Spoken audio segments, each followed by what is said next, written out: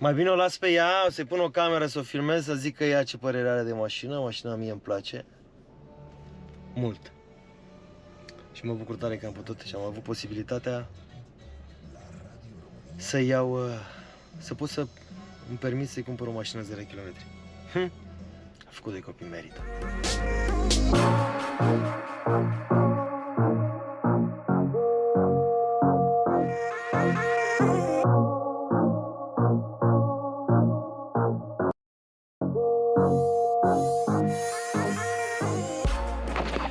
Am parcat-o aici în spate.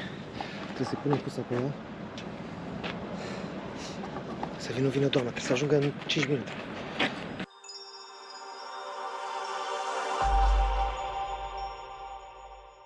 El Clasico Mac vs KFC, Ionuțule. Orașul în care stă fratele meu Ciprian. Chicken and pizza task and box. Acest burger, Ionuțule, care are gem în el, bune. Este la pistol resistance, reclamiș style. Acest cheese sauce arată senzațional. Merry Christmas, you filthy animal! Hăți cu bună dimineața, fraților, hăți cu prima zi de Crăciun. De ce spun că este prima zi de Crăciun? Pentru că este foarte important, având în vedere ce urmează să filmăm. Pentru voi a doua zi de Crăciun, hăți cu stomacele pline de lever, tobă și tovară și Ionuțule. Lucru care știu cu siguranță că v-a făcut să vă săturați un pic de masa tradițională de Crăciun. Ne-am înfructat cu toții, a fost bine, dar acum haideți să ne plătim ochii, papilele gustative și mințișoarele și cu alte lucruri. Suntem în centrul Ludwigshafenului, orașul în care stă fratele meu Ciprian, Ionuțule. Și am fost înștiințat în felul următor de la Mișor. Vai, mamă, acolo totul este închis, nu o să aveți ce face. Ce crezi, Ionuțule? Veniți un pic să vă arătăm, nu că nu este închis. Este super, deci așa arată centrul lor, este plin cu oameni care sunt la plimbare. Aveți și Five Guys acolo, Bershka, Meșca, Zara, Mara, toate nebunile, însă uitați-vă cât de frumos arată Mac, mă, bă, deci terasa de sus o fi tot al lor, nu cred că este la birou. Nu știu că arată senzațional, Ionuțule, și ce putem să filmăm mai interesant și mai ieșit din comun în această primă zi de Crăciun la noi, a doua zi de Crăciun la voi, Clasico, El Clasico Mac vs KFC, Ionuțule. Este o chestie pe care vrem să o vedem în principal pentru că la cipulica acasă am luat un suculete care era roz cu o domnișoară blondă pe cutie și ne-a spus Chip, da, este o repăriță faimoasă de aici care are colaborare și are și acest suc mărci și are și o colaborare a descoperirii cu Mac-ul. Și acum vrem să vedem în primul rând dacă găsim produsul. În al doilea rând vă arătăm că aici oamenii de la mese merg și la geam, Ionuțule, și în al treilea rând vrem să vedem ce este noul meniu și noi am încercat care fiecare dată, hai la treabă. Deci Ionuțule, ne-am întâlnit cu românii noștri dragi, care le mulțumim pentru Vibe și am înțeles că de fapt am trecut în Mannheim, care este partea mai răsărită de lângă Ludwigshafen, dar am vrut să vorbim prostii și să ne țăcați să spuneți, băi, erați la săraci acolo în Ludwigshafen și vom face că sunteți în Mannheim. Necar înțeleg că este râul care desparte Ludwigshafen de Mannheim, cipulică de Ludwigshafen și probabil că noi în Uber am pierdut noțiunea timpului și am ajuns în Mannheim. Haideți să filmăm. Ionuțule, filmăm cu telefonul pentru că vrem să licări aceste display-uri pentru că suntem extrem de hiper, super, ultra excitați de ce am găsit la acest McDonald's, deci avem așa pig rosti cranberry, Ionuțule. Deci nu vreau să vă gândesc că va fi un burger cu gem de cranberry. De ce? Pe mai departe, Ionuțule, pentru că mergem pe varianta specială de Crăciun, El Clasico special, avem chicken and pizza task and box cu cutia de Monopoly, Ionuțule, pentru că este în plină campanie de Monopoly și aici este o super poveste pe care mi-a zis-o Cori legată de faptul că s-au întâmplat niște lucruri cu o campanie Monopoly, etc. Google dacă vreți să aflați mai multe, nu vreți să spunem noi, pentru că nu vreți să aruncăm noi nimeni, nu ne place, dar e o chestie foarte interesantă despre care ați putea să vă documentați dacă vreți. Google campania Monopoly și Mac, Ionuțule. Mergem mai departe, o să luăm și o porție din acești curly fries pentru că bă, nu sunt ceva nemai văzut, nemai încercat, dar de ce nu? Iar pe partea de deserturi, țineți-vă bine, Ionuțule, McFlurry Original Chocolate Sprinkles caramel sauce în cutie de Monopoly și ce crezi? Fac cookies and cream pie. Bă, de fapt, trebuie să vă arătăm un pic numai cum arată mâncare, puteți să vă duceți pe ea. Sunt extrem de fericit, fraților, pentru că nu doream să fie El Clasico de Crăciun, trist cu niște produse pe care le-am mai încercat. Dar numai când mă gândesc la un burger cu gem, bă, burger cu gem. Deja abia aștept să văd ce reacția. O să fie wow sau o să fie bau. Revenim cu tava. Asta ce Ionuțule, hăți cu El Clasico din Mannheim. Nu veți face foarte multe pentru că vine să credeți că în prima zi de Crăciun Mac-ul este plin, fraților. Nu dau seama dacă afară sunt tradiții ca la noi și dacă lumea este efectiv îmbuibată cum care clasică de Crăciun și vine să mănânce doar să schimbe meniu, așa cum sunt și eu, pentru că spuneam că este ora asta, este de 1:30, 4:30 în Germania, iar acum o oră terminam de mâncat sarmale, leber și tovară și cum am spus și mai devreme. Tocmai de asta că simțeam nevoia să văd altă mâncare și ieri am mâncat același lucru și ieri seara am mâncat același lucru. La mic dejun, prânz și seară mănânci tobă, sarmale, leber, caltaboș și alte chestii uite. Jos până pentru Mac Mannheim, de ce în primul rând o comandă servită în câțiva minute mai puțin de 2 minute și repet totuși restaurantul este plin. Un pic supică, nu mi-au dat cutia potrivită la McFlurry, dar asta este, avem cutiile efectiv la toate lucrurile cu Monopoly, ba chiar și protecția asta din tavă este cu Monopoly, Ionuțule, pentru cei care sunt pasionați de acest joc. E o chestie așa de copii. Vezi, Monopoly te flambezi un pic. Avem aici, așa cum bine știți, acest burger, Ionuțule, care gem în el, eu în continuare nu înțeleg care e faza cu hai mă, gem, pa bune, bă. Deci uitați-vă cum arată gem de cranberry lângă bacon. O să ajungem și acolo. Lasă maioneza, că de maioneză nu mai gândesc, parcă nu știu ce, dar totuși parcă maioneza mi se pare mai potrivită lângă gem decât bacon. Ce combinație vi se pare mai cringe? Cranberry cu bacon sau cranberry cu maioneză? Deși acum că spun pe gură parcă nici maioneză nu sună atât de bine, Ionuțule. Aici o chestie care pentru mine este 100% nouță. Vă rog frumos, dacă sunt bătrân și uit tu, că mă blovește Alzheimer, să mă corectați. Am mai mâncat pizza? Cori zice că am mai mâncat. Eu nu mi-amintesc sincer să mai fi mâncat pizza la Mac, dar vă rog frumos, dacă o faceți și sunteți în cunoștință de cauză, să știți că mi-e place precum la avocați, precum sistemul juridic, dovada frații mei, linkul vlogului, să văd ca să zic și eu, uite cât de prost. Că vorbe goale, ai mai mâncat, nu vreau să văd. Bun, și cu nuggets-urile care sunt nuggets-uri clasice. Cartofi curly, poate mai mâncat, nu, parcă numai grilajele le-am mâncat, nu? Am mâncat cartofi curly, nu mai știu, oricum trece și aici ce-mi dă o figură de Monopoly sau ce e. Că zonule, download. Ce credeai mă că am câștigat un oraș din Mannheim, din Germania? Nu vreau să te explic pe asta, să scrie, câștigat 15% acțiuni din Mannheim. Bun, sosulețe nu le-am luat pentru că sunt neapărat mai văzute, ci pentru că am fost obligat efectiv la cutia asta mai sosul, și la sem și o stau un sosam la cartofi, nu mai știu. Iar această plăcințică frații mei, este la pistol resistance. Nu vă speriați că este așa neagră pentru că ce este înăuntru este divin, cu siguranță, dar asta la sfârșit. Deci lăsăm desertul pe dreapta, avem un El Clasico redus la bun și fraților, așa că hai să mai stăm pe poveste și să începem să le gustăm. Vă spun sincer, în mintea mea sunt două lucruri extrem de pregnante în acest moment. Fericirea că am acest sandwich cu care vă pot primi pe voi și în același ordine de idei, curiozitatea în ceea ce privește reacția mea atunci când voi simți bacon. Stai așa că și de ăsta e, cum se numește asta? Simă că am mai întrebat o dată, mă. Hash brown, deci hash brown, carne de vită, cașcaval, gem, bacon, maioneză, chiflare și așungă. Ea de parcă mi-era de ajuns eu acum. Am ridicat fustița acum și am văzut iarăși gemulescu de așa. I-am ridicat fustița așa și am văzut gemulescu acolo. Ce să mai îmi iau avânt, îmi fac curaj și gust. Deci după cum vedeți mă duc direct într-o zonă cu gemul whisky, da? Uite, are gemul whisky mult acolo ca să nu credeți că e vegetarian. Bă, dacă e bun, pentru tare și poporcă gemule. Nu e rău, nu e nici bun, trebuie să mai bagi niște gem de ăsta. Nu știu, nu vreau să fiu rău pe ce zic, o vorbă care spune așa. În gustul omului nu te hăți gemule, da? E clasică, precum vlogurile acestea pe care noi le facem. Pe mine nu mă coafează neapărat, dar pentru că gusturile nu pot decide calitatea unui produs, gusturile decid dacă îți place ce sau nu. Am zis Mac pentru faptul că extrem de proaspătă chifla, extrem de proaspătă cărnița și hash brown ăla care din start se poate simți imediat dacă nu e fresh, bestial genial. Hai să vedem acum cartofiul. Ca să fie un duel bun, sweet chili este unul dintre sosurile mele preferate și atunci o să gustăm un cartofiu și cu și fără sweet chili. Ca să-mi dau eu seama cum este în raport cu alt cartofi pe care am mâncat. Terminăm și revenim. Deci ăsta este cartofescu, mai întâi fără sos. N-am ce care faza, eu de ce eu uite să lăsă jucăria aia. Și jucăria de parcă așa bă, un pic afumați, nu știu, au gust de ceva, nu poți să compari cartofii normali, poți să compari și cu cartofii de la și ce pare și cu la real, că nu mi se pare că sunt un pic mai închiși la culoare decât cartofii normali, mai aurii, mai gălbui. Hai să gustăm și cu sos, da, bă, Mamă, cartofi ăștia ce trebuie. Nu e formă frumoasă. Nu, eu așa. Ok, acum pentru că suntem la capitolul pizza, în plată, class plată, și ce mai ziceau pe aici. Vreau să numai pizza, pentru că nuggets-ul pe bună dreptate, sincer vă spun, e același nuggets. Adică ce să fac taste test și să spun, ăsta este mai dense sau mai puțin dense sau mai crocant. O să luăm o gură așa, dar mă dar n-are ce să fie mai diferență. Deci așa, anyways, revenind la dilema principală, hai să facem o disecție, să facem o longitudinală din asta să vedem cum arată. Reclamish style, trebuie să recunoașteți. Aproape la fel de bine ca pe Andrew, care se pune la reclame, ca să nu știți googleiți asta, fraților, ca să vedeți cum se fac reclamele adevărate. Ia, deci teoretic, bucătările mici de pizza care par într-un foietat, dacă nu v-ați Deci dacă eu am mâncat asta și mai multe, sunt cel mai bun din putea școlii sau, în apărarea mea, poate nu la fel de bune. Mamă, nu puteți cu calțone închis care îmi place mie atât de mult și se găsește atât de rar în zilele noastre. Wow! Observați că eu ocolesc marginea asta, că nici la pizza nu pot da. Mamă, cum sunt, dacă mergeți în Germania, pe oriunde astea încercați-le, fraților, revenim cu desertul. Jonuțele înainte de orice, atât cât am papilele gustative curate după acest sandwich cu cranberry, vreau să încerc. Mamă, deci o simt că e ce trebuie. Ia-o cum arată, te rog. Mamă, deci nu, e foarte greu de câștigat acest duel, vă spune fratele vostru, no joke, Dumnezeule. Până aici că nu, ne rău mai fi mai înghețată dacă mă țin de ea. Mai de mine. Bă, dar crema asta, ce e asta, mă? Hai cookies and cream, Doamne, Iisuse Hristoase, wow, ce bine să schimb gustul de tobă, bărcăciunile. Știu că mă repet în continuu, dar mai pot, deci mi se pare că suntem atât de repetitivi de fiecare dată de sărbătorile astea. Nu că n-ar fi bune, că le-am mâncat cu toată viteza, dai seama și pofta. Bun, aici avem ciocolată specială care trebuie să venim și cutie specială, Jonuțule. Hai să vedem camerul cum sunt pe fratele mele, în cazul în care tata mi s-a la acest vlog și vreau să țin minte ca să mai rupă vlogurile următoare. Ia.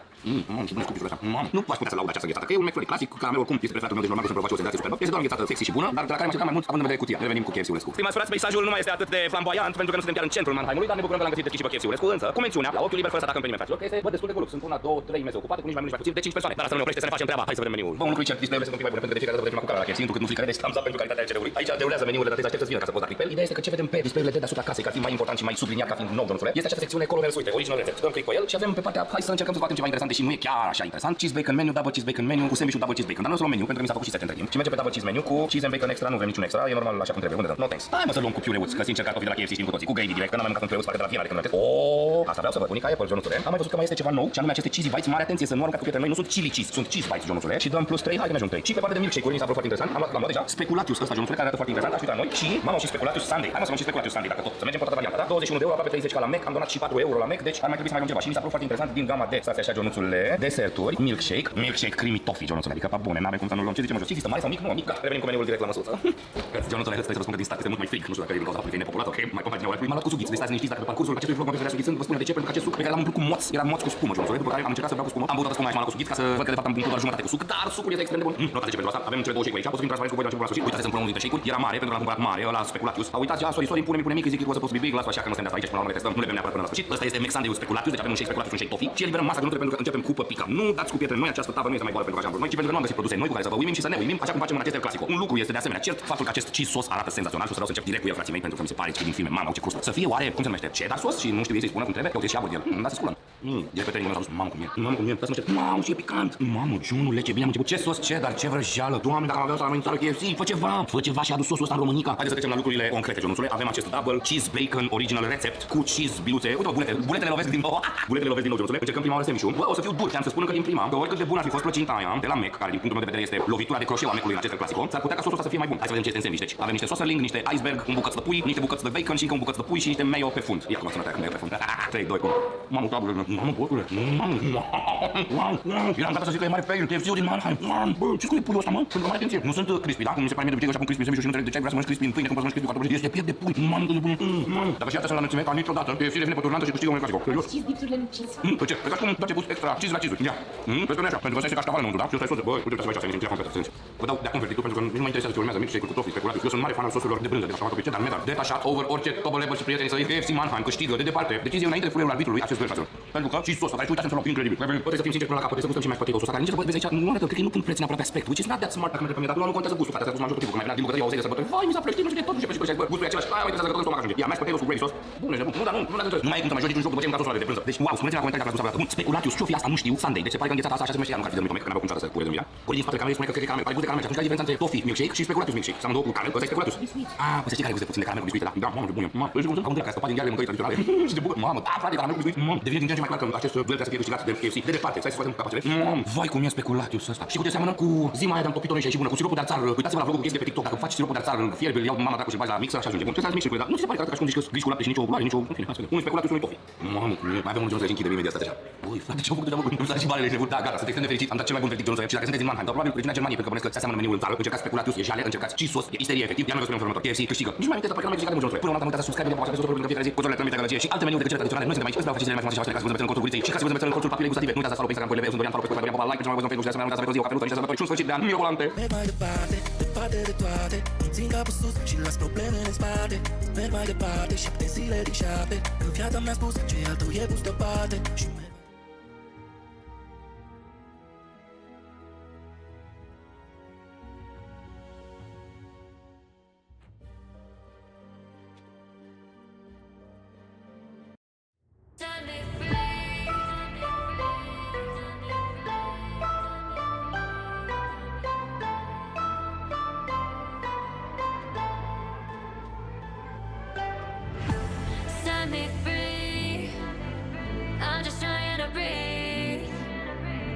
let it go, 'cause I can't keep hope. If I told you that I love you, would you let everything slide? If I told you that I want you, would I run and hide? Let me free.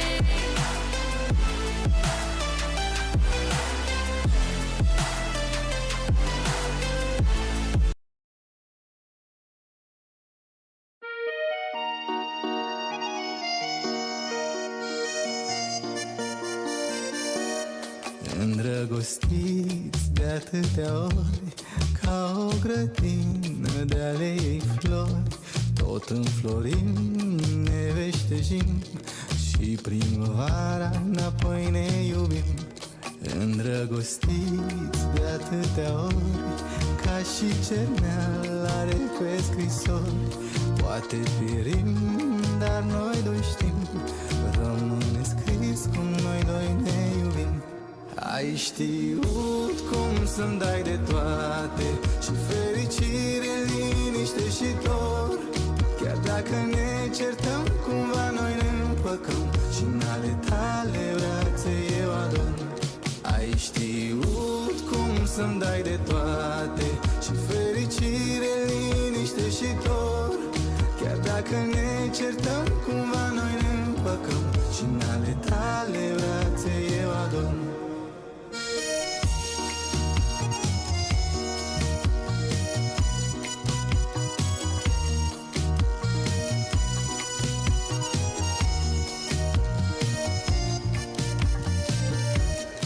Îndrăgostiți de atâtea ori, cum este scena de-a ei actori, replici tăioase, dar și iubiri, tragem cortina, în săruturi sfârșim. Îndrăgostiți de atâtea ori, ca ale mării ascunse comori, timpul tot trece, nu ne grăbim, ce avem noi știm să prețuim. Ai știut cum să-mi dai de toate, și fericire, liniște și dor. Chiar dacă ne certăm, cumva noi ne împăcăm, și în ale tale brațe eu ador. Ai știut cum să-mi dai de toate, și fericire, liniște și dor. Chiar dacă ne certăm, cumva noi ne împăcăm, și în ale tale brațe eu ador.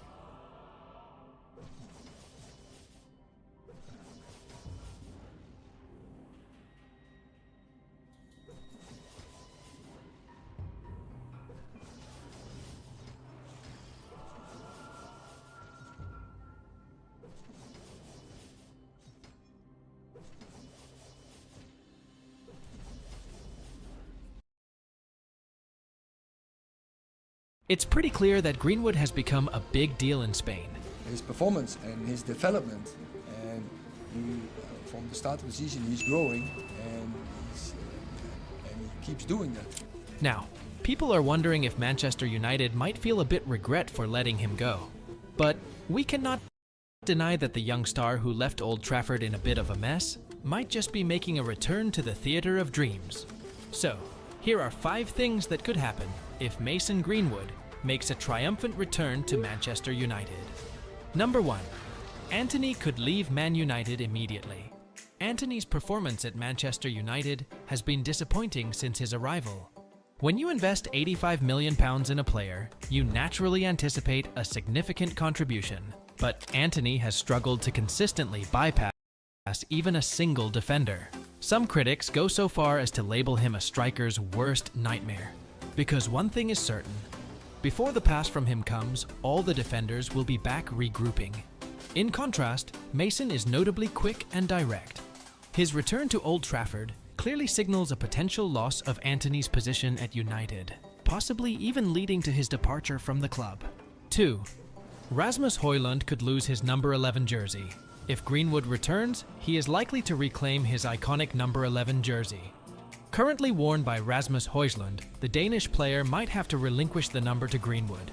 And this time, Højlund could switch to another available number, possibly taking over the number 9 jersey if Anthony Martial leaves the club at the end of the season. Number 3. Marcus Rashford will really need to invest significant effort. The return of Greenwood could intensify competition within the team, particularly for Marcus Rashford. Struggling with form this season, Rashford faces a tough challenge to regain his place, especially with the impressive performance of Alejandro Garnacho, who play on the left side. So, the potential addition of Greenwood on the right side would require Marcus an exceptionally work to secure his spot in the starting lineup. 4. A severe backlash from rival fans. Greenwood's return could evoke a strong reaction from Man United rival fans. As a proven world-class player, he might face harsh criticism and attacks from opposing supporters. Rival fans may bring up controversies from his past, potentially affecting Greenwood mentally. So, Manchester United may need to provide support to ensure his well-being, given his readiness to perform at the highest level in Spain. 5. A redemption story. Greenwood's departure from Manchester United was surrounded by controversy, but a return could mark the beginning of a redemption story. Football often provides second chances, and Greenwood could use this opportunity to demonstrate not only his outstanding football skills, but also his maturity and focus as an individual. In conclusion, it will undoubtedly be interesting to see Mason back in the Premier League, especially considering his fantastic displays in La Liga. Additionally, some United fans are eager to see him return. Let's wait and see the final decision of Manchester United. Subscribe for more football content. Until next time, this is Voxen.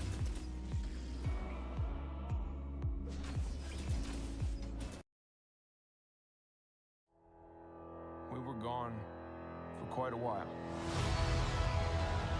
But no matter what happens next, the galaxy still needs its guardians. Talk to me. Pete, I'm done running.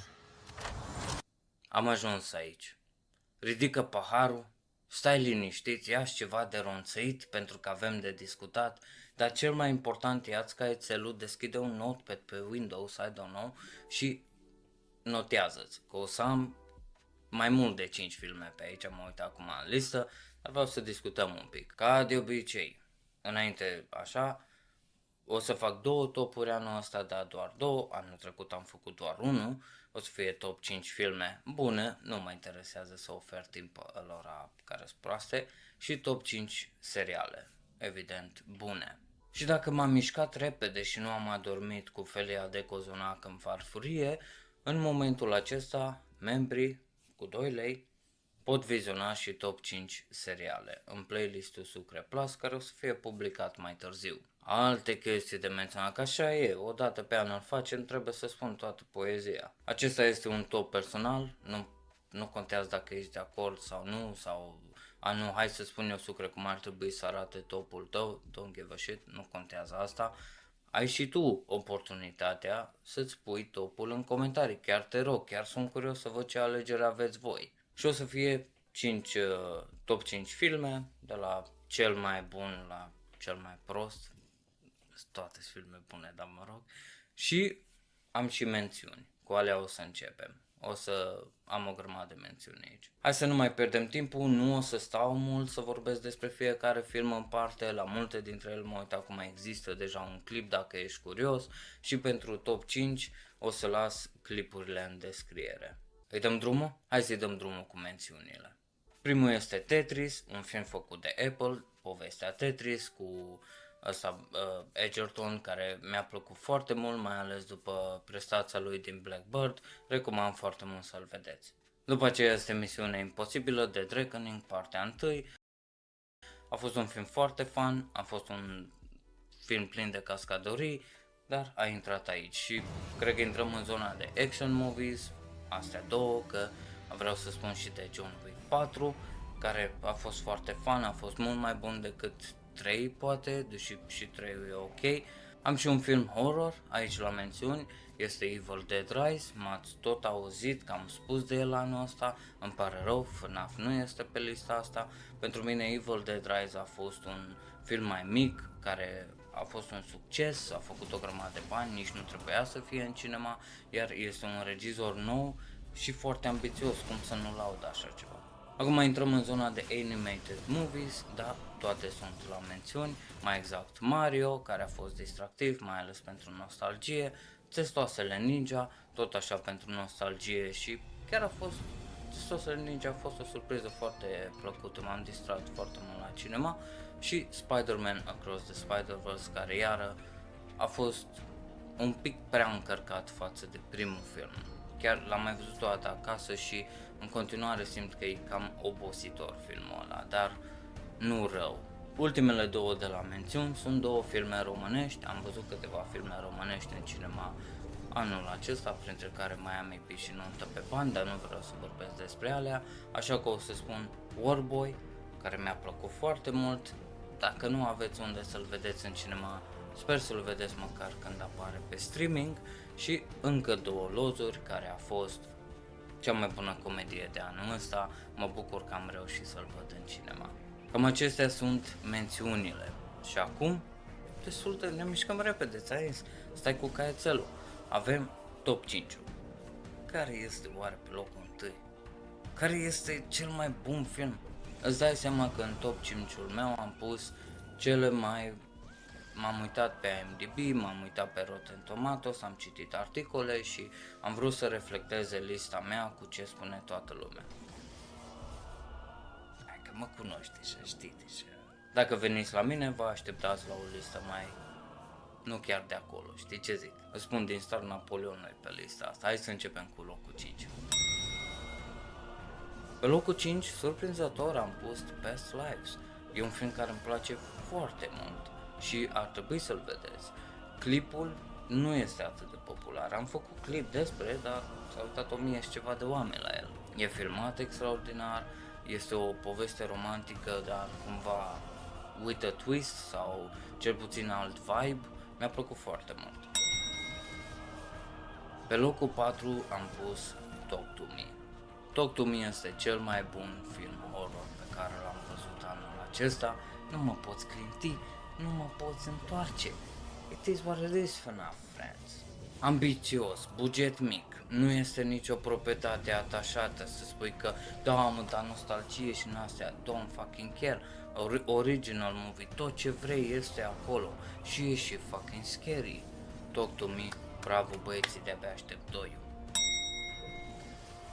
Pe locul 3 am zis că e foarte potrivit, este singurul film cu supereroi, acum că mă uit în lista, în afară de Spider-Man, care și ăla e animat.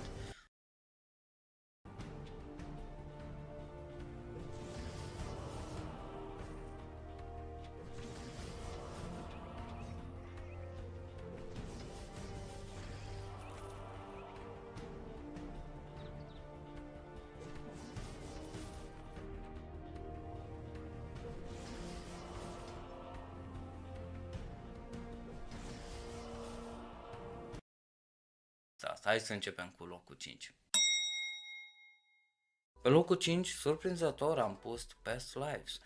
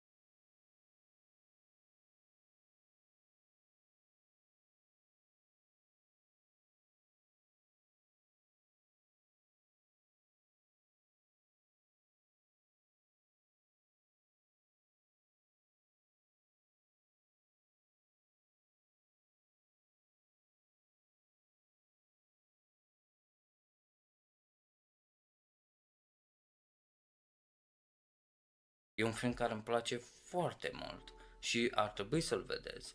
Clipul nu este atât de popular. Am făcut clip despre, dar s-a uitat 1000 și ceva de oameni la el. E filmat extraordinar, este o poveste romantică, dar cumva with a twist sau cel puțin alt vibe. Mi-a plăcut foarte mult. Pe locul 4 am pus Talk to Me. Talk to Me este cel mai bun film horror pe care l-am văzut anul acesta. Nu mă poți clinti, nu mă poți întoarce. It is what it is, FNAF friends. Ambițios, buget mic, nu este nicio proprietate atașată să spui că da, mă, dar nostalgie și în astea, don't fucking care. Original movie, tot ce vrei este acolo și e și fucking scary. Talk to Me, bravo băieții, de-abia aștept doiul. Pe locul 3 am zis că e foarte potrivit, este singurul film cu supereroi, acum că mă uit în lista în afară de Spider-Man, care și ăla e animat, acesta este singurul film cu supereroi de pe listă și nici nu îl consider că intră în sloturile alea, știi, de filmele obișnuite cu supereroi pe care le primim. Ați ghicit, este Guardians of the Galaxy 3. Era destul de obvious. E singurul film cu supereroi. Spider-Man a fost la mențiuni, dar e singurul care a contat anul acesta, cel puțin pentru mine. James Gunn a închis superb trilogia asta și e clar că nu mă mai interesează ce iese după, pentru că nu-i făcut de el. Am văzut filmul ăsta la cinema, am văzut filmul ăsta la cinema afară, a venit Orange cu ceva cinema din ăla gonflabil, l-am văzut afară, l-am văzut acasă o dată sau de 2 ori, e the best. Ne apropiem, locul 2. Pe locul 2 am pus, vedeți că eu am tot pus, nu cel mai bun Past Life, cel mai bun drama romance, Talk to Me, cel mai bun horror, Guardians, cel mai bun superhero movie, dacă vrei. Iar pe locul 2, acum că suntem, știi, pe locul 2 este cel mai bun science fiction pe care l-am văzut anul acesta, mai exact The Creator. Un regizor foarte creativ, foarte ambițios, care a mai făcut înainte Rogue One, iar am revăzut filmul ăsta acasă, l-am văzut și la cinema, dar și acasă și nu schimbă părerea, este în continuare un film extraordinar și mențin pointul ăla că filmul ăsta o să fie văzut peste 5 sau 10 ani și oamenii o să fie, bă, ce bune, l-ai văzut, sucre? Vorbește despre AI și unde am putea să ajungem, mă înțelegi, dacă continuă treaba așa. Acum nu le pasă, nu le-au păsat nici de filme ca District 9, de exemplu, când a ieșit. A durat un pic până District 9 a prins un cult following. The Creator este extraordinar, treat yourself, watch some good science fiction. Și acum, locul 1. Înainte să vă spun ce este, hai Barbie, hai Ken, vreau să mai fac niște mențiuni. Sunt niște filme care nu sunt atât de populare ca locul 1, dar merită un pic de atenție, zic eu. Cum ar fi Poor Things, pe care l-am văzut în avantpremieră specială și nu știu cum o să-l vedeți decât acasă sau dacă îl bagă la cinema mega târziu anul viitor. Am avut noroc că l-am văzut și este probabil cel mai creativ film vizual de la regizorul care a făcut Lobster sau The Favourite. Vizual este cel mai frumos film pe care l-am văzut anul ăsta. Iar Holdovers, un film pe care o să-l tot revăd în perioada sărbătorilor, în anii ce urmează, un film superb cu Paul Giamatti, un fel de Deaf Boys Society. Dacă nu l-ai văzut, treat yourself acum de sărbători, cât mai sunt sărbători, mă rog, că o să-ți placă. Și încă o mențiune, uite un film aici pe care nu l-am văzut și îți spun sincer, dacă îl vedeam, deja I made my mind, știi? Dacă îl vedeam, probabil scoteam unul de pe listă și ăsta era pe locul 1. Dar pentru că nu l-am văzut, nu apare în cinema decât la anul, la noi în România, pot doar să-l menționez, să zic fiți atenți că o să apară filmul ăsta, cum am făcut și anul trecut cu filme ca The Whale, de exemplu. Anul trecut a fost The Whale, cred că da, nu? Deci pot să vă spun doar Dacă l-aș fi văzut, probabil l-aș fi pus pe locul 1, Iron Claw. Aud numai chestii bune despre filmul ăsta, de-abia aștept să-l văd, nu știu cum o să-l văd. Sunt un pic dezamăgit că n-am reușit să-l văd până la finalul anului, dar vă zic și vouă să fiți atenți atunci când apare. Iar acum, hai să trecem la locul 1. Am tot întors-o. Cum am spus și mai înainte, dacă apărea Iron Claw, era destul de clar care era topul meu sau cine era pe locul 1. Dar oricum o întorc, nu are rost. Locul 1 este pentru Oppenheimer. It is what it is. Este cel mai bun film al anului.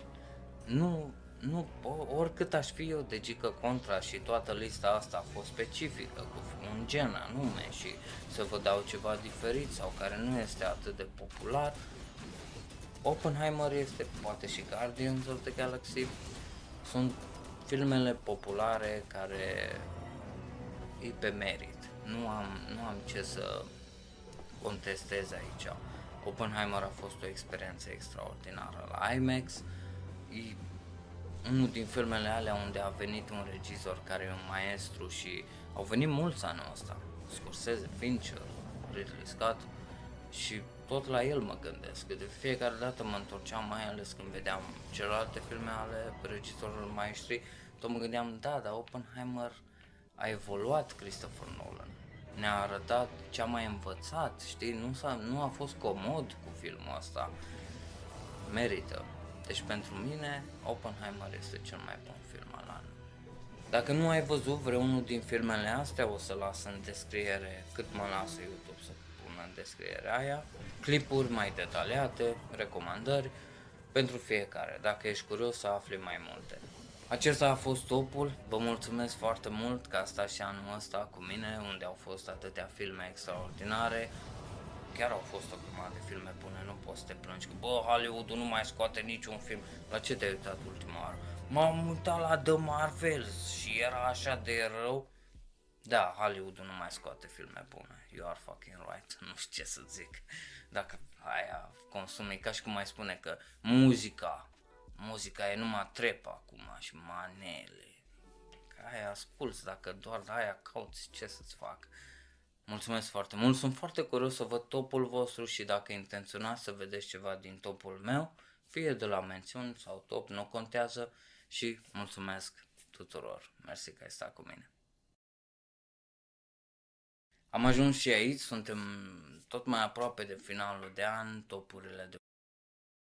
În alte știri din presă și despre libertatea presei, redacția Libertate ne zice niciun ziar independent nepedepsit. Am fost anunțați azi că se fac restructurări masive. 20% dintre jurnaliști vor fi concediați, a spus CEO-ul corporației care deține Libertatea și l-au dat afară și pe Tolontan, dar și pe Iulia Roșu, care a fost și la Vice înainte, o jurnalistă foarte șmecheră, pe care o cunosc și o respect și o salut pe această cale. Deci, gata, până te-au zis că vrei să faci un hub superbet, am închis GSP, am închis gata, hai, acasă. Printre primii concediați miercuri 6 decembrie au fost Iulia Roșu, redactor șef adjunct, Cătălin Tolontan, coordonator editorial și Camelia Stan, editor la ediția tipărită a ziarului. 20% dintre jurnaliști vor fi concediați, informația a fost comunicată lui Tolontan în cadrul discuții cu avocata Mara Pale. Dar de ce cu avocație? Gata, să terminat. În momentul concedierii Iulia Roșu l-a întrebat pe Dan Puica, CEO România, dacă știi în ce constă munca mea. Directorul general a răspuns că nu, conform redactorului șef adjunct. Compensația financiară este de un salariu. Ai construit carieră, ai făcut reportaje, investigații, morți tăi. Compensația este de un salariu. De mai ce înseamnă un salariu în presa românească. Așa că idee. Pe 28 august 2023, redacțiile Gazeta Sporturilor și Libertate au dus la sediul Inger la Zurich cu un apel intern care au solicitat stoparea presiunilor împotriva independenței jurnalistice. Au fost prezentate probe, e-mail-uri și mărturii despre mai multe imixtiuni. Printre acestea, felul în care ni s-a solicitat să arătăm articole în avans și să fondăm o organizație de lobby pentru industria de pariuri, similare cu cea pe care o publicație deținută majoritar de Inger o are în Bulgaria. Solo, ultimul articol în GTP, a cerut să facem o asociație de lobby pentru pariuri în România, trebuia să se opună proiectelor de lege care ar fi schimbat legea pariurilor. Tolontan povestește un episod din ianuarie 2023. Acționarii ziarului au propus să înființeze o asociație de lobby pentru industria pariurilor. O asociație prin care noi ziariști am fi urmat să ne opunem proiectelor legislative care vor să schimbe legislația pariurilor, povestește Tolontan. Da, deci pentru ce nu înțelege, o asociație de lobby este facem lobby ca să influențăm ceva, vrem să nu treacă legea interzicerii reclamelor la jocuri de noroc. Facem lobby creând 15.000 de articole care zic cât de proastă este acea lege. Cum zicem noi la corupție în România, în SUA se numește lobby și legal. La un moment dat al prezentării șefii din Bulgaria au dat exemplu unei asociații de lobby pentru industria de pariuri pe care ei au fondat și care merge foarte bine. Noi am făcut-o în Bulgaria, să o faceți și voi. Ce trebuie are un ziar să fie într-un ONG împreună cu jocurile de noroc sau cu orice alte firme. Nevăzând logica, am refuzat de fiecare dată, povestește Tolontan. Bulgaria a și propriul exemplu. În 2020 am înființat asociația Bulgarian Gambling Association în numele portal.bg care bănuiesc un fel de GSP al lor. Practic au venit șefii și le-au zis, ok, de mâine trebuie să luăm apărarea industriei de jocuri de noroc. Deci industria de jocuri de noroc de bani la ziar. Pe față. Că ăsta e business-ul. Dacă de acolo vin bani, ce ascunzi și ce ocolișuri. Când auzi că prin acea asociație noi ziariști am să ne opunem proiectelor legislative care vor să schimbe legislația pariurilor, atenție, e documentat. Unei colegi de la GSP a căzut cafeaua în poală. Înțelesese. Dacă acceptam, azi puteam fi audiați de procurori, că e jurnalistul în GSP, pentru cine nu știe, în majoritatea statelor. Presa nu funcționează gen ca un SRL, tu deschizi un SRL și gata, funcționezi ca aziat. Adică presa se supune unei legislații în vigoare, dar în mod evident nu ai voie să știrbești în acest mod libertatea unui jurnalist, pentru că jurnalistul lucrează în interesul publicului, nu în interesul unei corporații. Rămânând fără presă, cum mai afli câți bani sparge Iohannis pavioane? Cum mai afli cine știe ce problemă se întâmplă? Dacă că și lumea nu-și prea realizează cât de mult contează presa în viața noastră de zi cu zi și să ai niște jurnaliști competenți. Și noi nu realizăm câte căcaturi s-au schimbat în țara asta din cauza că a fost la un moment dat un jurnalist undeva. Tolontan este de departe, printre cele mai bune exemple, cu Hexi Pharma, pentru cine își amintește. În august 2023, gazeta a refuzat să dea la citit în avans managementul de articole legate de casele de pariuri, după cum a relatat Cătălin Tăpănești. Practic, să citim textul înainte să publici. Tu care nu știi cum funcționează presa, ți se pare gen, da, ce mai căcat. E ca și cum șeful meu îmi cere înainte să vadă raportul care l-am făcut. It doesn't work like that. Reacțiile companiei Ranger. Conducerea nu ne oferă niciun răspuns. Din acel moment al apelului jurnaliștilor, deciziile trusului s-au sucedat lunar. Pe octombrie, înlăturarea redactorului șef GSP Cătălin Țepelin, când redacțiile au anunțat emisiunile comercialului editorial. 1 noiembrie, închiderea fără un anunț către public, parteneri și redacția ediției tipărită GSP, concederea 9 oameni de la difuzarea GSP și a jurnalistului Cătălin Tolontan de la conducerea editorială a GSP. 5 decembrie, concederea redactorului șef adjunct al GSP Dan Udrea, 6 decembrie, concederea 3 jurnaliști de la Libertate, printre care Iulia Roșu, redactor șef adjunct, și Cătălin Tolontan, coordonator editorial al Libertate. Anunțul directorului general al Ranger, potrivit căruia 20% din jurnaliști vor fi concediați. Acestea sunt faptele. Libertatea are 45-50 de oameni în echipa editorială. Dintr-o altă informare oferită de conducere, un număr de aproximativ 15 angajați vor pleca după un proces independent de evaluare. Da, deci în caz că nu este destul de evident ce se întâmplă, din cauza faptului că jurnaliștii au zis, hei, s-ar putea să încălcați legea încercând să influențați libertatea presei cu Superbet, iar patronii au zis, a, da, și ce dacă vreau să fac hub pentru Superbet aici? Așa și o zi plăcut. Și au dat tot afară. Cam asta se întâmplă. Și au zburat. Asta este presa din România. Redacția Libertatea a fost angajată în ultimii 5-7 ani într-un proces profund de schimbare pentru a deveni o publicație relevantă, așa cum a spus CEO Ranger. Nu vă gândiți noi dacă am reușit publicul companiei, însă societatea românească are ce se pronunță, de mod evident că Libertatea cu Tolontan și cu echipa a devenit cel mai de succes proiect pe digital din România de presă. Ranger a invocat miercuri 6 decembrie într-un comunicat pe redacție scăderea drastică a vânzărilor ediției tipărite, respectiv cu 64% comparativ cu anul 2018. Deci asta este o proastă, pentru că toată presa scrisă a căzut. Din anul 2018, toată presa scrisă a căzut. Se vorbește despre redefinirea priorităților, mutând accentul în zona digitală. Este situația în care Libertatea practic se pricepe cel mai bine la zona digitală, dar ei dau oameni afară pentru că vor să se focuseze în zona digitală. Iulia Roșu, care vine din digital, vine de la Vice. Clar.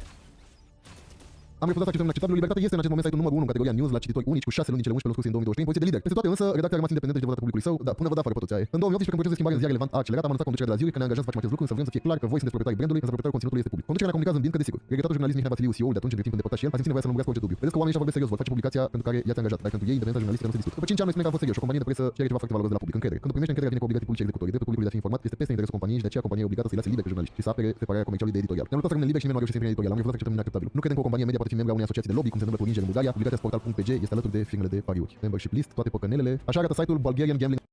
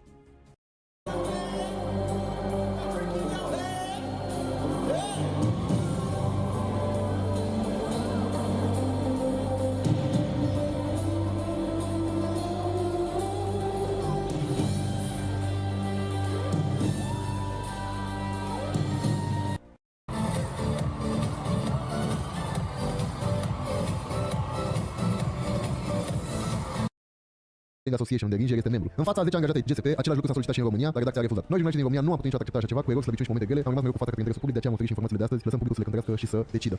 Și să nu uităm, desigur, că cine se scuză se acuză ca de obicei, să nu uităm despre acest comunicat absolut superb. Superbet susține libertatea presei.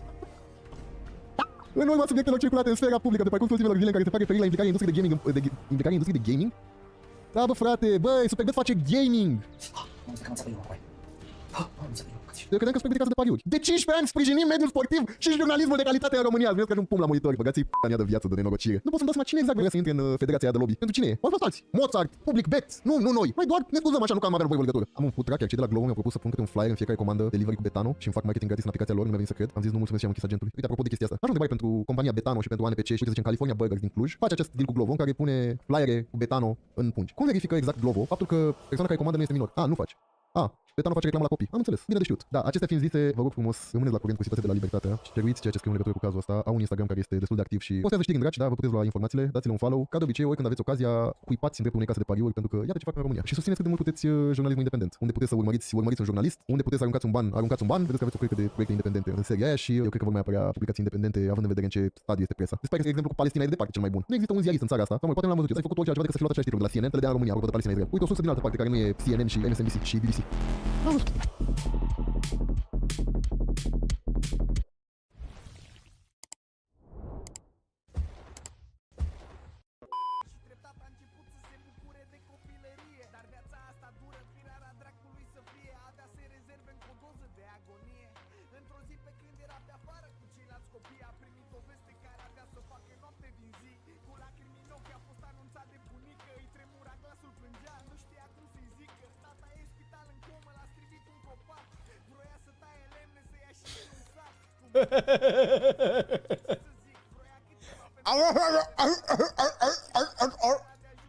Îmi bat pula de ei cu aia cum îi bat.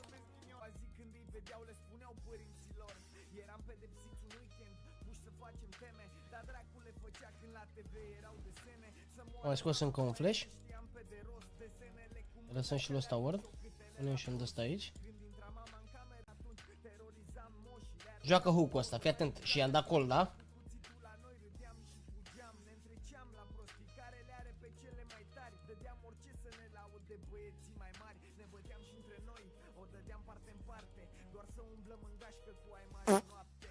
Ce v-am zis? Îi sparg, mă.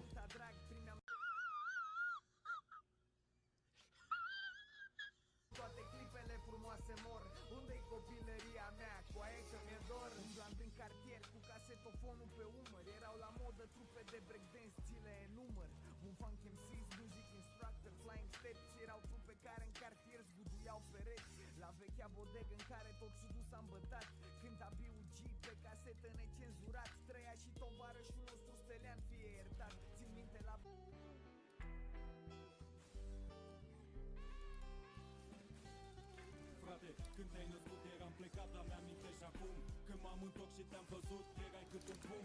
Timp a trecut, acum ai 9 ani jumate, încep să experimentezi din viață.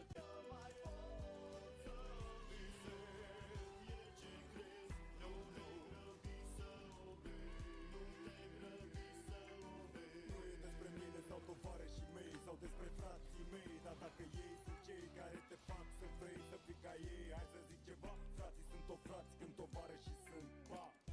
Veniți mă că vă bat mâncava și pula voastră, veniți încoace că vă dă fratele vostru bătaie 2 zile într-o zi.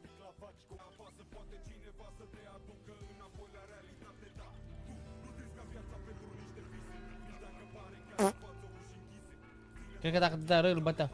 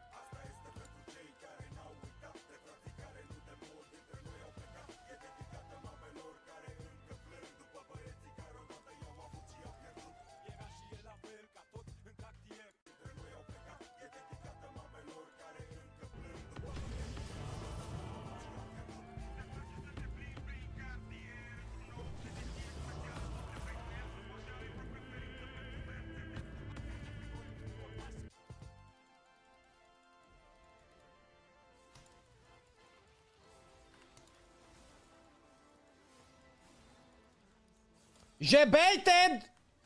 Jabaited! Deci mi-e 50 ăsta. Bă, putu-te în gură. Dă-mi 50. Bam, 25 mă. Mersi mult. Lăsați-mă să spun cum e pe stradă. E din ce în ce mai rău, dar încă poți să ieși afară. Copiii încă se joacă și râd până seara. Când ești băieții și începeți martoiala. La fiecare colț. Bă, n-am dat, pe ăsta n-am vrut să-l fur. La fiecare colț vezi cât o curbă proastă. La fiecare colț vezi scandal între golan. Și la fiecare colț vezi jocuri pe bani. La un semnat vezi cum dispar târfele, banii, băutura. Pentru se va schimba. A fost sau nu cu tine, ai fost sau nu cu el. Nu mai contează unde, când și în ce fel. Există în fiecare colț, în fiecare loc din lume. Include absolut tot, include fapte, nume de cartier, de loc, de bloc. Anturajul poate să fie partea bună, partea proastă dintr-o viață. Mi-amintesc atunci când mama îmi vorbea de anturaj 2, 4, 6. 8-10 ani au trecut, la alt nivel vorbesc. Un homar poate suspină la pușcărie, mă duc mamă. Asta e futere, că. Anturajul, da, anturajul este tot, asta nu se va schimba. A fost sau nu cu tine, ai fost sau nu cu el. Nu mai contează unde, când și în ce fel. Numărul 1 aici.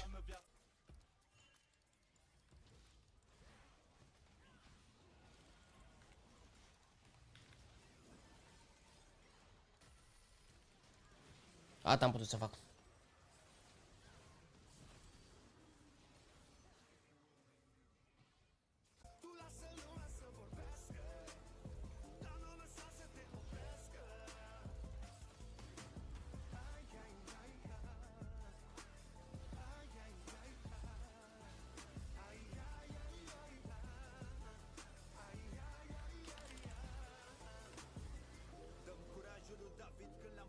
Coaie, fac diferența. Să mor eu dacă nu fac diferența, că dau atât de multe chestii pe mine, încât fac diferență, ești nebun?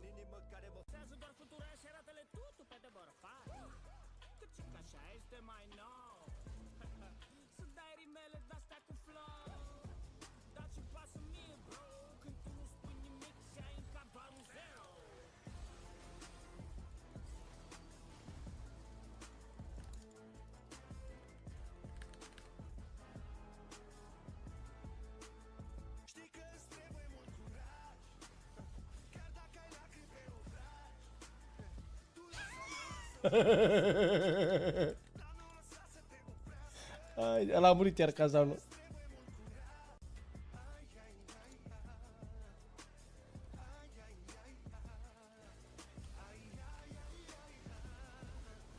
Coaie, fac diferența, coaie!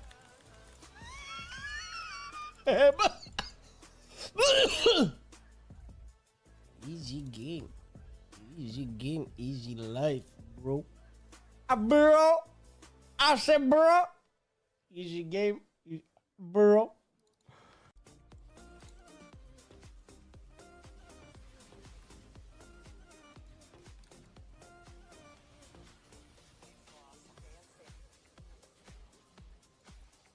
Încă îmi dă foarte mult Victorul ăla, coaie.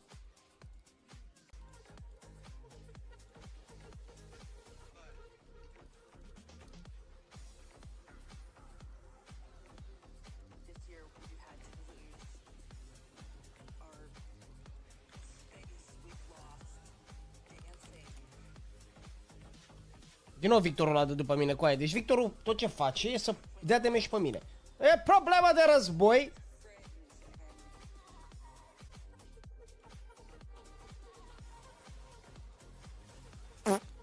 Nu știu cum a arătat acolo ăla.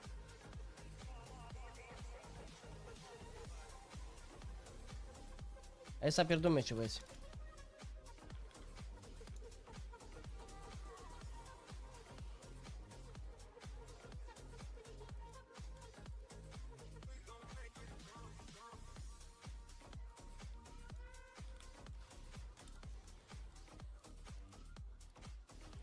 Uai, pulă, dacă damage de și ăsta, coaie. We need to kill Victor. He does the damage.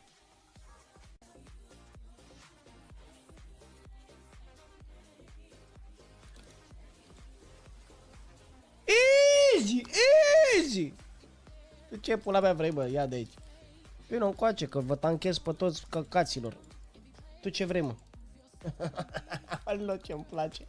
Ce-mi place că-i bat acum de instinct. Vino coace, pune porcușorul jos. Fugi, fugi, unde fugi? Unde fugi? Tanchez că-s nebun. Mai tanchez. Mă tanchez, mă. O dus să par mare.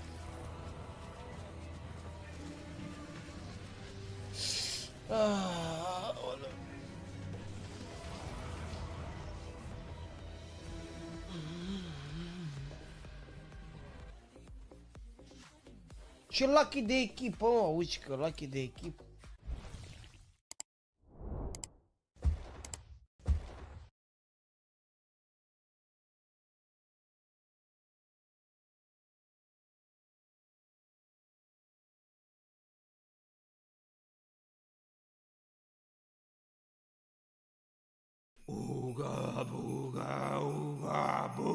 Hello, Boogies. Welcome to the end of the year cancellation review. Today we are going to rank all of the 2023 cancellations of me, and we're gonna rate them by how effective they are and how much I like them. Only 2 this year. The first one I'm under a gag order. I can't talk about the orphanage fire. My lawyer advised me not to speak on it. However, I would like to say the fire was not started intentionally. I did not mean for anyone to die. The only other one, I think, was this one, which was when I did the Little Mermaid. I knew something. I knew. I grouped this almost like jokingly as a cancellation. It's not a cancellation. It's just people critiquing. Where someone said it takes a couple videos before you realize he's a diet dude, bro, with barely anything of substance to say, but plenty of corny jokes. By default, it kind of is the #1 cancellation of the year. I do think that every time something comes up, anytime there's like a new critique, I feel like I learn something else. Someone asked me to do a video on the Matt Rife situation on the subreddit. I thought about it for a second. Mostly because I like the joke of being like, hey guys, today we're going to talk about Matt Rife, who is a guy who does comedy, and he's a predominantly female audience, and he made a slightly edgy joke, and he got canceled for it. It's such a unique circumstance. I can't think of anyone else who's been through something like that. Certainly no one in this room. I just wanted to do that joke. That was gonna be so funny to me, but hey, it is what it is. It was a joke about domestic violence, and his audience, I don't want to say turned on him, but a portion of his audience didn't appreciate the joke. But I think the interesting thing to me on that subject matter was just like the content farm factory that all of a sudden, like every commentary creator, they just started pumping out content because it's a topic with a popular person. It is like very relevant, but it was one of those things that it's like it's gonna disappear. By the time you guys are hearing about this, or by the time you watch this video of me talking about it, it's over.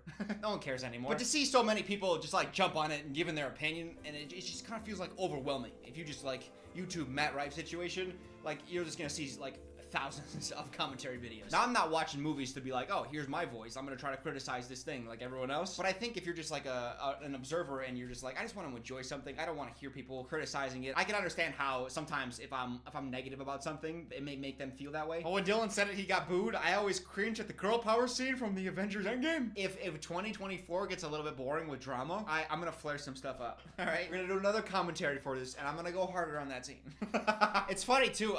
This Reddit has now implemented this like 2023 recap. They see the success that Spotify has with like the year-end recap that they try to implement it. 130,000 people visited the subreddit this year. Top 3 comments, incoming Ooga Booga video. Oh, it's people talking about the cancellation or the criticism. How is Tessa more toxic than Harden? We have after analysis as one of the top 3 comments. There's more to recap. Check out these community recaps to stay in the loop. Hydro homies? That sounds a little gross. What's Hydro homies? They got 3 million? What do they do here? Guys, we gotta overcome the Hydro homies. Hey, what are we doing here? What the hell is this? What does their subreddit look like? Oh my god. Okay. Okay. Guys, they're top 1%. We're top 5%. We're lagging behind. Although I will say 53,000 members, that's pretty special because that's more than double that we had last time. So we're still in our growth phase, baby. Top post from this year was me, of course. Just letting you guys know I was taking January off. I do that every year. I'm gonna do that this year as well, take a January off. I do think that we can definitely get a post with more than 1,000 likes. That's our goal for next year. Birthday wish, someone's turning 32 today. I don't know who, because that's not me. I'm in my 20s. So we have me talking, me being celebrated, and then me being roasted. It's like the perfect balance. I feel like that's like the top 3 things that happen here. I talk, you guys love me, and then you guys make fun of me. And then you guys cancel me. That's the 4th post. You guys roasting me. You guys roasting me. You guys roasting me. All right, we're losing the balance here, guys. Oh, so another big milestone. The Friends video was one of the biggest videos I've ever made. You know what part of this video this is? I can't believe it just stopped right here. Like, hey, your comments on this video, every comment is totally valid. Except one comment. There's one comment on the Friends video I will not tolerate. The Halloween episode. And that pissed me off. Because this happens right here, right? Ready?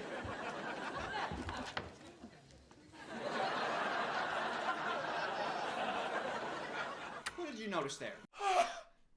I'm gonna find the comment. We're gonna go through the comments quickly until I find it. Dylan making a 3-hour recap of Friends and ignoring the whole "we were on a break" debacle is so funny to me. I didn't know people wanted to hear that. Like I knew all of it. It was like in pop culture, like were they on a break or not? But I've never heard anyone say like they weren't on a break. Like Rachel in the episode clearly says, let's take a break.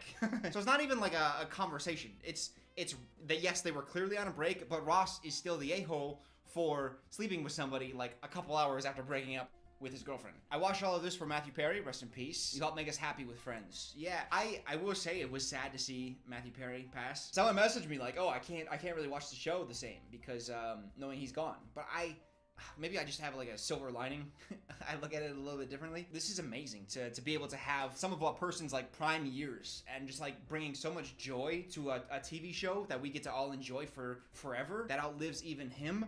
I think there's something so special about that. It's almost like a capsule of his life for 10 years, or at least a part of it, and the part that brings us the greatest joy. And like then there's movies as well. I don't know. That's why there's a certain beauty to film. There's something special about that. Oh, here it is. Dog, the joke for the Halloween episode in season 8 where Phoebe walks in as Supergirl is funny because Monica right next to her is dressed up as a cat, or in this scenario, Catwoman. So they're sizing each other up as rivals, and that's where the laughs come in. That's not a joke. Monica dressing up as Catwoman and Phoebe dressing up as Supergirl and sizing each other up only works as a joke is if those two characters in like comic book history have like a known rivalry or competitiveness of some sort. It has to be like Lex Luthor and Superman, or Batman and the Joker, right? Characters that have like a known contentious history. Sometimes I want to go through my comment section and just fight people. I came to say this exactly. He missed the joke, but to be fair, it was very subtle. It's not a joke though. I mean, maybe it is, but it doesn't make sense. They have no rivalry, so there'd be no reason for them to size each other up and like act coldly towards each other. Just wasn't a funny joke is all. The problem is the premise. I'm fine with bad jokes, just the premise has to be solid. But if we look at the whole year, when did it start? So we started with Aladdin, Captain America, Coraline. I don't really count this because this was just like a little preamble to the Friends video. Wait, hold on a second. 1, 2, 3, 4, 5, 6, not counting update, 7, 8, 9, 10, 11, 12, 13, 14. Did I only make 14 videos this year? The Megan video will be out by the time this goes up. But still, that's only 16 videos. That's something I've considered. I know I can if I get editors to do the commentaries. I've never found an editor who I can like train perfectly to do exactly what I want them to do. There's always like something that I want to like, oh no, it has to be like this instead of this. But if I got like 3 editors, I could make I could literally put out like 3 commentaries a week. I also want to say too, you will probably notice, I just keep on this on the hush, just in the background. Just have this in the back of your mind. For the commentaries going forward, I did a little analyzation of myself, and I know at the beginning when I started making movie commentaries, it was almost purely about the jokes. At some point, I started kind of introducing more like movie making stuff, like different shots and talking about some of the directing choices and such. And like in the Megan video, I think there was like probably 5 to 7 minutes of that kind of stuff that I ended up cutting out. And I think going into next year, I think I'm gonna start kind of cutting back on that stuff a little bit. So you will see in a lot of the commentaries coming up, it'll be more joke focused. And then I think I'm going to start doing more beer in a movie, or not beer in a movie, but like late night Dylan rather, where I'll watch a movie beforehand, script something out, and then cover it that way. I've done it with like reality TV dating shows and stuff. This video, Netflix won't stop making this terrible show. One of my favorite videos still. But the format of just like watching something and then implementing jokes and then like criticism that's thought out and concise. You'll probably see some more of that. And then, also The Office. That was the next beer in a movie. I kind of got messed up on that a little bit because I watched I did it. I watched it. I watched the whole thing. And then I think I started watching Friends. And then I started scripting that first for some reason. So now I have to go back and rewatch all of The Office again. So I looked it up. What's the total runtime of The Office? It's 72.93 hours. So 73 hours almost. And that's a little over 9 days straight. So I'm going to rewatch it, write down a script, and then I'll start working on that. And then that'll be months. That'll be months and months of editing. But seeing how much you guys liked the Friends video and how well over that went definitely gives me more motivation to work on that and make sure that comes out this next year. Oh, a 10-day-old meme. Oh. When Dylan posts a banger video and then disappears for the next month.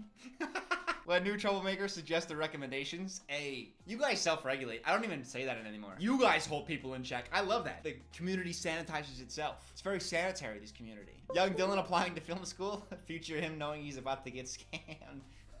Oh, I like this meme format. This is funny. Dylan getting ready to roast the movie. Joe getting ready to roast Dylan.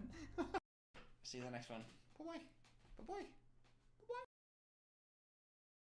People love Vikings. Who doesn't love Vikings? Fucking Irish people. The people that were on the People shore. got raped for 500 years. Bro, they fucked everybody up Yeah. forever. Yeah. They're the reason why the people in Iceland are so good at strongman competitions. You know, those guys like the mountain Yeah. from Game of Thrones. Yeah, there's Where do you- freaks. Where do you think that those genes come from? Yeah, they need an eruption up there. We need to get rid of these guys. A little bit of a volcano. We can't have these guys. This is my Irish ancestry coming through. We got to get rid of these fuckers. Yeah, they fucked the world up for so long. That show Vikings, you ever watch that show? No, I heard it's great. Fucking great. I was afraid it was going to be like, because they did like women. Oh, they kill everybody. All right, good. Everybody. No, gets I mean slaughtered. like the badass, kick-ass woman characters. Do they have that? They have a couple. That but- usually takes me out of a. No, they're realistic. Okay. I mean, they're not like fucking up all the dudes or anything like Yeah. that. The old Conor McGregor woman. But I don't love it. they announced a sequel. Is the girl in this? Oh, it's Netflix. And the armor takes me out of it. It looks. Why? It's a little too Game of Thrones. You know. Show what a real Viking looked like. What did they really look like? They looked like shit, dude. They were like 5, 6. They were not these giant. Well, how the fuck weren't- does the mountain come from? Where does he come from then? They. How do you I get a think they were wearing 7 foot like tall, felt 350 pound shirts. dude? They looked like fucking dickheads. Look That's at what they them. really They look look like like? hobbits, dude. What is that? That's. I not mean, real. that's not them. But That's not real. that's a Ren fair. Look at that fucking kid. Those are cosplaying. Those people are cosplay people. Oh, jeez. Don't do that. Don't zoom in on his eyes. That's not fair to that little fella. That's what they're supposed to look like? No, this is. They've been glorified because they were. Do we have an accurate depiction of what they actually look like? I don't think there was. Well, click on that. I mean, what, nobody took a picture. What real Yeah. Vikings wore? Click on that. What real Vikings wore? See it? Right here. Yeah. So click on that. Let's see. Archaeologists. According to archaeologists, I used to love Look at that. archaeologists. Popular culture Until gets I it met wrong. Graham Hancock. All right. Says the appearance of these infamous travelers, warriors, and mostly farmers. Interesting. So what do they look like? There's not going to be a picture. It's just going to explain it. It's going to be a Okay. lot of words. Yeah. Words. Well, What whatever. does it say? It says varieties and form, material, and styles used to mark both gender, rank, and local identity. Says Marianne Vedeler, an archaeologist at the University of Oslo's Museum of Cultural History, who has studied Viking textiles. TV shows and films could make use of this to tell better stories. Mm-hmm. As for the male warrior caricature, historians doubt they actually wore cartoonish horned helmets in battle. Oh, come on. I know, man. It's disappointing. Well, those have appeared in art from this era. In fact, only one preserved Viking helmet has materialized in Scandinavia, and it was horn-free. Only one? They only found one Viking helmet? Archaeologists found portions of Viking helmets in Denmark, but their popularity remains unknown. Similarly, we know of one intact suit of chainmail, which appeared with the sole surviving helmet. One fucking suit of chainmail and one helmet. This was likely worn exclusively by elites and professional warriors, despite its common appearance in mainstream depictions. They rocked a reverse mullet. What's a Is that reverse mullet? Long up front? Party up front? What does that mean? What's a reverse mullet? How's that look? Yeah, that's. I guess. What is a reverse mullet? So reverse mullet means long on top and short in the back? Bad explanation here. Okay. So a fade? There you go. Yeah, it's possibly tied to a knot in the back of the head. The knot may have been decorated with colored tape, which is braided into the hair. The woman also wore a bond. This is a lot of guessing. Yeah. If you have one helmet and one piece of chainmail, Yeah, that's all guessing. you're doing a lot of guessing. Isn't that wild, though? They only got one helmet. That's it. That's a good look. All right, they got it in the show. Nice. Yeah. But yeah, they gave him like cool shit. Oh, okay. That is pretty cool. Viking hairstyles. Did they really tattoo their faces up? They did on the show. Obviously, there's no way to tell. But yeah. How do they guess? They just keep making them so cool. Yeah, they make them real cool. And they're a bunch of murderers, and you like them. Yeah, I don't cheer for them. No? No, I don't like the Vikings. Because of your culture. Because of my culture. No, they're just. I think they're overrated. Really? Yeah. Overrated. Everything about them's rumors. They're like, oh, they discovered America first. It's like, nah. I think they did. Dude, you got to give Columbus his fucking due. Columbus gets no due. Everybody hates Columbus. He's a cocksucker. Bro, did you ever read that one? Bro, he fucking did it, dude. He didn't even. He landed in the Bahamas. Who cares? Did you? That's crazy. He did that. Did you ever hear that one? There's one priest that traveled with Columbus that wrote those horrific stories of what they did to the Native Americans. Fucking snitch. Fucking snitch, dude. Guys, you're not allowed to go wild. You cross the ocean, you're going wild. Yeah, they chopped people's arms off. They didn't give them enough gold. They dashed babies' heads on the rocks. They did some horrific shit, man. They did some horrific shit. But people were awful back then. Yeah.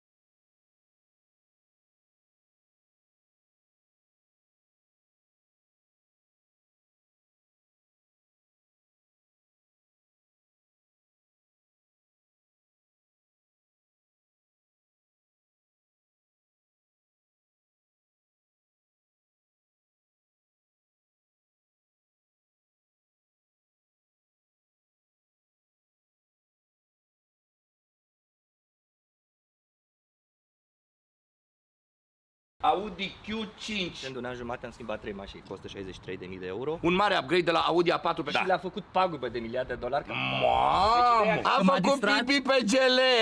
A pornit. Bă, da, frumos display-ul ăsta. Ce înseamnă asta, mă? Deci să înțelegem că tânjești după o Tesla. Nu, lucrurile stau în felul următor. Dă-ne un kickdown acum. Hai să facem un test aici, ia.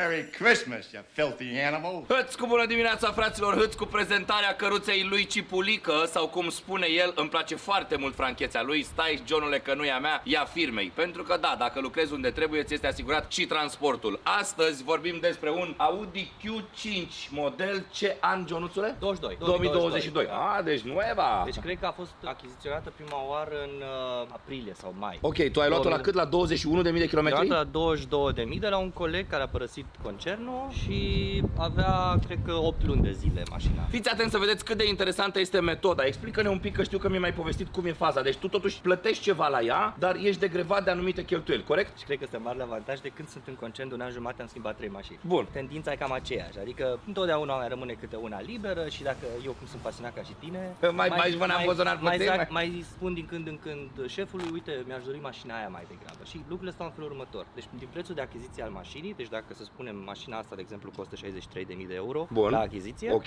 toate dotările și așa mai departe, plătești practic 1% minus taxe. Deci asta înseamnă eu plătesc 1% în 630 minus taxe 40%, ajungi la 400. Deci tu teoretic plătești o jumătate de leasing, cum s-ar spune. Deci un 400 de euro pe lună, dar atenție, nu e ca la leasingul funcțional din România, ăla așa, operaționalul, așa. Operațional, ci în ăștia 400 de euro pe lună eu am tot inclus. Adică casco, RCA, AdBlue mi-ai zis. Tot, motorină, spălătorie? Da, spălătorie, motorină, inclusiv toate inspecțiile, rarul, tot. Mai pe scurt, Johnuțule, ai carte, ai parte. Pentru cei care nu știu, Ciprian a decis să părăsească spitalul pentru că s-a regăsit mai mult în partea business a medicinei și lucrează în medicina muncii. Pentru cei care sunteți studenți la medicină, Johnuțule, să știți că există și această variantă, evident, mai abordabilă în afara țării, din păcate, pentru că probabil în România cu medicina muncii este un pic mai greuț, dar nu suntem aici să vorbim despre asta. Johnuțule, am făcut doar o scurtă paranteză. Haideți să vorbim despre căruță. Pe lângă faptul că ar fi mers un piano black pe toate astea, dar nu cred că stă Cipulică să vopsească piese, Johnuțule, la mașina. Poți să te întrerup puțin? Yeah. Despre asta am vorbit și cu Doru ieri. Asta e o mașină, asta e un working horse, dacă e să folosim un... Ok. E o mașină făcută să muncească. 100%. Amintiți-vă tonele de comentarii în care ne-a spus, bă, dar vrem să vedem și noi mașini normale. Este o mașină normală. Bine, atenție, ca să nu ne săriți în cap la comentarii. Nu e o mașină ieftină. Bă, 60.000 de euro, adică, hai să ne trezim un pic la realitate. Iar din punctul meu de vedere, eu am fost foarte fericit când Cipulică mi-a trimis pozele. Un mare upgrade de la Audi A4 pe care l-a avut tot în același regim de la firma de muncă. Bun, haideți să deschidem un pic și să ne vorbești despre motor. Ce avem acolo? Un 2000 ai zis, nu? Deci ăsta este, aș spune, celebru motor nemțesc de 2 litri diesel. Știi să-l deschizi? Așa, și eu mă chinui de fiecare dată. Bă, asta e o poveste la toate mașinile, ia. Se vede că nu umblă la ea mâncare. Ce să umbli la ea? Vezi cum e când are grijă germanul de ea? Bun. Deci asta e celebru motor de la Volkswagen de 2 litri, care bineînțeles că a fost updatat de la an și de la deceniu la deceniu, dar cred că la basic e același de... E 2000 diesel la beton. Exact, 2000 diesel la beton, care le-a adus lor miliarde de dolari și le-a făcut pagubă de miliarde de dolari, că a fost problema aia cu diesel. Știi cum era când aveai... Ăsta a fost ăla cu problema? Ăla, motorul ăsta de 2 litri l-au mai tunat puțin la gaze. Știi cum e business? Urcă, dar mai și coboară din când în când. Dai un grafic. Eu cred că una peste alta cu 2 litri dieselul ăsta, ei au urcat mult de tot. Ăsta e ăla de când eram noi mici, te întreba cineva dacă era pe Golf sau pe Passat. Ai și Deu și Iu roșii, era o chestie, nici noi nu știam ce înseamnă, dar erau mai mulți cai. Adevărul e că e un motor fan, e un motor cu... Câți cai are? 200? 200 de cai, are 410 Nm. Bă, dar având în vedere că ai spălător, 410 Nm? 410 Nm, da. Wow! Da. Am mers cu mașina, fraților, o să filmăm ceva și din mers și să știți că e destul de fâșneață pentru un Audi Q5 care are câtă aproximativ? 2 tone? O tonă 700? 1 tonă 800 are. Pe acolo, oricum, bă, mult pentru un 2000 diesel. Deci, spun o chestie, să spun sincer, e în comparație cu A4 avea 163, deci era cum ar veni din turbo puțin mai lăsat. Ok, da, mai puțin. Dar sigur că simți, are 300 de kilograme care sau 250 normal care sunt la Q5 și mai e o diferență, ăsta e 4. Asta e o chestie mișto. Da, fraților, după cum vedeți aici, ca să nu credeți că umblăm cu fofârlica, 4 este, din punctul meu de vedere, am fost și eu posesor de Audi, unul dintre cele mai bune sisteme de pe piață 4x4. Deci eu am avut un A6, o vechitură 2008. Bă, băiatule, când venea zăpada, ce făceam cu ăla, nu făceam cu X5-ul și nu glumesc, fraților. Și era doar un A6. Bine, era pneumatic, se ridica. Faruri laser, ai spus, da? Când mi le-ai aprins frumos din cheie, hâzcionule. Da, asta e o chestie mișto, hai să facem un demo. Vino încoace puțin, filmează. Vino încoa, filmează Cori, ce trebuie. Ai și jocul de lumină? Ia să vedem. Nu vrea că e la lumină. Că e pe zi, dar ăsta e când o deschizi. Ba da, uite că a vrut. Deci ideea care e, ok, sunt farurile laser. Eu nu prea sunt de acord cu chestia asta. Fiecare chestie costă extra. Și inclusiv jocul de lumină e o chestie care costă extra. Păi dar nu ți se pare normal? O să devină extra opțional și respiratul, mă. Vrei să respiri, plătești un ban. Cum e la mașina lui Zbâr? Deci fii atent, la Porsche Taycan să-mi înțepenești una. Dacă nu ți-ai luat keyless go din fabrică, poți să-ți pui ulterior, dar nu plătești o sumă și ai keyless go. Plătești lunar o sumă. Deci te abonezi la keyless go, mi se pare senzațional. În altă ordine de idei. De acord, dar nu cred că putem să evităm. Acum, asta este. lucrul în următor. Te las pe tine să vorbești. Jantele, ca să nu zic eu. Jantele sunt oribile, dar eu sunt super happy cu ele. Da, de ce? pentru că confort. Pentru că pot să trec peste orice, oricând, oricum, nu mă interesează. Oriunde. Parcare laterală. Te uiți la alea, cum te uiți la 25, la 22 de inch? Păi nu spun eu că sunt zgâriate toate, mai ales de Eddie the Driver, Ionuțule. Ideea este în felul următor. Ciudată afirmația pot să trec peste orice, oriunde, oricum în Germania, like, unde știi că nu prea ai voie să... Borduri. Păi da, ai voie să urci pe borduri aici, nu vine acasă pozica? Când ești sub presiune. Sub presiune, sub presiune aștepți pozica, Ionuțule. Cum era viralul ăla pe Instagram pe care mi l-a trimis Cori cu unul care zice că oamenilor le place mașina mea, mi-au făcut poze prin toate orașele și de fapt erau filmări de la camere de amenzi, știi? În cazul în care vă întrebați, Ionuțule, Cipulică este un adept al jantelor mititele cu balon mare pentru că și pe vară are aceleași jante. Aceasta este firma frumoasă care are grijă de Cipulică și căreia îi mulțumim din suflet, Ionuțule, nu este reclamă, dar dacă tot e brandul acolo, hai să fim și noi ca în familie. Bun, ok, semnalizatoare și în oglinjoare, frumos, ce trebuie. Da, mă rog, chestia asta cred că e aproape standard între timp. Mă rog, nu e nasoală, nu se deschide automat. Trebuie doar să pornești motorul și apoi să deschizi. Nu se deschide din cheie, nu. Spatele, fraților, trebuie să vă recunosc, l-am văzut în momentul în care am ajuns în aeroport și mi-am luat șoc pentru că prima oară am crezut că e Q7. Deci pe bune, no joke, nu vreau să o umflu, dar dacă nu te uiți așa cu lupa, efectiv zici că este un Q7. Iar la piste de rezistance, să mă iertați pe mine, dar frații mei, dă-ne fratele meu drumul.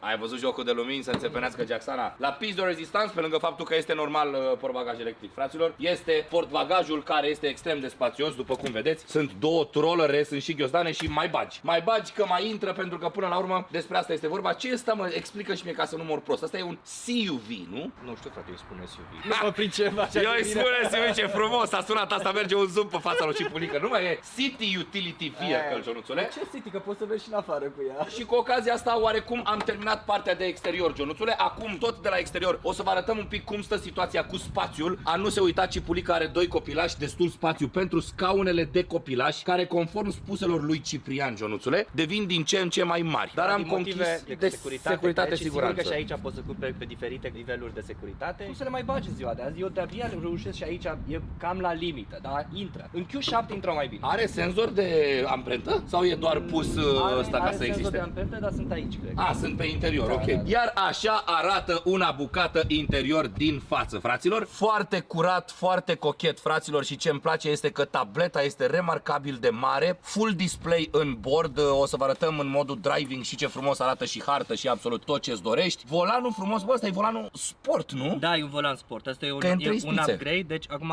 fie vorba între noi, mașina n-are foarte multe upgrade-uri, dar are câteva chestii care fac condusul mai plăcut. De exemplu, volanul, virtual cockpit, chestia aia cu harta digital, care nu este în standard. Du-te, bă, deci ăla, ecranul digital din bord nu e la toate Q5-urile 2022? Nu este standard, ce apar, ci încă sunt livrate și cu ceasuri analog.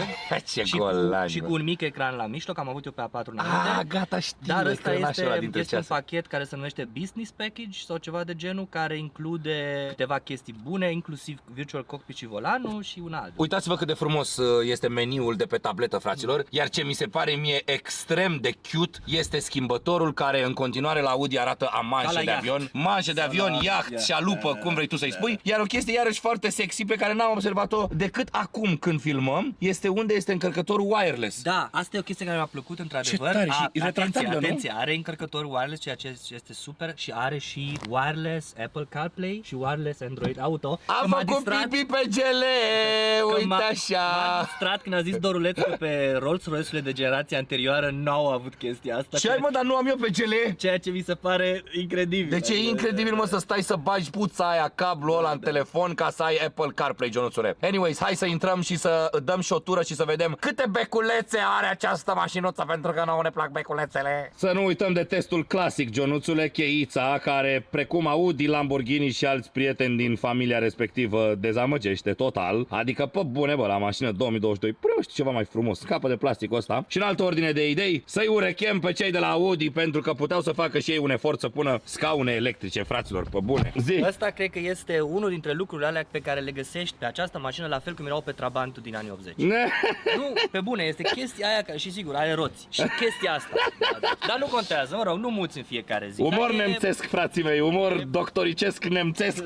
Anyways, ăsta este interiorul, da, vi-l arătăm și din modul POV. Hai să închidem și ușoanța, ca să o vedem și pe tovarășa ușoanță, foarte mișto. Superb feeling-ul, mi se pare foarte interesant că te simți sus. Deci chiar te simți ca într-un SUV, ca să-i dăm lui Cipulic acum dreptate. Despre ce vă vorbeam, manșa care este extrem de cool, bordul extrem de cool și el. Ionuțule, punem aici telefonul la wireless charging și hai să-i dăm o pedală. Start-stopul aici este keyless go, jos pălăria, a pornit, mâncau artata, face hâț Johnule și în stânga și în dreapta. Ia să vedem ce zice aici. Sprecânzi Ciprian Enhauser și aici hâț Johnule. Bă, da, frumos display-ul ăsta. Chiar foarte frumos. Uite, am ușa din spate, Cori, ușa ta este deschisă. Șbang, normal că era culmea să aibă soft close, Ionuțule. Ce înseamnă asta, mă? Viter. Mi s-a țipat Viter, Ionuțule. Bă, Apple CarPlay wireless și cu asta am spus tot. Probabil că la dotările superioare ai și piele pe bord, 4 aici ca să știe toată lumea. Repet, pentru o mașină daily de muncă este super, super, super senzațională, fraților. Acum îl punem pe Cipulică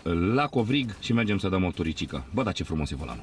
Hausen, bagă-ne cockpit-ul acolo, laudă-te cu ce ai, Barosane, după ce iei curva, dacă bine am vorbit și cu Doruleț. Până la urmă, Virtual Cockpit ăsta e o chestie pe care au inventat-o ei. Și sigur că la momentul la care a apărut, cred că acum, bă, să știi, 6 ani, era ceva bombă, pentru că nu vedeai de orice mașină. Adică a fost pur și simplu, pentru mine, când am văzut prima oară chestia asta, a fost o revelație, da? Și sigur că aici am multe opțiuni, poți să pui, știu eu, uitați-vă, puteți să puneți asta voiam să vedem, harta, mă rog, care se poate maja, deși ceea ce nu-mi place este faptul că Apple CarPlay nu este proiectat în Virtual Cockpit, ci doar navi nativ. Dar te-ai gândit că e de safety? Păi da, puteau măcar să proiecteze doar navigația. Waze-ul, ok, gata, am înțeles, da. Dar, mă rog, astea sunt sigur problemele tipice ale, știu eu, producătorilor normali de auto, pentru că Tesla e mai tare la capitolul ăsta, la orice, ceea ce înseamnă digital, mi se pare în continuare că sunt mai tari, sunt mai prezenți, sunt mai abili. Deci să înțelegem că tânjești după o Tesla. Nu, lucrurile stau în felul următor. Eu am avantajul că pot să vorbesc mașina asta neutral pentru că nu mi aparține, da? Și adevărul care este? Nu poți să-i găsești mari defecte și nici dacă te chinui nu poți să le găsești, dar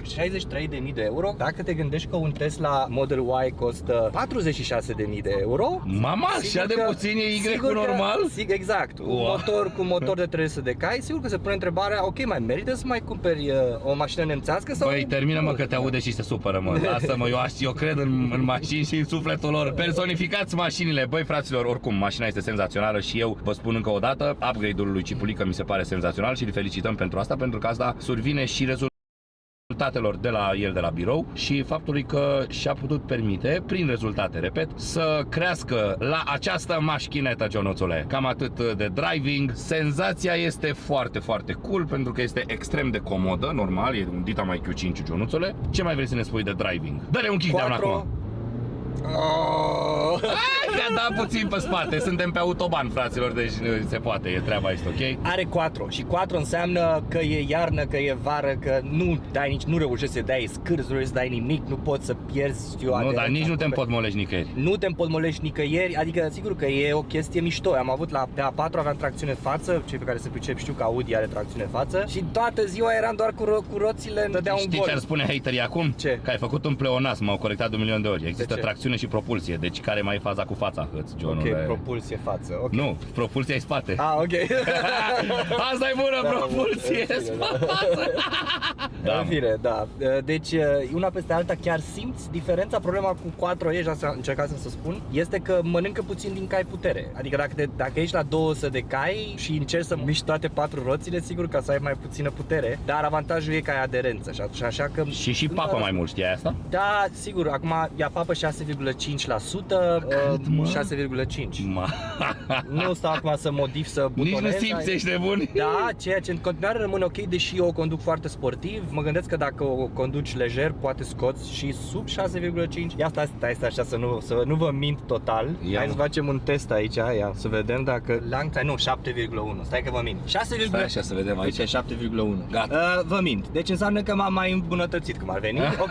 Ți-ai crescut performanțele. 7,1 în contextul în care conduc foarte sportiv. Mă gândesc 6,5 a fost, cred că atunci când am luat-o eu la început și era încă sub influența driverului dinainte. Da, sunt convins că dacă vrei să duci la 6, o duci la 6. Ceea ce sigur că nu e atât de mult, chiar dacă are 4. Deci mi se pare că e în continuare super tare ca și consum. Iar autonomie, dacă conduci lejer și în general 1000, da? 1000 de kilometri, ceea ce iarăși o chestie mișto. Știu că electricele sunt la mare modă, dacă electrica nu conduci în nu merge 1000, Ionuțule. Trebuie să conduc foarte mult cu numai la clienți și așa mai departe și atunci sigur că e un avantaj major. Dar, cum spuneam, în principiu, astea sunt mașini care au fost îmbunătățite decenii la rând. Fine-tuning până la ultimul detaliu și ajungi la un moment la care nu mai ai ce să te mai plângi de multe chestii. Sigur că mi-aș dori și eu un motor V6 și un 350 de cai, dar iarăși... Asta e o mașină de făcut bani, frații mei. Exact, e o mașină de făcut bani și o mașină care e fiabilă și nu te lasă niciodată în drum. Nu poți să dorești mult mai mult, sincer să fiu. Acum, știu eu, nu știu ce dotări opționale care ar mai putea veni, dar una peste alta îți faci treaba cu ea. Cam atât despre Q5, Ionuțule. Revenim cu încheierea.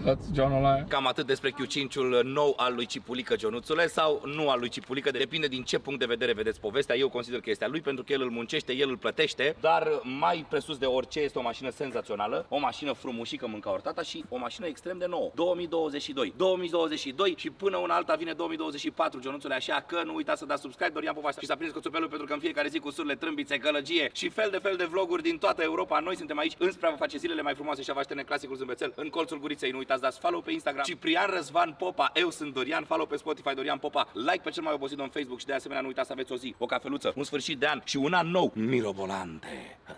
Merg mai departe, departe de toate. Îmi țin capul sus și las problemele în spate. Merg mai departe, 7 zile din 7. Că viața mi-a spus ce al tău e pus deoparte. Și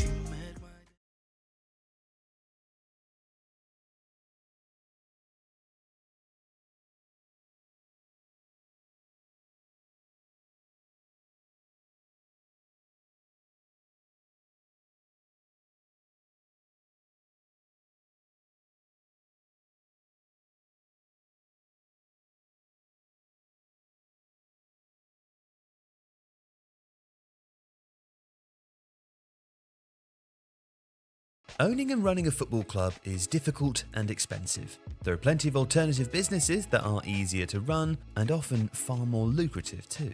Which begs the question, why would anyone want to buy a football club?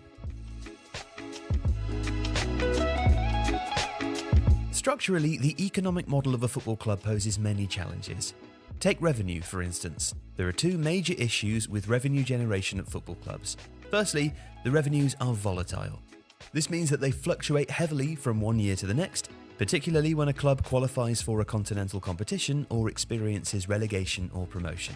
Broadcasting income in particular is very volatile. The Premier League has a relatively equitable distribution of broadcast income and also has the best TV deals, so Premier League clubs are slightly more insulated.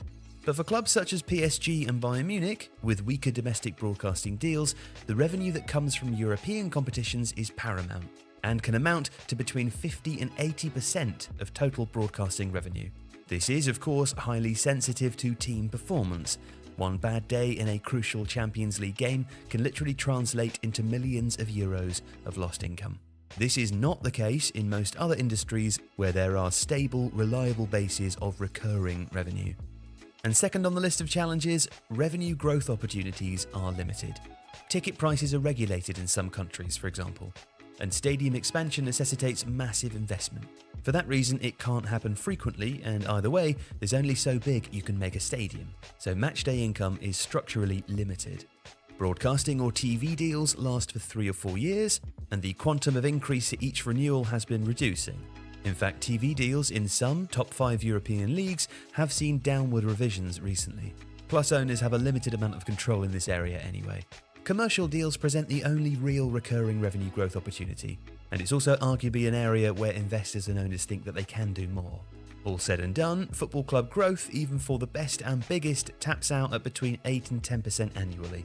This is already much lower than many other industries. And crucially, this is for the very best football clubs. The average growth would be much lower. Next, on the cost side, both player wages and transfer fees in a free market continue to rise exorbitantly, and the winner-takes-all nature of football means that club owners often think investment is imperative to stay stable. This means football is structurally becoming less and less profitable. As a simple example, if a club pays 100 million euros for a striker and they don't hit the ground running, then that club will potentially be in the market for a new striker in the next window.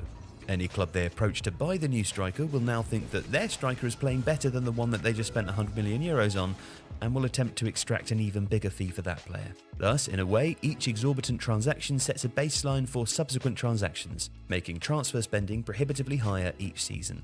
And players are not oblivious to this. They see other players signing on high wages and attempt to drive up their own wages at the next contract negotiation. And agent fees make things worse because agents are structurally incentivized to drive up transfer fees and wages. The implication of this is most football clubs are not profitable. In fact, over the last 10 years, from the 2012-13 season to the 2021-22 season, only 3 Premier League clubs cumulatively made a profit after tax, namely Tottenham Hotspur, Liverpool and Burnley. Even treble winners Manchester City made a £103 million loss over that time. And if this wasn't all enough, cash flow is another structural issue for clubs. High wages and transfer fees necessitate cash, and a football club's 2 biggest assets are the playing squad and the stadium, which are structurally relatively illiquid, meaning that they can't as easily be traded for cash. This means that football clubs often seek debt to pay off wages and transfer fees or to invest in stadium development because their cash reserves are too low to cover it. This debt often comes at a high interest rate, since traditional banks don't want to lend to football clubs because, as we've discussed in detail, they are structurally bad businesses and banks are worried about their loans being paid back. So, why then do owners and investors continue to hold an interest in football? What are the opportunities that they're seeing, beyond the hubris and sport of it all? Well, there are a few things that are worth noting. Firstly, price. Football clubs are loss-making, debt-ridden entities. Such entities are often not expensive. Buy cheap, turn it around, and you could make a handy profit. Second, brand. Associating with a football club can have a rub-off effect on a parent brand. The publicity can drive business elsewhere, not to mention that it's unusual to find a business boardroom anywhere in the world without at least one football fan. Being able to entertain clients or potential business partners at your very own football club is probably a charming thought for many potential owners. And third, commercial potential in football remains relatively untapped, compared to some American sports, for example. This might explain why American owners have been so interested in football clubs over the last few years. And all of this means that despite the inherent challenges, football club ownership remains an attractive proposition for some, even if it's not the most attractive industry from a purely business standpoint. If you like this video, please consider subscribing to the channel. The Athletic is home to... The year's coming to an end and the time has come. That video that tells you the movies I enjoyed most this year. That yearly reminder to my viewers and subscribers exactly who it is they watch. Have I watched every movie in 2023? Not even close. Do I watch every movie in any given year? Absolutely not. But I do a top 10 list nonetheless because I cannot have you all think I'm some sort of professional. Yes, there were even a couple movies that came out on Christmas Eve and Christmas. And I was really stressing out about it. I was like, okay, on Christmas Eve, maybe I can dip out early on visiting my brother, then watch a movie and do a video on that and work on Christmas Eve. And then on Christmas, I can dip out on family early and then watch another movie and then work on Christmas. I was like, nope.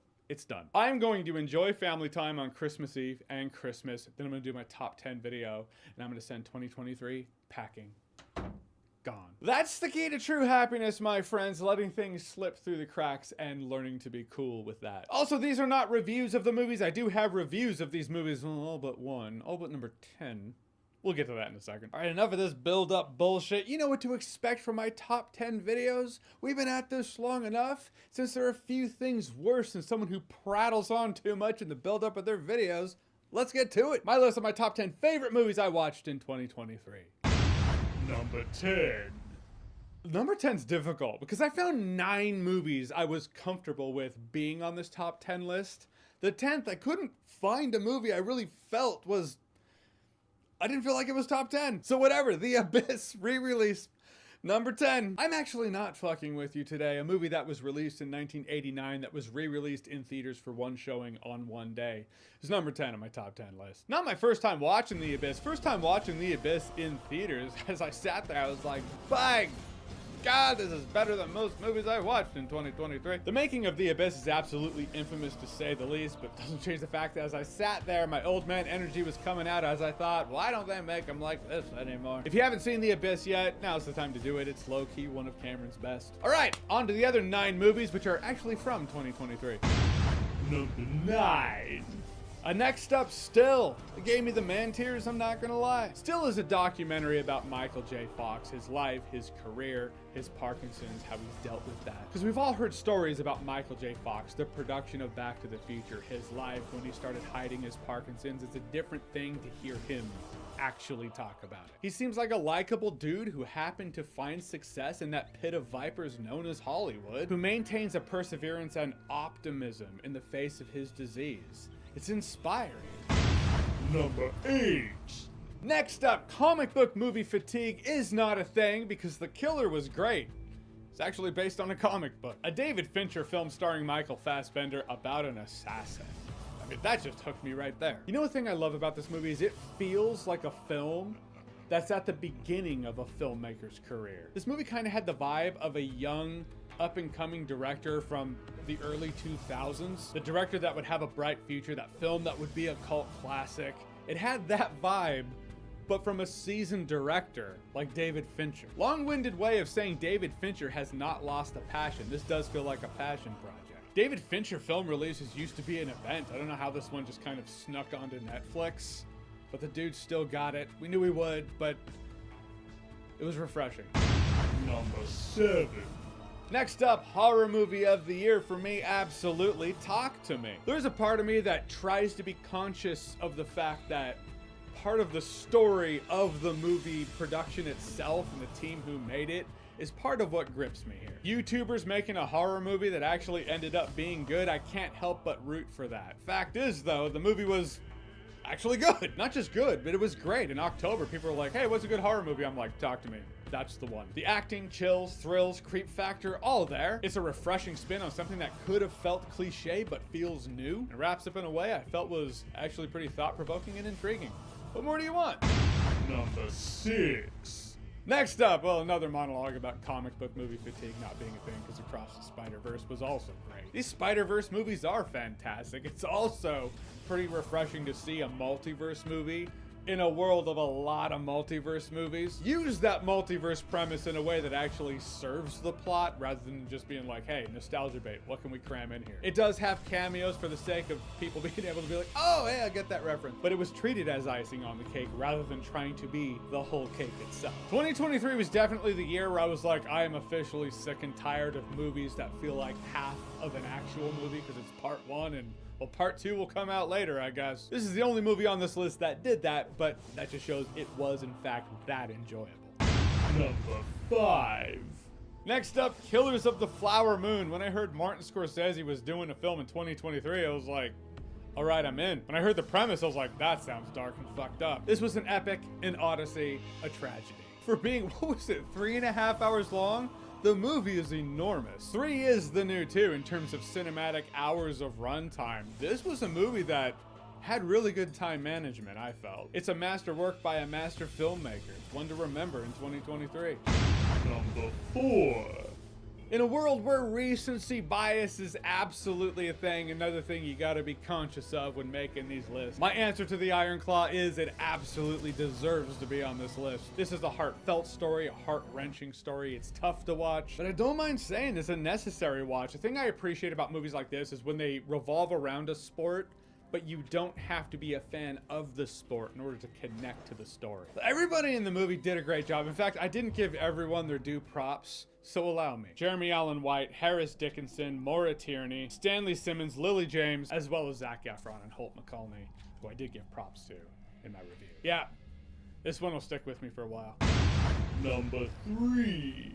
Oppenheimer had to be on this list. When I heard Christopher Nolan's making a movie about J. Robert Oppenheimer, I feel like The feeling was unanimous, right? That just sounds like why we go to movies. Turns out when you watch the movie, it is, in and of itself, a celebration of cinema. The script has flipped. It used to be, this movie has so many CGI shots.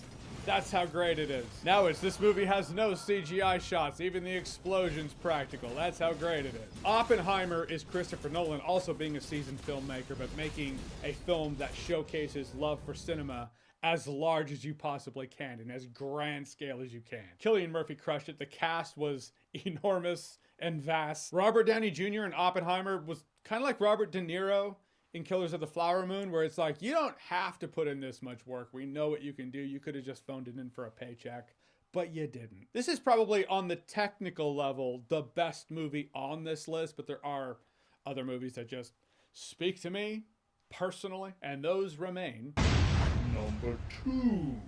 All right, we've come to the top 2. I'm not gonna lie, I've gone back and forth on the top 2. I've swapped them around so many times in making this list, but in reality, I've done the same thing to the top 4. They've shuffled all around so much. We'll see how it lands in the final product of this video. As it stands right now, number 2, Godzilla Minus One. For longtime Godzilla fans, this is probably number 1. And you would be right to say so. But for me, I expected nothing out of Godzilla Minus One. Godzilla never gripped me. It's just one of those things I missed out on growing up. Then the Americanized Godzilla Kong movies, they've come out and I'm like, okay, well, they happen. And then I watched this and I was like, wow. So this is what Godzilla is supposed to be. I always saw the old Japanese Godzilla movies as cheese. This took all of the cheese out and just made something grand and epic. Humans you actually care about, dealing with struggles that grip you. Also a monster that threatens their lives and ability to rebuild. Another thing I loved about it, it was the people that came together to take out Godzilla. It was on the people to save themselves. How can you not love that underdog story? Yeah, I was impressed. This is the first movie that made me feel like I missed out in not being a Godzilla fan earlier in my life, but such is life. An absolute badass movie of 2023. Number 1. And number 1, objectively speaking, is probably not better than the previous 3 that I listed, but I really love me a good ending to a story. So John Wick Chapter 4. John Wick is proof that you can make a new original IP that's not based off of a comic book and have it be a modern classic. The action sequence is clean, the gun love out of control. You know, the thing I have loved about these John Wick movies up through 4 is it hasn't felt like copy and paste. You can only do so many different things when it comes to fighting and shootouts, but every installment feels fresh. It feels different than the previous ones. There's that top-down scene, like I said in my review, it reminded me of Hotline Miami. In a world where action movies are a dime a dozen, John Wick came along and just it gave me something that felt new. John Wick Chapter 4 kept that torch going. It's not just action. It's action with a very specific style. It's stylish, it's classy, slick suits, cool weaponry. And again, I appreciate a story that has the guts to end. So many stories just keep going until they fizzle into obscurity. They limp along until no one cares anymore and it just becomes sad. John Wick Chapter 4 I felt was a great ending to John Wick's story. I've heard rumors about a 5. I don't see how you do a Chapter 5 without ruining John Wick Chapter 4, so don't do that. It is nearly 3 hours of violent action movie extravaganza. What can I say? It left me fulfilled. Which is why John Wick Chapter 4, that's number 1 in 2023 for me. So that concludes my list of my top 10 favorite movies of 2023. Thank you all for watching this video, and thank you all once again for yet another year of me doing this. I've said it before, and I'll say it again, it's 100% true. Without you watching me, there's no me doing this. And this next year in 2024, July 2024, you ready for it? It'll be 15 years of me talking movies on YouTube. That's a bafflingly long time to think about, especially when you're talking about YouTube life for a channel. Like, I get it, me, my channel, I'm not for everybody, so I'm glad I continue to work for people who do like my stuff. I'm very conscious of that and very thankful for that. So again, thank you. Thank you for another year. All right, so your top 10 favorite movies of 2023, or 5 or 3, however many you want to list. Or maybe you just have one favorite, that's cool, whatever it is, whatever they are, whatever you think, comment below, let me know. And as always, if you like what you've seen here and you want to see more, click right here to see more.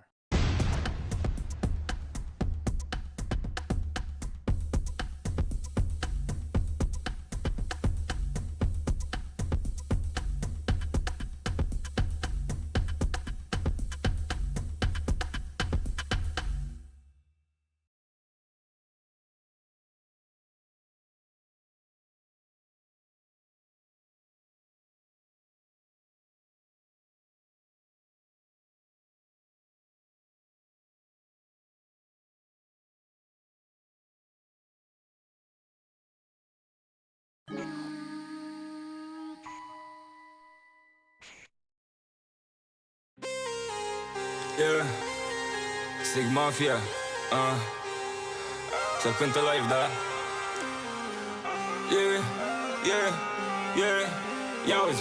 Ia-uzi, cobor din Benz, târfa belly dance.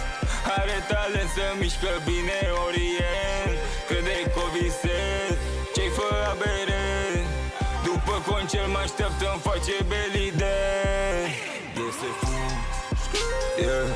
sare clubul, n-ai cum. Sare clubul e full. Să stai cu mine, n-ai cum. Să stai cu mine, n-ai cum. Totul-i fucked up, tot ce fac trap, nu mă căuta ea. Ia banota, nu trag coca, vida loca, mă gândesc la ea. Am dus să-l trag, nu mai pot trag, ridic o ta, totul pentru ea. Totul-i fucked up, tot ce fac trap, totul-i fucked up, păi da muie ea. N-am vrut să fie așa, dar nici n-aș vrea altceva. Că în spate crucea, până mor bulibașa. Iese fum, sare clubul, n-ai cum. Sare clubul e full. Sigma Fia Typhoon, Lucifer din album. Cobor din Benz, târfa belly dance. Are talent să mișcă bine orient, crede că o visez, ce-i fă aberent. După concert mă așteaptă-mi face belly dance.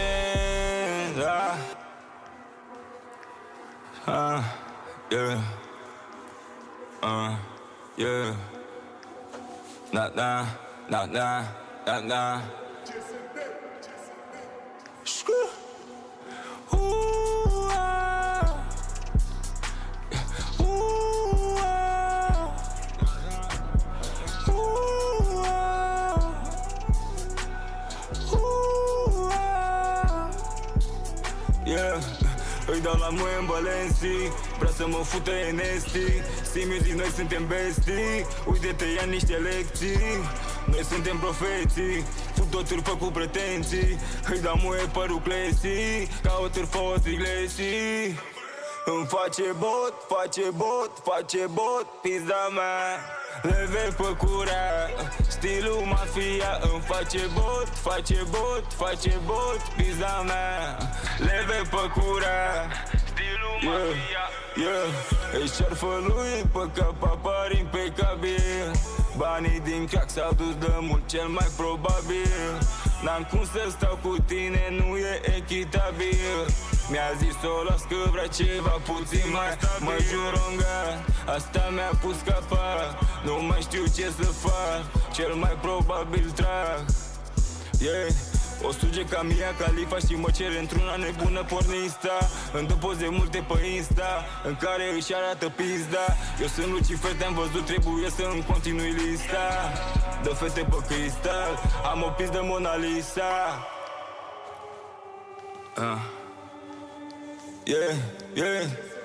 E greu. În pa matrimonial am dat 2000 pe el, nu e vorba de bani. Toate note știi că umblu cu șamani, ce șacani. Stau și fac toată lumea de bani. Târfă ta îmi pupă mâna, îi dau și pula. Trăgeam marfă și fugeam de gardă într-una. Aduc agula, dau săget să simtă lumea. Ce înseamnă să fii pulă luna până luna. Eu te las fără aer, multe beți în cartier. Haide pupă-mă pe fier, Sunt satana Lucifer. Acum e too late. 10 grame am pe masă, sticle Bombay. Curul mare e roș ca te poartă cercei. E drogată, te faci și că bagă ponei. Pune ce vrei, iarbă sau ok. Sună-mă când poți, eu sunt aici everyday. Dacă ești cu minte, te duc până Marseille. 4, 2, 2, 6, să nu te iei cu ei. Să badă ski și un pahar de whisky. Vezi că e risky, să te neci în vicii. Am făcut multe sacrificii. S-aud acum doar artificii. Ia stai fă așa. Toată brigada cu mine strigă mafia. Dacă scoatem plicul știi că începe magia. Atâtea grupii care stau doar la pula mea. Yeah, da. Yeah. Tot ce fac acum știi că fac doar pentru noi. Pentru șatră familie nu dau înapoi. Sunt fantomă, pizdo, mă simt un strigoi. Yeah, yeah. Doi balans, să sară sala, facem cabala. La așez pe toate în linie ca la Ikebana. Împăra sala, deșert Sahara. Islamișala, să moară mama. Eu sunt realul, tu o replică. Am cașcavalul în genetică. Îmi zice că am figură biblică. Dar lumea zice că sunt Lucifer. Nu știu ce prin cap ce-am făcut pizdo eu prin cartier. Aveam joc de blesnei ca să nu ne mai lege ei. Întrec prin cap cuvintele ei în capul meu. Să-mi vine acum și eu să mă duc la aligue. Balans, să sare sala, facem cabala. La așez pe toate line ca la Ikebana. Împăra sala, deșert Sahara. Islamișala, să moară mama. O vedeam pe mama cum plângea. Acum o văd doar cum numără bani. Crescut de mic în șatră la țigani. Avem grupare, zici că suntem talibani. Am muncit din greu pentru ce-am acum. Am avut o fată, e pe primul album. Am lăsat-o și după m-am făcut scrum. Mulțumesc, mai făcut cine sunt acum. De balans, să sară sala, facem cabala. La așez pe toate în linie ca la Ikebana. Împăra sala, deșert Sahara. Islamișala, să moară mama. De balans, să sară sala, facem cabala. La așez pe toate în linie ca la Ikebana. Împăra sala, deșert Sahara. Islamișala, să moară mama. Yeah, yeah, yeah, yeah. Flawless, yeah. Flawless, yeah.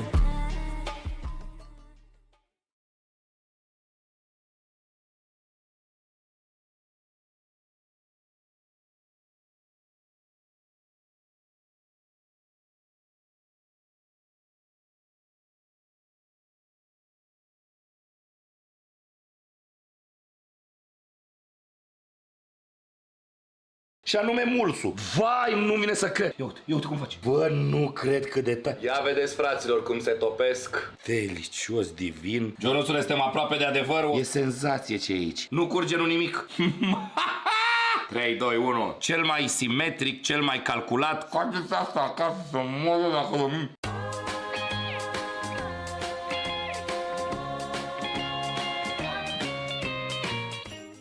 Merry Christmas, you filthy animal! Hăți cu bună dimineața, hăți cu trezirea, Jonuțule, dați căștile mai încet că s-a întors popa cu gălăgia clasică. Din gama încercăm lucruri frumoase să vă animăm, să vă facem decembriele mai frumos, Jonuțule. Astăzi încercăm rețete cu un singur ingredient de pe TikTok, Jonuțule. Dar nu o luați așa cum sună, pentru că sună mult mai puțin amuzant decât este. Stați geană până la sfârșitul vlogului, pentru că o să învățați niște lucruri extraordinare pe care puteți să le încercați și voi acasă, să vă jucați, să vă distrați, nimic nu este complicat. Prima rețetă cu care vom începe este cum să faci, bă, din punctul meu de vedere, brânză Philadelphia. Nu este reclamă la Philadelphia, dar eu nu știu cum se numește altfel. Cream cheese-ul. Ce înseamnă cream cheese? E brânza aia nu chiar topită, care se întinde ca un unt așa. În orice caz, singurul ingredient de care aveți nevoie este iaurt. În mod normal, în video zice că ar trebui să fie cu 3,5% grăsime. Avem și din ăla în frigider, Jonuțule, însă, pentru că am găsit această găletușă frumoasă, l-am luat pe ăsta care are 10% grăsime. De ce? Pentru că zicem noi, după un brainstorming swimming rapid întâmplat în alimentară, că ar trebui să iasă mai bună și poate un pic mai repede. De ce mai aveți nevoie pe lângă iaurtul clasic și singurul ingredient, Ionuțule? Ei bine, o sită, un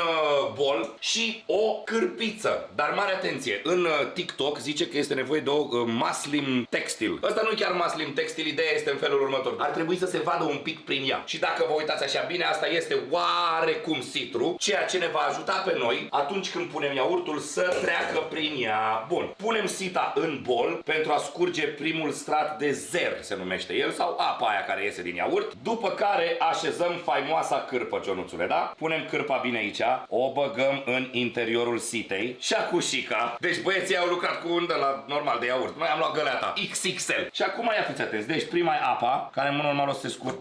Mamă, ce m-am speriat, s-a dus tot.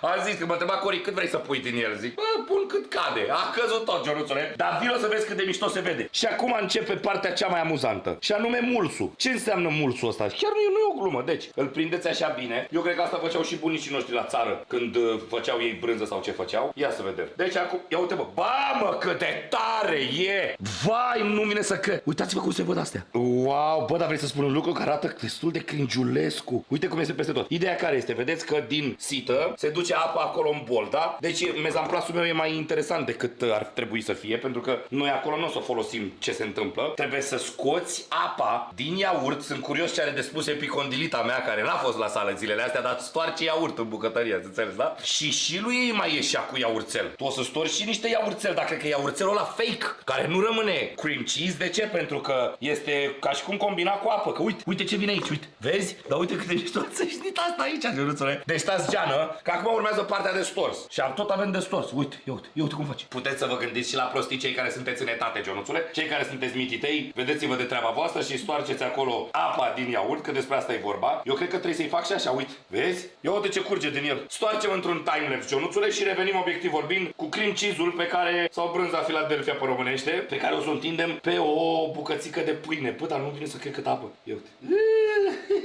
Hai la stors.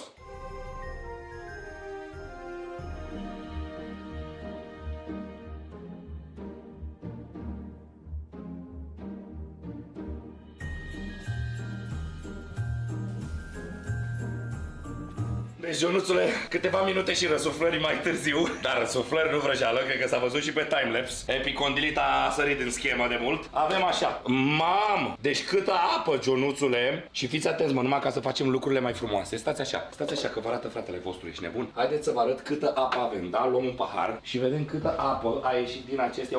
Aici nu e cu discreditare sau... Revenim.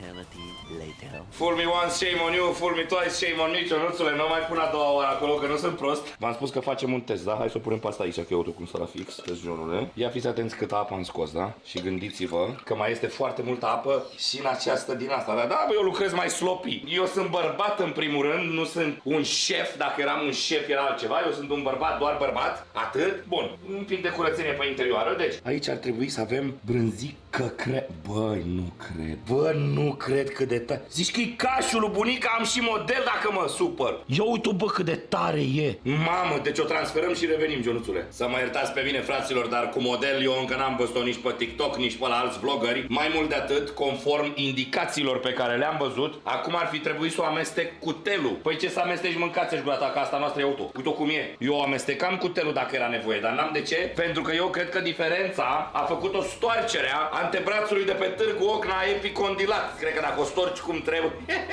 apoi nu mai are nici mamă de apă în ea să o mai amesteci tu cu telul. Asta e direct brânzică și îmi plouă în gură. În mod normal, pentru servirea aia monstru, dacă vreți pe bună dreptate să încercați asta acasă și să scoateți untul la propriu din iaurt, cum sună, ar trebui să o puneți la frigider. Adică ea acum trebuie să meargă la frigider, să stea câteva zile și abia după aceea să fie taste testuită. Dar noi o să luăm direct o chifloanță din asta și o să punem pe chiflă să vedem cum e. Uite cum arată. Bă, spuneți-mi voi mie, ce a făcut fratele vostru aici, cu puțină forță brută, pumnii mei minte nu are, și cu o cârpă, hâsjonule? Ia mă să o vedem. Bă, ești nebun. Bă, e genial. Știi ce gust are? De cea mai șmecheră smântână făcută la țară cu grăsime 700%. Ești nebun? Wow! Trebuie să încercați asta. Revenim cu următoarea rețetă. Gama numărul 2 de rețete cu un singur ingredient de pe TikTok, Ionuțule. Asta este una dintre preferatele mele. E mai puțin sănătoasă decât celelalte, deci nu vă Comandăm să vă bombardați în halul ăsta cu zahăr, because glicemia will go through the roof, my friend, adică glicemia penetrava plafonul. Aveți grijă mare după ce faceți așa ceva cât gustați, pentru că s-ar putea să vă placă. TikTok-ul zicea cherries de la Haribo, țineți minte, nu facem reclamă aici, pur și simplu încercăm să urmăm cât putem de bine rețeta. Deschis frumos microvela, cum spune mamișor, microvelele, start. Iar eu mă voi uita aici și promit vă că atunci când se vor topi, le vom scoate direct. Stai. Cine e utilat de Crăciun? Și am și pasta de secundară, că parcă văd că fac eu vreo trăznaie. Revenim. Ia vedeți, fraților, cum se topesc. Îți Johnule. Nu, focus. Nu mai vedem, acum deja ferb. Deci nu sunteți pregătiți ce scot de aici. Țineți-vă bine, fiți atenți. Oh, baby! Mamă, cum miroase! Vai, uite-te! Uite-te cum arată, nu cred! Eu nu cred așa ceva. Și acum le mixăm bine. Eu n-aș băga viteză mare. Acum doar trebuie să o mixăm pe situațiune până când o facem marshmallow. I-aș da viteza 2 totuși, că parcă îmi place din ce în ce mai frumos cum se încheagă. Deci așa da, mă, așa vreau să gătesc, mă. Bazaconii din astea să tot gătește și nebun la cap. Dar miroase a copilărie, mă. Deci, bă, nu vreau să știți cum miroase aici jeleuri cireșe Haribo topite. Vă dați seama, mă, ce au ăștia în cap pe TikTok-ul ăsta? Revenim. Bă, vă spun sincer că nu vreau să mă gândesc ce e aici, pentru că efectiv uitați-vă cum arată. Delicios, divin, dar cu siguranță extrem de nesănătos. Repede cu ea în formă. Nu stați foarte mult pentru că ea se întărește. Deci efectiv zici că este gumă de mestecat. Ia uite-te. În mod normal, dacă vrei să te joci Sanchi cum e pe TikTok, trebuie să-i pui și zahăr pudră, dar noi am vrut să mergem pe varianta un singur ingredient. Și atunci am mers numai pe jeleuri topite. Ia uitați-vă, fraților. E aproape tare, efectiv. Acum ideea este în felul următor. Noi mai scoatem ce mai scoatem, că noi trebuie să și filmăm. Vă dați seama că dacă o făceai one shot, ea era mult mai moale și mult mai ușor de mutat. O scoatem, o băgăm în formicica asta frumoasă, încercăm să o distribuim de așa natură încât să umple toată forma. Zici că eu. Toată asta în stomacul tău, hâzionule. Dacă o faceți, nu o mâncați pe toată, vă roagă fratele vostru. O întindem în formă, o băgăm la frigider și revenim cu ea spre sfârșitul vlogului, așa că stați până la sfârșit să vedeți cum arată asta mică. Gionuțule, acum din sirop de arțar o să facem unt. Mă, unt, ați auzit foarte bine. Bine, unt de arțar, dar ci că TikTok-ul spune că nu mai are același gust. Ce e de făcut aici? Treaba este foarte simplă. În primul rând, vă trebuie un termometru. Legenda tiktokeriană spune că trebuie să aducem acest sirop de arțar pe foc, într-o oală, la 111 grade. Ce o să facem? Deschidem frumos sticloanța, turnăm frumos. Am luat 2 sticle pentru că v-am spus că mie îmi plac cantitățile XXL, însă, văzând videoul, am văzut că el se va umfla foarte tare în momentul în care îl vom reduce la foc. Și dacă nu vrem să dea pe afară, eu zic că ar fi bine să nu mergem pe cantitate XXL. Hai să dăm drumul la foc. Acum lăsăm un pic treaba să ajungă la punctul potrivit, adică la punctul de fierbere, după care o să băgăm termometru și o să vedem cum ajungem la 111 grade. Dacă vrem să ne iasă cu o textură cât mai untoasă, ar fi bine să ne apropiem de 111 grade, pentru că am văzut un vlogger care l-a făcut până la 108 grade și într-adevăr la sfârșit era destul de lichid, nu se întărise foarte tare, n-avea densitate. Ce nu a făcut cel pe care l-am urmărit noi, Jonuțule, a fost să pună siropul pe un pat de gheață, așa cum spune TikTok-ul, imediat ce îl scoate de pe foc. Revenim.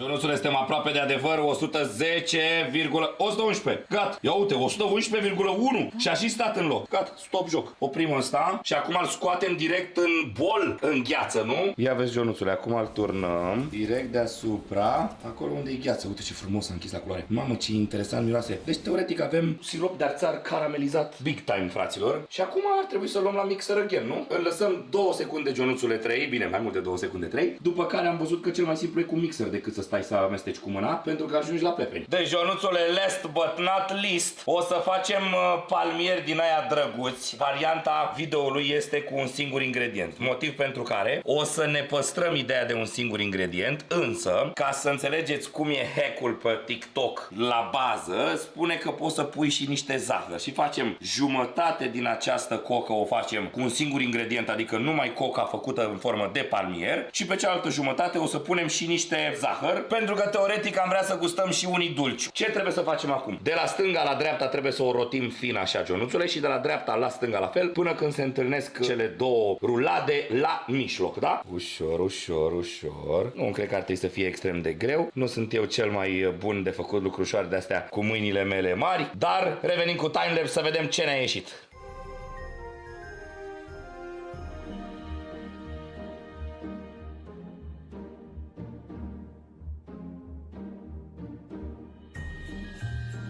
Bă, dar nu putea, bă, și a luat-o ăla să se facă exact ca folia asta de copt, ia fi atât.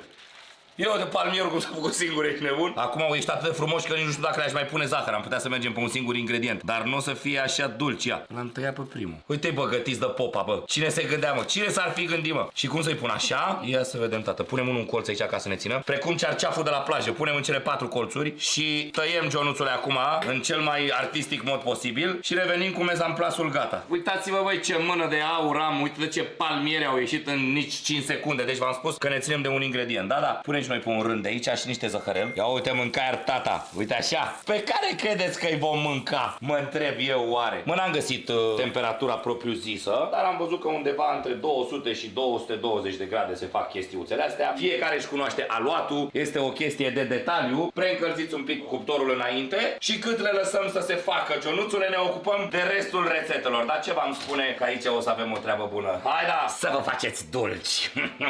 Ia vedeți, Ionuțule, cum arată siropul de arțar super caramelizat. Uite ce interesant se face. Extraordinar. Ia să vedem. Hai, Doamne ajută. Ia. Și acum, în mod normal, ușor, ușor, el ar trebui să se facă bejuliu așa.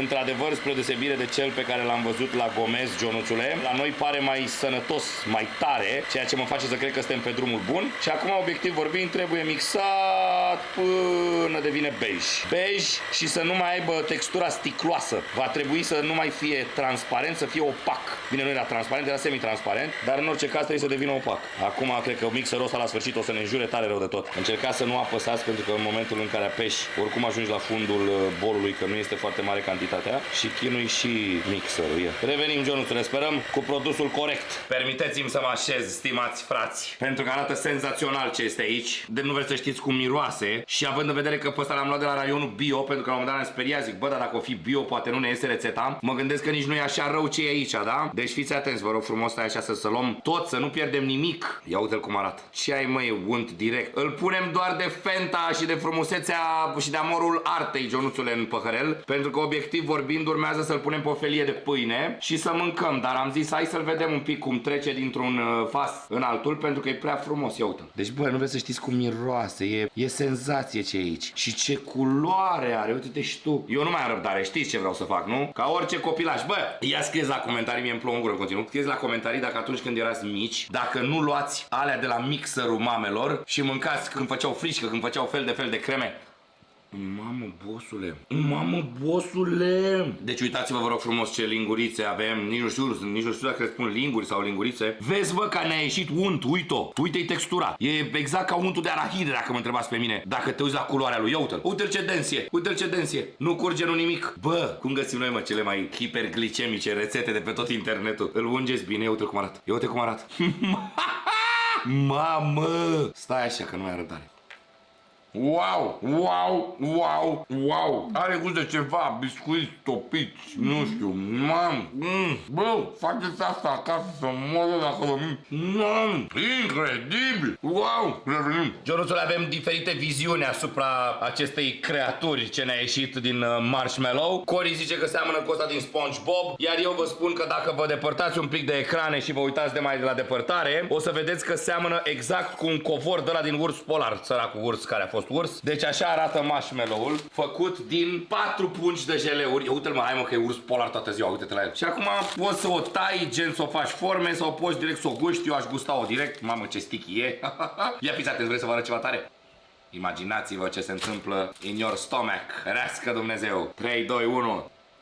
Marshmallow nu e sigur, dar cu siguranță ea mai trebuie să mai stea foarte mult la frigider. E o caramea veritabilă și are gust de caramelele alea de luai la pungă, cu cireșe, cu ambalajul roșu, pac, le desfăceai și înăuntru mai avea o chestiuță albă ce învelea carameaua după ce scoteai ambalajul. Genial, dar nu pot să spun că se ridică la nivelul untului de arțar. Deci ăla a fost mind-blowing. În orice caz, asta e și extrem de nesănătoasă, motiv pentru care îi dăm un thumbs down, siropul de arțar thumbs up. Hai să vedem ce se întâmplă cu palmierii. Cum ne-a făcut pe noi, Doamne, Doamne, de ne fug ochii direct la zahăr, Ionuțule, ce-o fi în căpșoarele noastre, numai Doamne, Doamne știe. Acum fiecare are o accepțiune diferită. Din punctul meu de vedere, cele mai frumoase, o să alegem două cele mai frumoase, unul cu zahăr, unul fără zahăr. Mie ăsta mi se pare cel mai estetic, în sensul că este cel mai simetric, cel mai calculat, aluatul nepocnit, modelul foarte frumos, o să-l gustăm imediat, dar haideți să nu uităm totuși că am spus că o să facem palmieri fără zahăr. De la ăștia fără zahăr, parcă ăsta mi se pare așa printre cei mai frumușei. Îmi place și ăsta, dar mi se pare că aici pocnitura asta se vede urât și ăsta e pocnit. În fine, ia să-l vedem. Mă, dacă mi-a plouat un pic în gură, înseamnă că nu e rău. Ce vedem aici? Destul de crocanței, ia să vedem gustul. Mare atenție! Nu este un aluat făcut în casă, e ceva cumpărat de la magazin, deci nu avem cele mai mari așteptări. E atât de simplu să faci lucruri gustoase. Trebuie doar să pui puțin suflet și să fii atent la 3-4 pași. Că în ziua de astăzi cu internetul poți să faci orice vrei. E senzațional. Și nu e deranjant, deși nu este un aluat dulce, e un aluat normal, cred că sărat. Chiar gustos, deci nebun, zici că sunt de la, deci direct de la patiserie. Dacă ți-i puneam într-o pungă de hârtie, o halai pe gălușcă imediat. Dar ăsta, frații mei, o să închidă și vlogul și pun pariu că închide și jocul. Uite cum arată, mă. Dăm niște lapte și termin toată tava asta, Ionuțule. Hai că ne-am distrat și cu găteala. Cred că nu există Hâțmăs Daily Vlog în care să nu fi gătit ceva, Ionuțule, pentru că atunci când postăm zilnic, efectiv, căutăm toate năstrușnicile din lume, să vă amuzăm, să vă facem decembrie mai frumos, așa cum am spus, și să fim acolo zi de zi, 31 de zile, Ionuțule, cât ține această lună superbă. Până în alta, nu uitați să subscribe, Dorian Popa, și să aprineți cu supelul, pentru că în fiecare zi, cu surle, trâmbițe, gălăgie și tăvi pline de bunătățuri, noi suntem aici înspre a vă face zilele mai frumoase și a vă așterne clasicul zâmbețel în colțul guriței. Nu uitați, dați follow pe Instagram, Corileve, eu sunt Dorian, follow pe Spotify, Dorian Popa, like pe cel mai obosit în Facebook și de asemenea nu uitați să aveți o zi, o săptămână, o lună și niște sărbători mirobolante! Merg mai departe, departe de toate. Îmi țin capul sus și las problemele în spate. Merg mai departe, 7 zile din 7. Că viața mi-a spus ce altul e pus deoparte. Și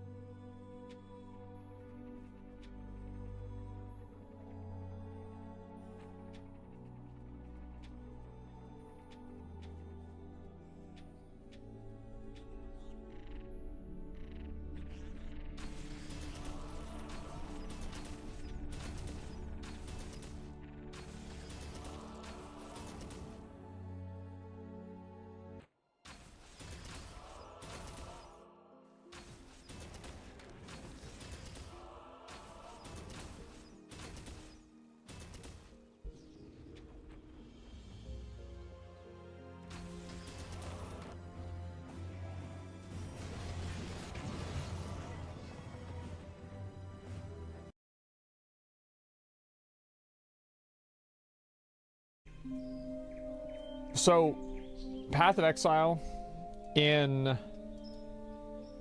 6 months is having their beta, Path of Exile 2. And somehow, even whenever the game has just been in alpha and you can't even play it, it still looks it has more quality. It's got like this fucking dude, this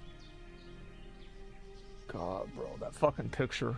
Jesus, I look like such a fucking idiot. All right, let's go. I would say Diablo 4 keeps catching stray blows, but as the Titan it currently is, for all the wrong reasons, the game I think people use they use games like Diablo 4, games like Starfield. Let me think of another game that's like a poster child for AAA media. Modern Warfare, the new Call of Duty, Overwatch 2. Yeah, and it's I think people use these games as examples because these are games that have every reason to succeed and no excuses to fail, and they still fail. Continues lumbering into huge fatal hits. Asmongold truly said it best during the last Path of Exile 2 gameplay showcase. Does it make you mad how bad Diablo 4 is compared to this? Yes! See, to me, yeah, like it does. Like I'm the kind of person, like whenever I see something that's fucking garbage, like whenever I see the Valheim video, like of that huge trailer, all I think about is, okay, so they could do that, so then why did New World copy paste all those towns then? You know, like that's what's in my head, right? I'm like, why did they do that then if they could, you know, it doesn't make any sense. Yes! This is incredible. I don't know what to say. Like, how is this, like, how is it that, how? What? How is this is just insane. They make video games. That's what's so crazy about it. You forget about that, don't you? As is often the case with Asmon, he's right. He's completely right. So true. So true. He's right too. He's right about me being right. What in the world has Blizzard done with Diablo 4? Instead of innovating, Nothing. Instead of moving forward and being the progressive company they say they strive to be, D4 seems to leap backward in numerous ways. Well, whenever they say progressive, they're talking about their fake political values in order to score points with, celebrities, mainstream media, and investment companies, okay? We're not talking about progressive in forms of developing a product. It's progressive in forms of, having a shirt that has the, the trans flag colors, okay? Like we're not being progressive in gameplay here. Or simply disregard ARPG and general gaming advances in favor of what his community and development team call simplicity for the common man. After all, Diablo 4 needs to be playable by a dude who works 3 jobs, has 11 wives, and is a present parent to 30 children. Which basically is Elon Musk, to be fair. And he loves Diablo 4. Is that really true? Or does Blizzard just not know how to design a game anymore? This video will delve into multiple areas where in present-day ARPGs like Path of Exile 1, Last Epoch, Path of Exile 2, and heavens above, even Diablo Immortal succeed and Diablo 4 fails. Places where Diablo Immortal outperforms Diablo 4? Oh, I'm ready for this. I'm ready for this one. Oh my god. Yes, even the right. Diablo Immortal wins out in multiple areas where D4 falls flat. Do note, most of the examples will focus on the future and thus they revolve around D4 and PoE 2. Aesthetic? No. Boss fights? Oh, yes. I think that the aesthetic for Diablo 4 is okay, but I would say that the aesthetic for, I think that the Diablo 2 aesthetic is better than the Diablo 4 and the PoE 2 aesthetic that I've seen so far. In terms of, the towns, I think Diablo 2, it has, that...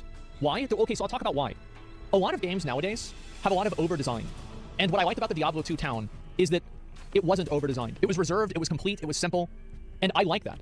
Yeah, it was functional, yeah. And again, this is my opinion, right? This is just, it's stylizing. Everybody has a different opinion on stylizing. If you think Diablo 4 is better, great. If you think PoE 2 is better, great. But, I think in terms of towns, I actually like the Diablo 2 towns a lot more, personally. You know it. Character customization, of course. Social features, definitely. Yeah. Also remember, PoE 2 is in its alpha, and according to some Defiance D4 defenders, this means it should 100% have less content and development than any other game before it, just like the wizened Diablo 4. Next. It's imagine if Searing Exarch, his floor was, bright red and the balls were bright red. That's what it's like fighting Uber Lilith. Outline what exactly I, and I posit many others believe, about the development of Diablo 4 and its greater impact on the gaming and ARPG community. This isn't a hot take, but it's a take that will infuriate a substantial number of heroes of Sanctuary out there. Finally, it will conclude with what the future of Diablo 4 will hold. Despite my distaste for the game, I cannot deny the effect it has had on me, all those dudes with 10 wives and 70 children, and It's Diablo 4, it's not a terrible game, but what happens is, Path of Exile 2 comes out, and it shows its content, and it's imagine you've only eaten, I'm trying to think, fuck? Like, you've only eaten Burger King. Or, no, sorry, not Burger King's great. You've only eaten McDonald's hamburgers for your whole life. And you like the taste of McDonald's hamburgers. You think they're great. You go to McDonald's, they have another hamburger, you eat the hamburger. But then one day, you get a chance to try Five Guys or Shake Shack. And you realize what you've been doing your whole life. And it's not that McDonald's is really bad.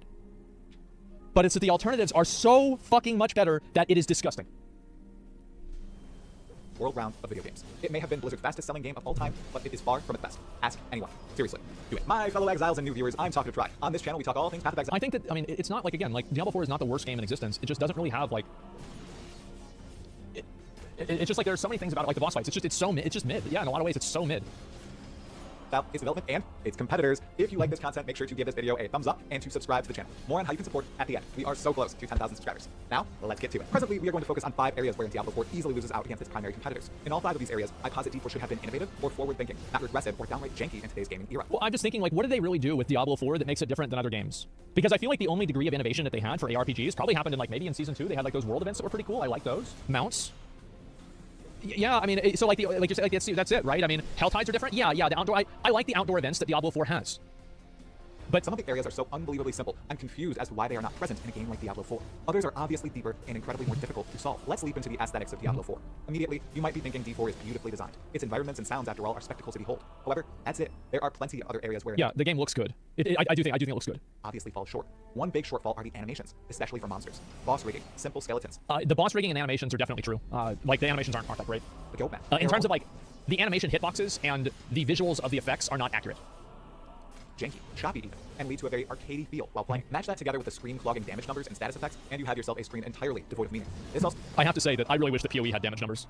I love damage numbers. I think they're awesome. I want damage numbers. I don't care who disagrees with this. I just want it as an option. I'm not saying you should have to have it on. I just want it as an option. I like big numbers. What? Also happens in games like Path of Exile, where you can choose your maps to absolute maximum, but therein the animations are smoother, especially for monsters. Damage numbers don't litter the entire screen. Instead, I think that PoE animations can be extremely problematic as well. So the way that PoE animations can be problematic is not actually in the animation itself, it's at the accelerating effects that cause the animations to occur at a rate that is unnatural. So what I'm saying is Soul Eater, right? Like the animations of something that has Soul Eater, like what the fuck is going on here, right? But besides that, yeah, I would agree.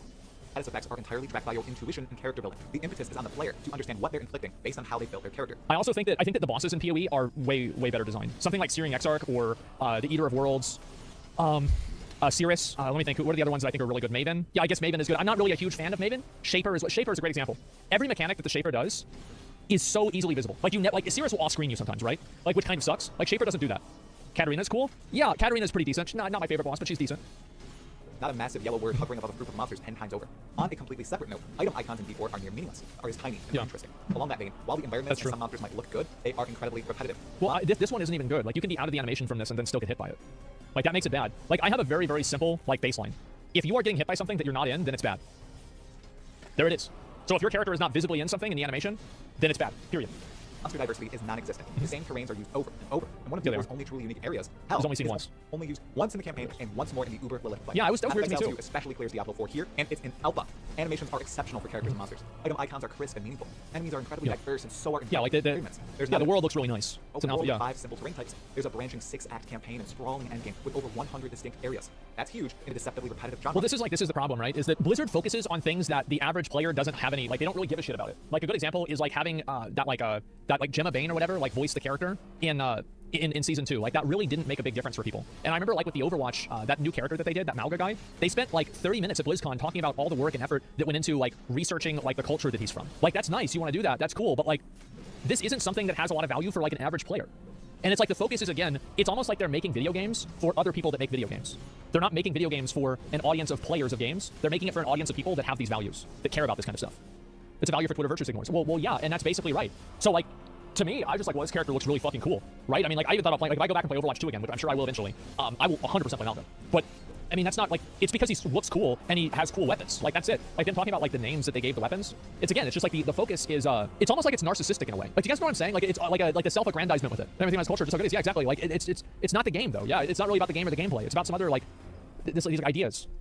Like ARPGs. Now for big ticket boss fights. Something that should be formulaic and should be a sphere of design easily tackled by the likes of Blizzard. Yeah. From what I've seen and heard, they do a decent job with World of Warcraft boss design. They did a decent job. WoW boss design went off the deep end, I would say, after, like, Cataclysm or Wrath. Depending. I think that now every boss is tremendously over-designed. There's no simplicity in the same way after MoP. I think even a lot of Mists of Pandaria bosses were, like, massively over-designed. but the bosses in Diablo 4 are absolutely horrible. There it is. In all regards. Remember this. Even Diablo Immortal has superior boss design. It's true. Look, watch. It's incredible. Their mechanics are uninspiring. Jesus, that is fucking sad. Some literally just swing their sword a few different ways or repeat the same doing damage. And that's another thing too, like in Path of Exile, like this is like the beginning of the game boss, right? If you stand in front of even Hillock, he'll do damage to you. If you stand in front of Brutus, he'll kill you. Like whereas in Diablo, like the entire game is a fucking joke. Like there's never a point in the game where like anything is hard. Timers. Others have insta-kills that don't have proper hitboxes. Yeah. Asmongold has expressed over and over these few points. Their animations, aside from Uber Lilith, are not awesome. Well, the explosions on Duriel, the circle, will hit you whenever your character model isn't in it.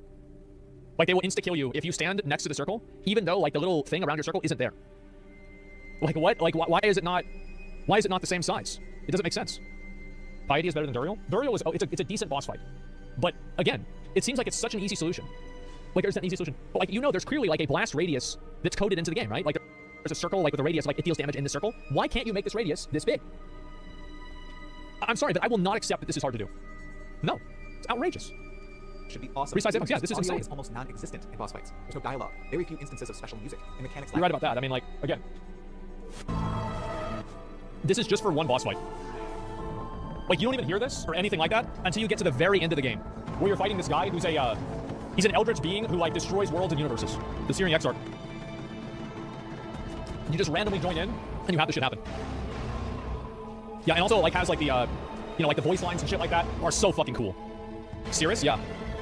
They overdeveloped the game, so it's just insanely complex to fix a simple issue. No, you can make a circle bigger, or you can make a circle smaller. Yeah, play the Maven soundtrack. Well, this is, in my opinion, I think this is the coolest one, right? The PoE OST on my Gem and Work playlist. Yeah, it's fucking amazing. And so just keep that in mind, because like I felt like boss music didn't really matter a lot until I played Final Fantasy, and then I realized like every single boss fight that I think of in Final Fantasy, whenever I think of the boss fight, I hear the music, and then I go back to like WoW or Diablo 4, and they still have this like antiquated like viewpoint on it, and I think the PoE is just like. It's insane. Either way, the PoE music, like the Legion music, like there's a few PoE tracks that are just so far above Diablo 3 or 4, it's not even funny. Sound effects. Boss loot is also not special. Almost all the items you find on bosses, you can find in the open world or in dungeons. Yeah. There are no non-cosmetic chase items attached to bosses. Accessing there are now. They did add a few non-cosmetic chase items to the bosses, and that's a good thing. I'm glad they did that, and I hope they keep doing that. Bosses is also abysmal. Some require you to farm the open world. Some require you to farm dungeons. Mm-hmm. Some require like look at the animation here. Look how bad this is. What the fuck is this? Like. You're supposed to, like... What? What the fuck? It's so bad. Who does this? It's garbage, yes, and like, you can clearly tell, oh, okay, you go here, right? But not really. Like, it shouldn't be like this. This is just trash. Some require you to farm absolutely... I had to stop playing because I'm colorblind? Yes. Everything. And due to the tiny trading scene... What even was that? Absolutely everything. And due to the tiny... Oh, I didn't even see it. And look, if you have the corpse thing down, you can't even see... trading scene, you have to do it yourself. There's no real freedom here to pursue various ends and bosses, and they're not well entered. There's no real freedom here to pursue various ends. What is this?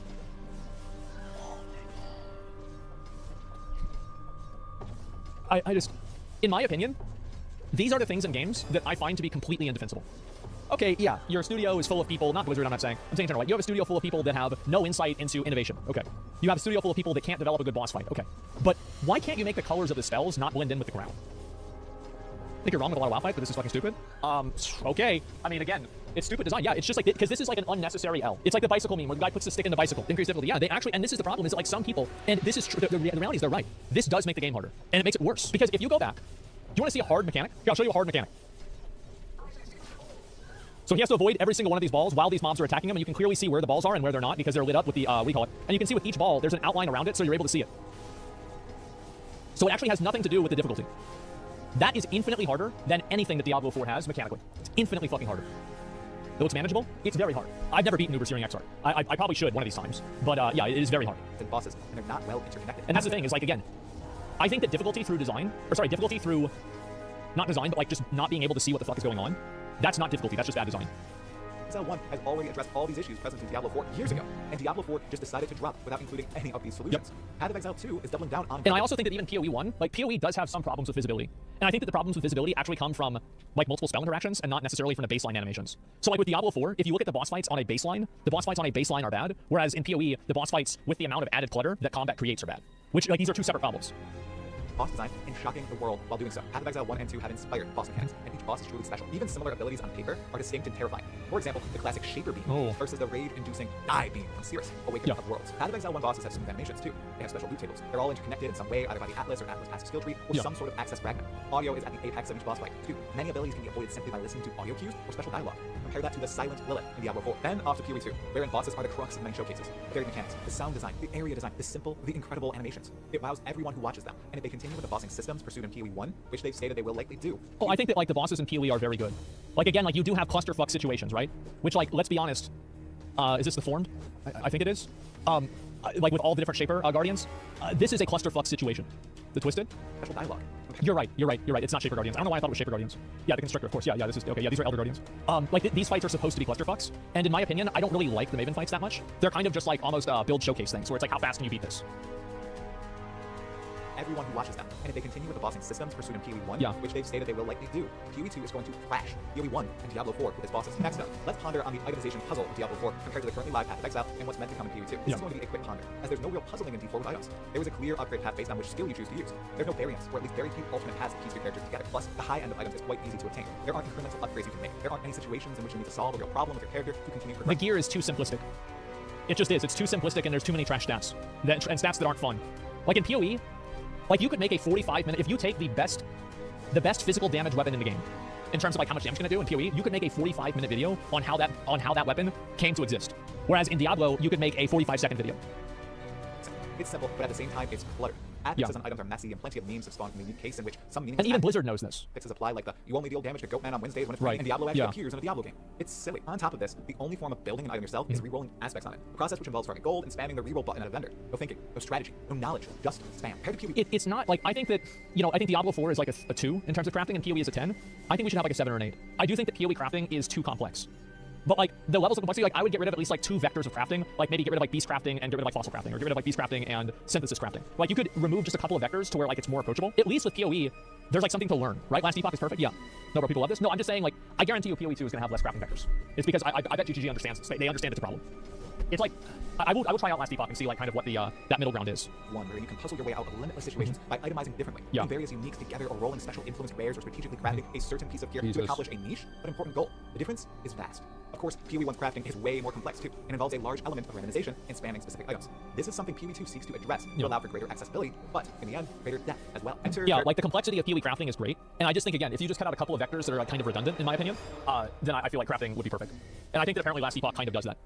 Customization, wherein Diablo 4 wins cosmetically and in the first few minutes of the game, of course, but even then, is it a true win? There's a reason Path of Exile doesn't allow you to customize your character secretly. On character select, you pick your class, hear a bit about them, give them a name, and you're in, on the beach, ready to dance into the action. That's intentional. You're not going to be attached to your character because you made them look like a 70s rock star or a starving inner city dude. You're going to become engrossed in the items they possess, the choices you make throughout your journey, and what monsters you manage to down while piloting them through Path of Exile. In Diablo 4, many characters are built the same. The skills... I wish that, like, so Lost Ark, I think, has a better solution to that than PoE or Diablo 4. I like how in Lost Ark you can zoom in and look at your character more directly, and I like being able to look at my character. I think that's cool, and I like being able to make my own customized character. I would prefer if PoE 2 had the ability to customize and make your own character, just because I like doing it and I think it's cool. It's not like the game would be bad or something like that if you don't have that, but it just adds a level of interest to me. Yeah, making your own character is good. Yeah, I like the idea of custom making your character. Trees are tiny and not webs at all. Their version of the passive skill tree, Paragons, all short of bringing real power to your character. But it's like, again, I think this is like a really good example of what I was talking about before about how like Blizzard focuses on things that don't really matter. At the end of the day, people play a video game, like they play something like PoE because they like the combat and the gameplay. They're not playing PoE because they can make a character that has their hairstyle. That's not really the reason. And so again, like I understand why they don't focus on it or care about it, but I still think it'd be nice to have if it's possible. But it's nothing like I will not play a game because of a character creator, but I will stop playing a game if the gameplay sucks. That's the end of the day. There's no extra layer of specialty atop any class. Then there's PoE 1 and PoE 2, where the passive skill tree is massive and allows for many choices, many of which provide viable builds. Then the skill jumps. And I do think that like again, because like I have a lot of feelings about like the PoE skill tree, because like, so I think about it from I thought about the number of different like perspectives. Like okay, so this is number 1, right? PoE skill tree is so massively diverse and so overly complicated that isn't it kind of a good thing that it's really, really complex and hard to understand, because that way it filters out all the people who aren't necessarily part of the target audience of the game immediately. So it's like if this isn't something that excites you, you're going to be immediately out of the game, and like that's it. So like that's my first thinking on it. And then my other thinking on it is the thinking that everybody always says, which is this game is so overly complex that I don't even want to take the first step into it because you're providing such a level of complexity so early that it's overwhelming for me as a player. And I think that those people are right too. And so I don't think that either group of people are necessarily like really wrong. But I don't know how they can solve this problem, because I do think that how many of you guys don't play PoE or didn't play PoE for a long time? Maybe you opened it up because you saw this. You were like, I don't want to deal with this. And I think that's a problem. But again, if I think about it from, I'm going to try to give it like the most credibility that I possibly can. is that isn't it also a good filter for people that aren't really the target audience of the game? Because if this doesn't excite you, you're probably not the target audience for the game. So like I can see kind of where somebody's coming from if they say that, but at the same time, I don't really think that justifies it. I still don't necessarily agree with it, even though I can see the perspective. Does that make sense? Like that's the best justification. Make blueprint builds for beginners. Yeah. I think that again, I think PoE takes a lot of unnecessary L's in acquisition of new players, and I think that they know that. I think they are fully aware of that. Builds. Then the skill and I think they're trying to fix that. Massive customizability for all skills. And finally, ascendancy classes. Yeah. Ending out the trio of sweeping character customizations. Ascendancies give classes and characters even further identity and choice, pushing the envelope for what you can do to build your character up from where they started at level 1. All three of these are present in PoE. Yeah, the ascendancies are really cool. I will say that you can go on PoE Ninja, and this is just like a website tool that shows you like how many people are playing each different thing. So the game does have a problem, the same problem like almost every other game has, is that like Deadeye is at 19% and Shadow, well, Shadow's not, Gladiator is at 0.4, Shadow's at 0%, 0.0, Raiders at 1%. So you do have the same problems that Diablo 4 has with PoE, but there are a lot of options that you can go with. Like I would say that there are probably 10 times more viable builds in PoE than there are in Diablo 4. And 2. It probably is more than that. The dagger further and talk about all the extra layers in PoE 1. Like that build there, right? Is that cleave or reeve or whatever the fuck it is? I've never played that. I think that weapon attack sucks, but like some people play it. Allowing you to make your own. And he was clearing content. He just saw clearing content. Yeah, this is a whole separate talent tree, right? The one I saw earlier, this is a completely new one that's totally different. Sculpt and endgame unique to your account. The differences are flabbergasting. Diablo 4 is superficial, while PoE champions real depth. Finally, let's end this chunky section with a bit of a discussion about social features in Diablo 4, or really the absolute travesty that is the complete lack of socialization in this game. You see, many of the choices they've made leading up. I like these serendipitous encounters that would happen whenever you're doing a blood, like a green helltide, basically, right? I actually like that, but all of the social encounters that you would have in Diablo 4 are so one-dimensional and meaningless that those people might as well just be NPCs. Social features seem to be trying to but I do like into a direction many avid players of Diablo 2, Diablo 3, Path of Exile, and other ARPGs didn't expect and honestly didn't want too much. Somehow, Blizzard made an open world MMORPG that is almost purely played solo. Trading is an absolute travesty. It's so There's annoying. no reason to truly trade. There's no trading channel in Diablo 4. There's no global trading channel in Diablo 4. There's no group finder in Diablo 4. So how do you trade? You do it through a website. Most people, I don't know if you'll still use D2JSP, probably not. But yeah, you do it or through Discord. You can trade items up to rare, but if it's unique or if it contains an aspect that's locked to you, this robs the best and rarest items from the trading pool, leading to them being quite difficult, if not impossible, to determine if they get, and fails to encourage players to trade at all. I'm a very big trading advocate. Because like, here's my mindset, is that PoE has bots. PoE has RMT. And PoE has all kinds of currency trader bots, everything like that. I don't feel like any of those things have negatively impacted my experience as a player. And if Path of Exile, a free game that you have no barrier to entry to getting into, can make it to where trading and botting does not have a tangible negative effect on my experience, then I will not accept that Blizzard can't do the same thing for a $70 box price game. No. It has a negative effect on some people. Well, everything has a negative. That's not a good argument, right? How many of you guys like, have you ever had a point where RMT or like botting in PoE has affected you? And like how? Like how would it possibly affect you? I think that you get the only, like maybe currency trading, maybe just a little bit, right? But honestly, I really appreciate the currency trading bots. Holy fuck. So yeah. Price fixing items. Positively, faster trades. Yeah, exactly. Yeah, there's faster trades. And so it helps trade experience better. Yeah, I am a very big advocate of trading. Truly is in shambles. There are outside of game. And also, I think that like one really weird thing about PoE trading is the fact that PoE trading is like one of the only games in my mind that actually utilizes an opportunity cost variable like system in terms of time investment. Because like, how many times do you get an item that'll sell for like 1 or 2C, but you're 3 weeks into the league and you're like, fuck it, I don't want to invest the time into selling this. I'm just gonna get rid of it. So like, it actively has the player make decisions based off of opportunity cost all the time and decide whether something is worth selling or not. I think that's very interesting. I like that a lot. That are helping encourage the trade of quite specific items and resources. So items are fascinating. I do. Similar to Path of Exile's Mega Trade and Challenge server, the Forbidden Trove or TFT. As usual, leave it to the dedicated ARPG communities to form their own features when a developer is lacking. So it's like an auction house. I'm a fan of. I think that if you had an auction house in PoE 2 for only currency, I would be okay with that because I think that the currency trading meta is a genuinely unfun, frustrating experience that makes the game worse. But I think item trading should be peer to peer, and it shouldn't be through an auction house. Yeah, like the currency trading, like it's so fucking bad, man. Please give it, yeah, but only for currency. Alone when playing Diablo 4. There's no global chat or way to interact with people who aren't in your immediate vicinity, but on your server. Yeah. Again, there's no need to actually create content that needs to be played with others for a game to feel social. In Path of Exile and Last Epoch, global chats are almost always vibrant at all times. In PoE during League Start, hundreds of global chat channels are bubbling with activity. There's the dreaded Global Chat 1, which is built with the scum of the earth. There's Global 4040, which is dedicated to freely helping out absolutely anyone with the challenges present in that particular league. During my relatively I didn't know that Last Epoch, the global chat in that game is vibrant, and every time I had a question, I always get an answer. It's great. Meanwhile, in D4, everything is silent. If you have a guild, you can chat there. If you find someone in the open world, you can try to chat with them between laughing tags. But besides that, well, there's no group finder in Diablo 4. Like, there's a group finder in PoE. I don't know if he's going to cover this or not, but like, you can join a group finder and do different group content in PoE. Because there's a lot of people that play something called like an Aura bot, which is, I don't know how popular it is now, but for many, many years, I'm sure you probably still have people that are doing it. They're playing an Aura bot where like all they do is they just have 50 different buffs where they just buff other people. That's it. So like their character is designed for group play. There was no easy way to chit-chat with other players, if they're even there. The clan or guild feature is absolutely bare bone. It gives you a chat channel and nothing else of substance. In Path of Exile, guilds have entire hideouts they can share, a chat channel, and a stash they can fill and use to share items with their fellow guild members. The only incentive people currently have to truly interact is sharing ingredients for boss runs, particularly Uber burial runs. That's it. In PoE, which is, I think the Uber Durial like sharing runs, I think they're cool. I'm totally fine with that. People share normal map runs, numerous boss runs, domain of timeless conflict rotations, Ayula runs. Yeah, like it's usually like Breach and 5-way rotations that are the main group content. And it used to be the fucking, the Ascendancies. Completions, and much more. The guild stuff not being built out, I can forget. Trading, I guess I understand given D4's focus isn't really on awesome itemization. However, the fact that there's no global chat and that D4 feels dead, even though— And it's like, it is cool that he can make the rocks come up and the snow changes based off of where the rocks are. That is really cool. So it's not like Diablo 4 doesn't have anything cool, but like that's cool for 3 seconds. Good itemization is cool for 3 years. Probably a ton of people online is wild. It seems like a rather simple ad, but for a company like Blizzard, who built Diablo 4 seemingly on a skeleton of an engine, given the way their stash system is coded, inserting a global chat might somehow allow Diablo 4 players who chat with World of Warcraft ones. You might think this is a silly joke. It is not. I am confident this is possible. More and more, the hidden and not so hidden truths behind Diablo 4's development are becoming clear. While some developers have the freedom to let their product cook and get good, I don't think that was possible for the people behind D4. These developers are in a bad situation, but it's also unfortunate they don't seem capable of learning from both past mistakes in Blizzard's own franchise and all the lessons other games in their space have learned over all these years. Thusly, there are dual factors here, everyone. One, the developers were extremely pressured by executive— I guess this must have been before the game came out. This has got to be before the game came out, right? Yeah.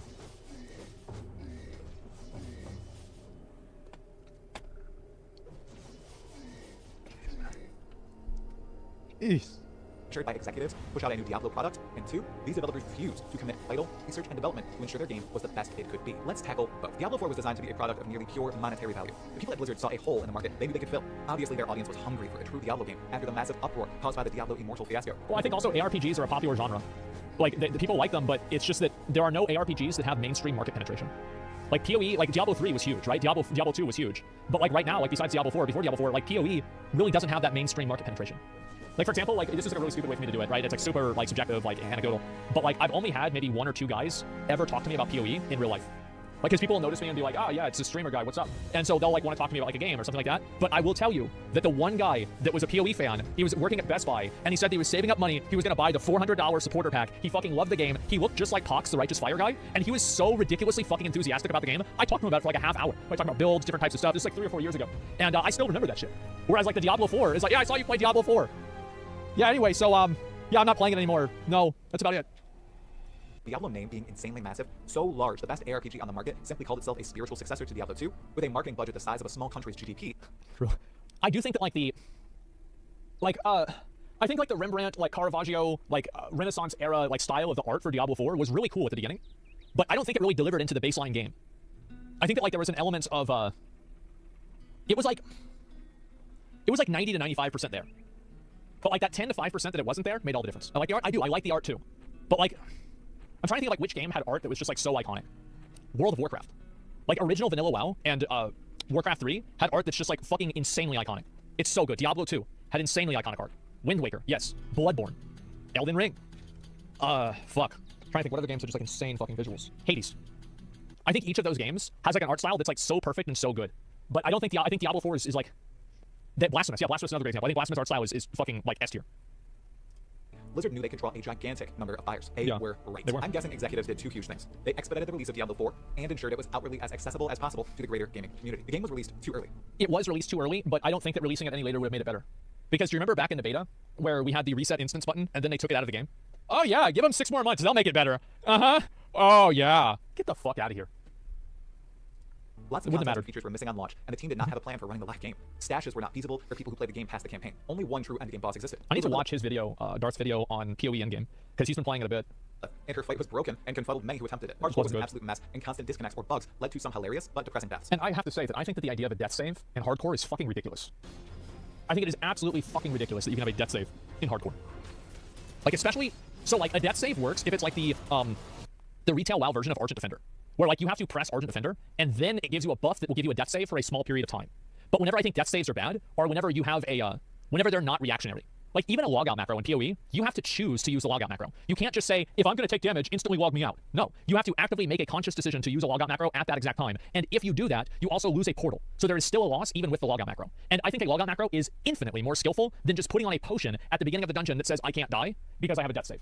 It is infinitely more skillful. That's why I think Petries are okay. That's why I think logout macros are okay. And I don't like what Diablo 4 has. That's my opinion though. And my opinion, to be fair, it doesn't really mean a whole lot because I'm not a hardcore player anyway. But looking from the outside in, that's how I see it. Because I never really did any of this. I'm just talking about like, this is just simply my opinion.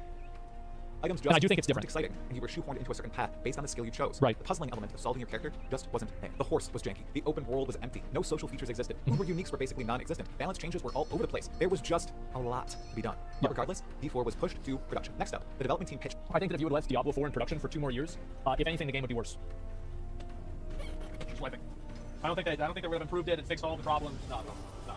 Depth in interviews and showcases, but built the game to be simple and cluttered once explored. Statistics and items were deep. There were tons of repetitive affixes. Yep. The skill system was also straightforward, leading to very little true build variety, especially with shoehorned aspects.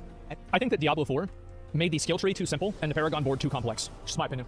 the game revolved around pushing dungeons and rerolling for aspects hundreds and hundreds of times for mounds of gold. All these ideas weren't focused on, as they didn't matter to the masses or the executives. What obviously was focused on was the campaign, which was actually pretty good, but only pushed on players a single time. Then, it's just pure grind in the open world. And also, like, having celebrities involved. It's like... It's not a bad thing, really. Like, you know, everybody remembers the old Warcraft commercials with, like, Mr. T and Ozzy Osbourne. They were great. But the game was also great.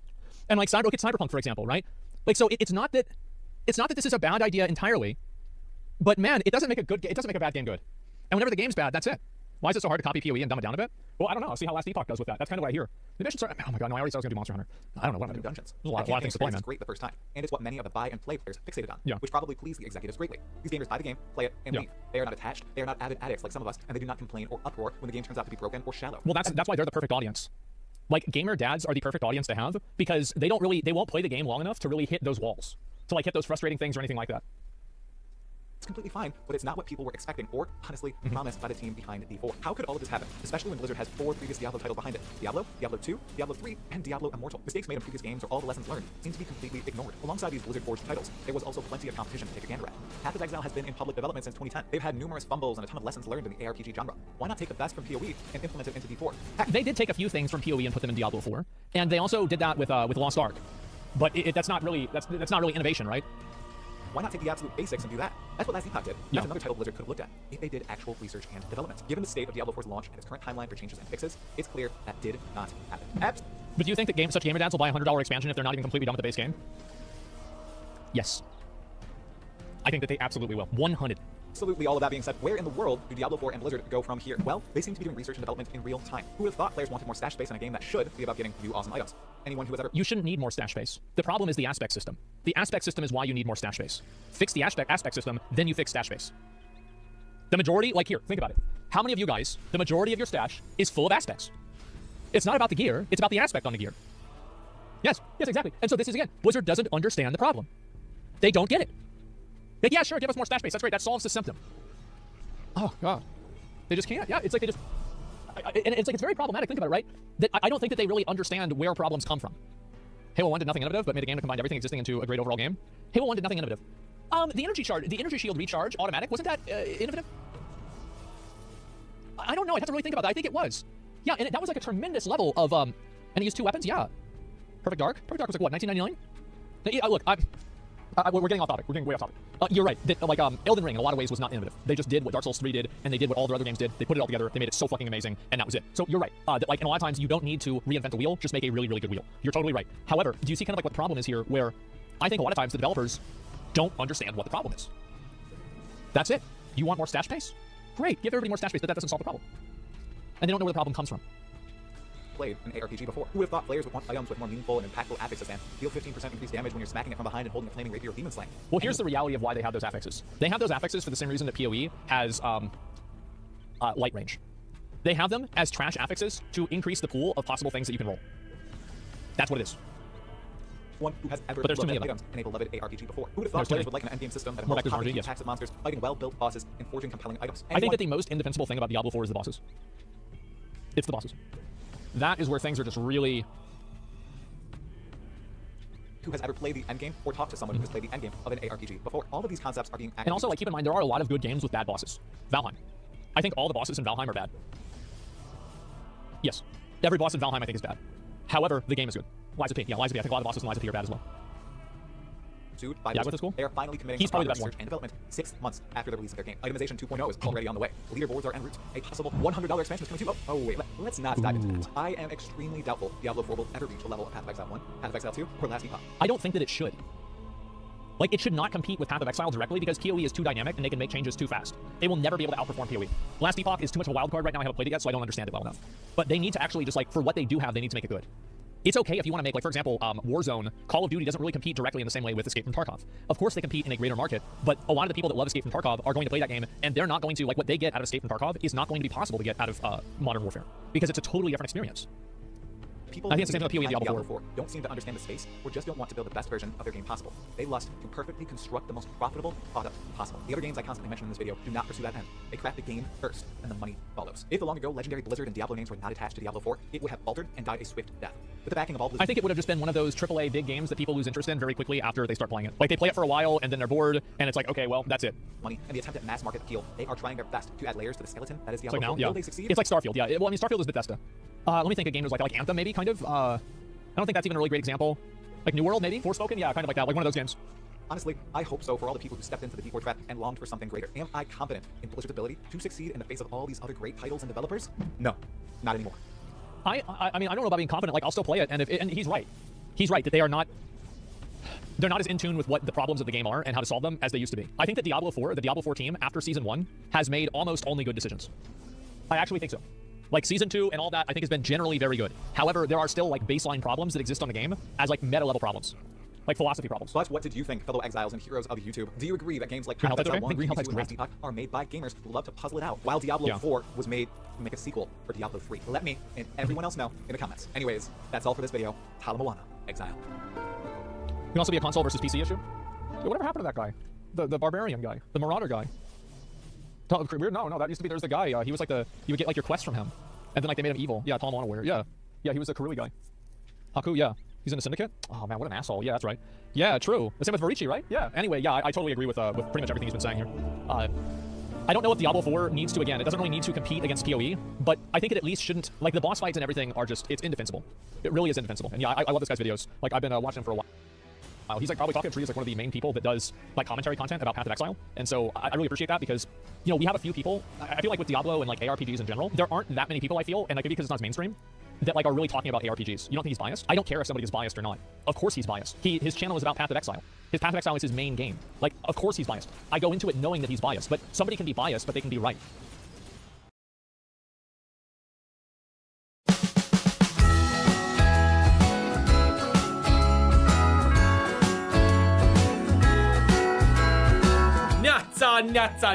Neața! Este deja Crăciunul, a trecut deja Crăciunul, dar mai avem anul nou. Așa că încă îmi permit să mai port căciulița de moș în cap.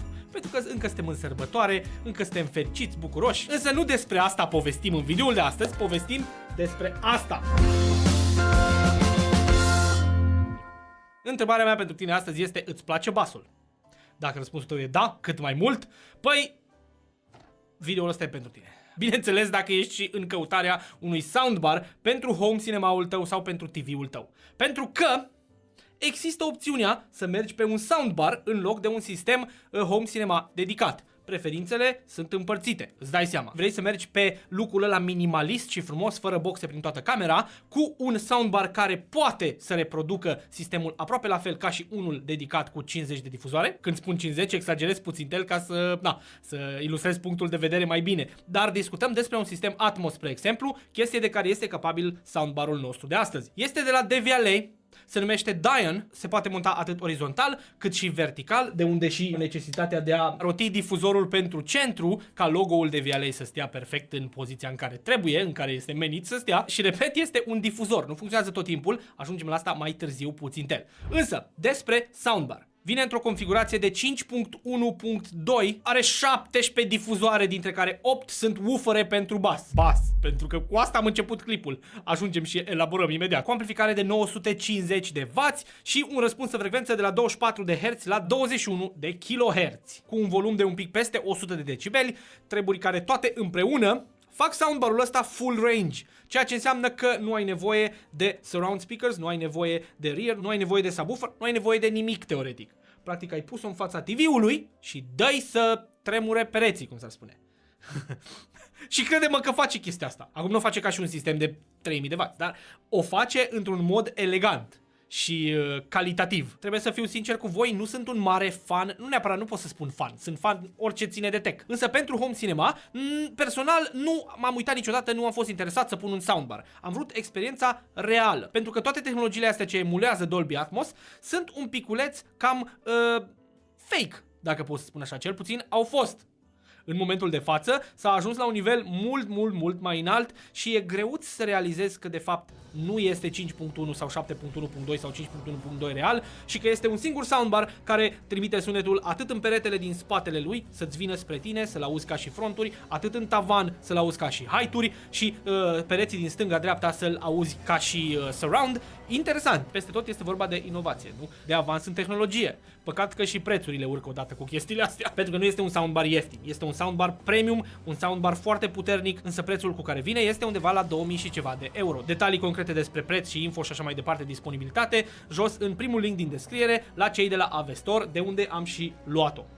Așa că, am tot comentat eu despre bas, am zis de bas. E atât de puternic basul, încât cei de la DVLA au introdus o opțiune în aplicația lor ca să reduci basul. Se numește Bass Reducer Mode și mi-e greu să explic prin video. Are un bas atât de puternic încât, da, cei de la DVLA au ajuns la concluzia că este nevoie de un feature special, un butonaj special care reduce basul. Pentru că uneori este atât de puternic încât trece peste medii și peste înalte. Parcă ai vrea să-l dai mai încetuț puțin. Nu ai telecomandă, nu ai nimic, ai decât câteva butoane de control pe ea pentru play, pauză și mai departe, volum up, power on and off, Bluetooth și toate chestiile astea. Chestiile neapărat necesare, însă am menționat mai devreme aplicația. Este o aplicație relativ simplă din care poți să mărești volumul, opțiunea de a-și calibra output-ul singură. Astea sunt chestii deja ce le aștepți la un device de genul ăsta. Modul online, unde selectezi serviciul prin care vrei să faci stream pe ea. Inputurile, ai optic, ai HDMI și RJ45. Dacă vrei conexiuni extra, te conectezi prin Cast. Vine cu Wi-Fi 2,4 sau 5 GB,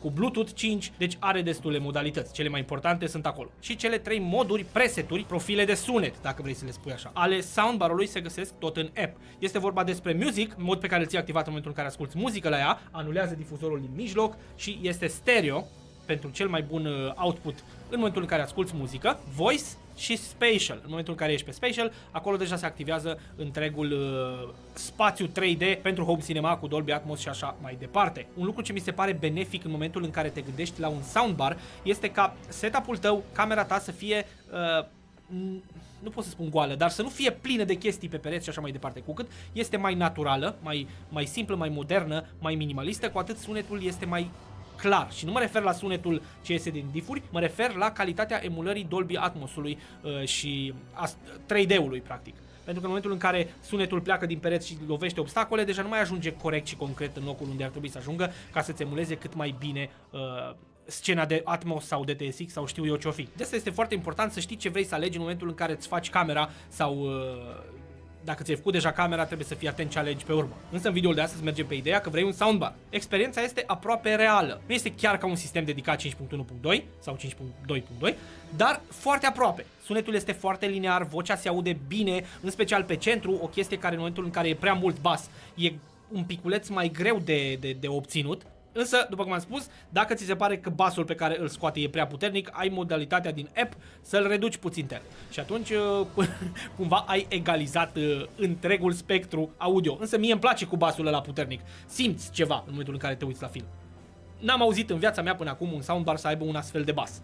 E spectaculos. Când vine vorba despre un soundbar, clar nu comparăm cu subwoofere dedicate. Este cu siguranță boxa, dacă îi putem spune așa, tradițional, care face treaba asta cel mai bine dintre toate pe care le-am ascultat eu până acum. Când vine vorba despre un soundbar sau o boxă care încearcă să scoată Dolby Atmos, neavând difuzoare plasate în pozițiile necesare pentru spatial audio. Pe lângă asta, designul este foarte, foarte frumos, foarte diferit, despărțit și împărțit de niște linii perfecte, cu difuzorul pentru centru din mijloc rotativ, foarte, foarte interesant. Până la urmă, DVLA n-a fost niciodată departe de inovație când vine vorba despre design. Am văzut doar câteva produse de la ei și toate sunt așa interesante, făcute un pic diferite. Pentru că dacă te pui să cauți alte soundbar-uri, tipic sunt niște baruri drepte. Se poate monta atât vertical cât și orizontal. Suportul de montaj pentru treaba asta vine în cutie când o cumperi. De asta se și învârte difuzorul de centru să fie frumos centrat înspre tine, atât logo-ul cât și difuzorul în sine. Nu are cum să nu-mi placă un device când vine vorba despre chestii de astea diferite. Ați văzut, am tot menționat chestiile astea prin videouri. Așa trebuie să fie, să vină cu ceva nou. O să încercăm să punem o melodie, să vedem, dar vă dați seama că prin microfon nu se aude. Niciodată nu o să-ți dai seama de puterea sunetului și de puterea basului prin video. Dar încercăm.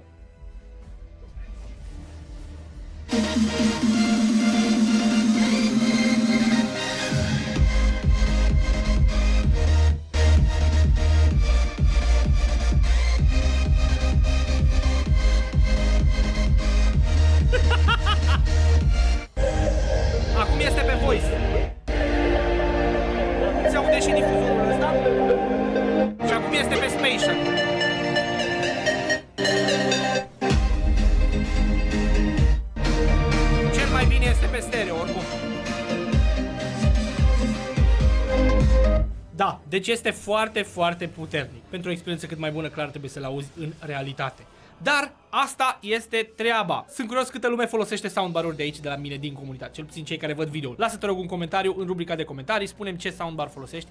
Dacă folosești unul, sunt curios. Sunt curios dacă lumea e interesată de diferențele unui soundbar bun față de un sistem audio dedicat home cinema, de exemplu 5.1.2, tot la fel de bun.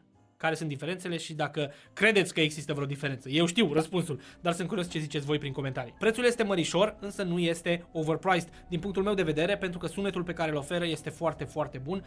Ai bas mai mult decât ai vrea sau te-ai aștepta de la un soundbar. Pe partea de design arată foarte, foarte bine, vine foarte bine împachetată, nu o să ai probleme pe transport. DVLA este un brand foarte bun, foarte consacrat. Deci, na, cam asta este treaba. Ca și de fiecare dată, decizia clar este la tine. Eu sunt aici doar să facem o prezentare și să vedem despre ce este și de ce este în stare. Detalii despre soundbar, preț actual și așa mai departe. Jos în descriere, primul link este acolo către Avestor și acolo veți găsi tot ce vă interesează pe partea de info. Cam asta este treaba, vă doresc sărbători fericite, aștept comentariile voastre, nu uitați să te abonezi dacă ți se pare interesant ce nebunii facem noi pe aici și ne vedem data viitoare. Pa, pa!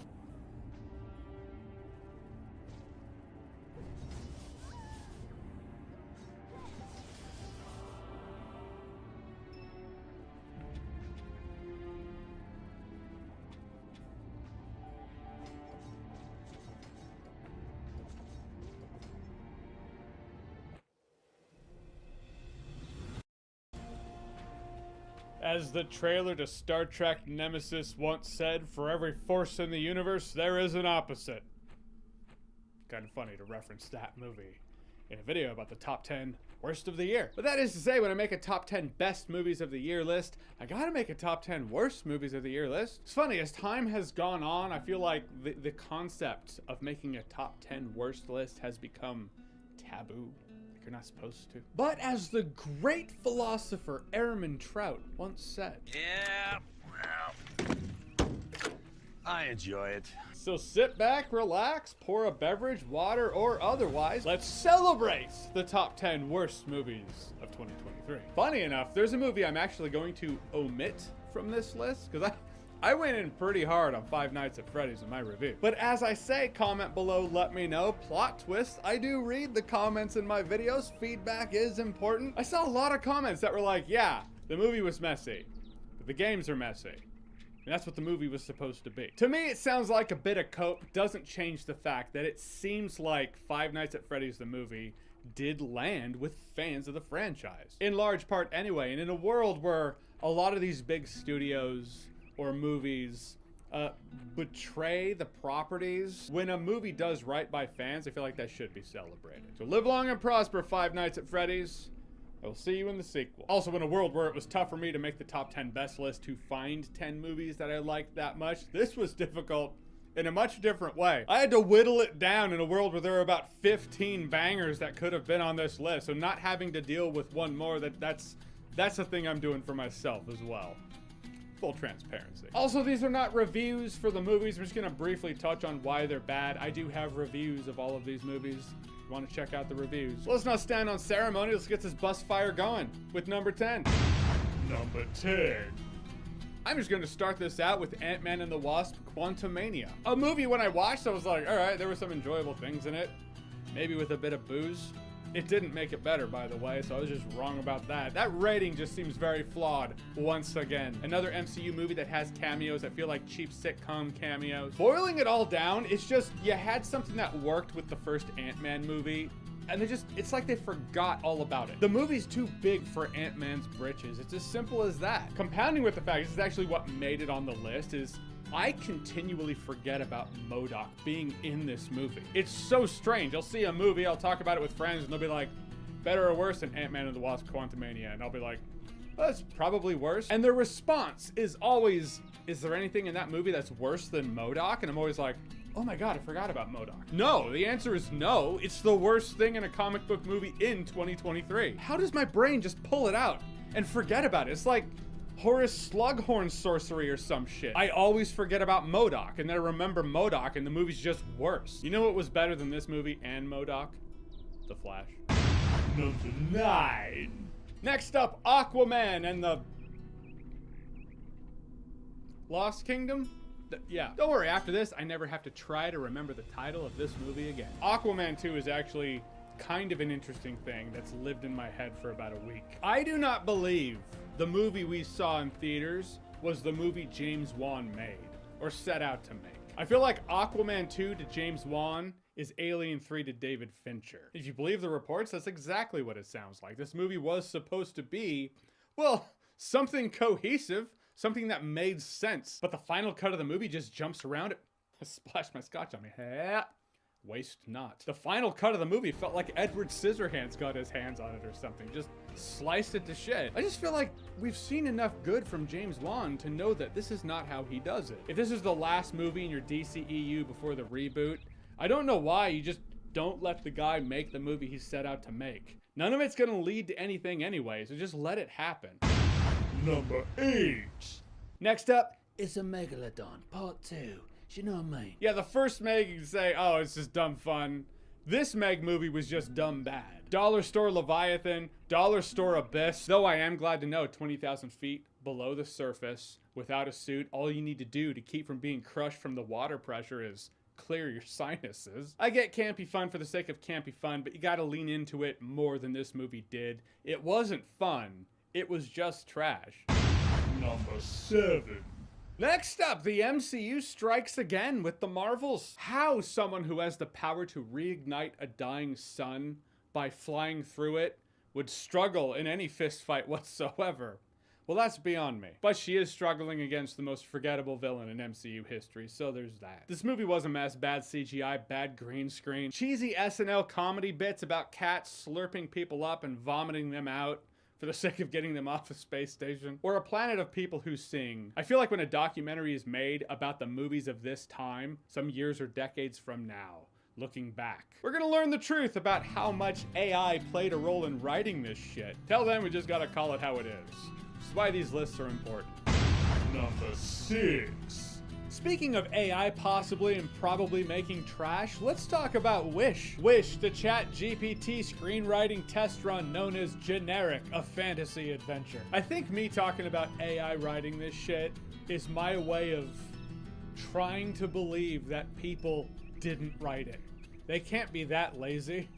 Right? No way an entire act of Bruce Almighty that illustrates granting everyone's wish is probably irresponsible went over a human being's head. The cinematography was boring. There was no sense of art to it. It didn't feel like fantasy. The side friend characters were forgettable. It felt like they had a movie and someone was like, well, we need a group of side friend characters. 2023 was a year that Disney felt the squeeze. We need to try crazy concept. People have been telling them that for years, but now they know, financially. It's wild to see the contrast between Disney animation when they were in their prime, in their heyday, to now, to this.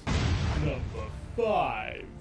Next up, The Exorcist Believer, which could have been pretty cool. And in fact, when the movie was starting out, I was like, all right, it's going a different direction. Feels like they're trying to flesh this out. Give it a shot. Turns out it was one of the most generic fucking Exorcist movies I've ever seen in my life. Which is what I'm talking about when I say disappointment. Generic Exorcist movies, dime a dozen. When a generic Exorcist movie is a sequel to The Exorcist, dude, also has Ellen Burstyn in it. Dude, it was when they made her useless. That's when the movie truly nosedived for me. I was like, okay, she's in this movie to have her in the trailer to get asses in the seats. Number 4. Next up, Retribution. Do you remember Retribution? I didn't until I was looking through my reviews of the year, coming up with my top 10 list, and I was like, what was that? Wow. Well, that sounds bad per what I was saying about it. After my review, I did remember it somewhat. I remember it being nonsensical, illogical ass. Bullshit physics. Jumps the shark like a motherfucker at one point. Good for Liam Neeson, still getting those paychecks. Still riding the wave from the first Taken movie. That's impressive. But this is one of those straight to Walmart bin movies. I don't know how it got a theatrical release, but there I was sitting in a theater. Number 3. Next up, Children of the Corn. Barely remember this one either. However, it was a weird thing that was always there on my mind, like a little post-it note. When people would come up to me, I'd run into people at theaters. It's like one of the questions people like asking me. What's the worst movie of the year? And usually I'm not good at that. I'm not used to being like, oh, hey, here are the top 5. Or I usually have my mind on other things. So I would have to whip out my phone and be like, all right, let me go through my reviews and see what I've reviewed this year. Not with Children of the Corn. Children of the Corn was always there. I always had that to pull from. And I'd always be like, well, Children of the Corn sucked ass. It was just my go-to answer. I always knew it. I always remembered it. And then a CGI corn monster. When in the book, it's implied to be Randall Flagg, possibly. But that would have been kind of cool. I didn't need to see a corn monster, just have something in there that could be Randall Flagg. Intrigued me a little bit. Less would have been more. But no, sure, CGI corn monster by the end. Why not? Who doesn't love that? Number 2. Man, the top 2. It's the difference between bad and disappointing. I'm opting for disappointing being number 1. So number 2, Expendables 4. Feels like forever since I saw this movie. Turns out it was about 3 months ago. Wild. Sometimes time flies, sometimes it just drags. But Expendables 4, it was truly awful. What was once a celebration of the action stars of yesteryear became a cartoon version of itself. Again, there's leaning into cheese for the sake of fun, for the sake of the celebration of action films, and then there's just a massive waste of time. This is that second one. There's been some bad green screen in 2023, a lot of which are on this list. Expendables 4 had the worst of it. Holy shit, it dawns on me. 2 Jason Statham movies on this list. To be fair, Jason Statham does feel like the one carrying this movie.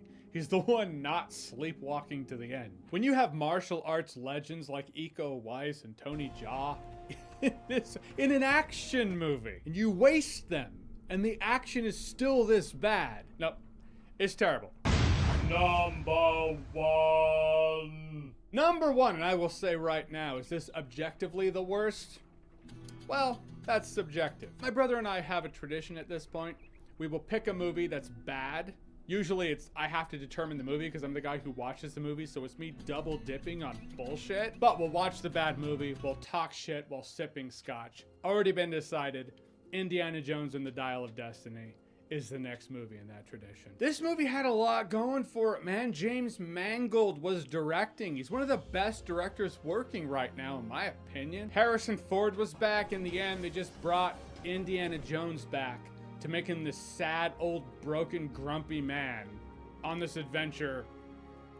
Well, they Han Solo'd him, like I said in my review. Maybe it was a spoiler talk video, but I guess that's what you do with Harrison Ford characters now. Have this great, iconic, roguelike adventurer, bring him back, make him a grumpy, old, broken man whose life is just falling apart, and then fuck him more. Again, with that documentary in the year 2035, looking back at movies of this era. I want to know the story behind this. Never saw Phoebe Waller-Bridge before, saw her in this movie. Her character was an asshole. When anyone has to self-describe themselves, pump themselves up to other people. Resourceful, daring, beautiful, self-sufficient! These movies are written by people who apparently think Gaston from Beauty and the Beast is likable. Because that's how he would talk about himself. That's right, Belle. I'm resourceful, daring, beautiful, self-sufficient. The chase sequences felt too sterile, too clean. Everything was too CGI. It didn't feel daring. It didn't feel like indie. Every other Indiana Jones movie is better than Dial of Destiny. That includes Kingdom of the Crystal Skull. And that's why it's the number 1 disappointment of 2023.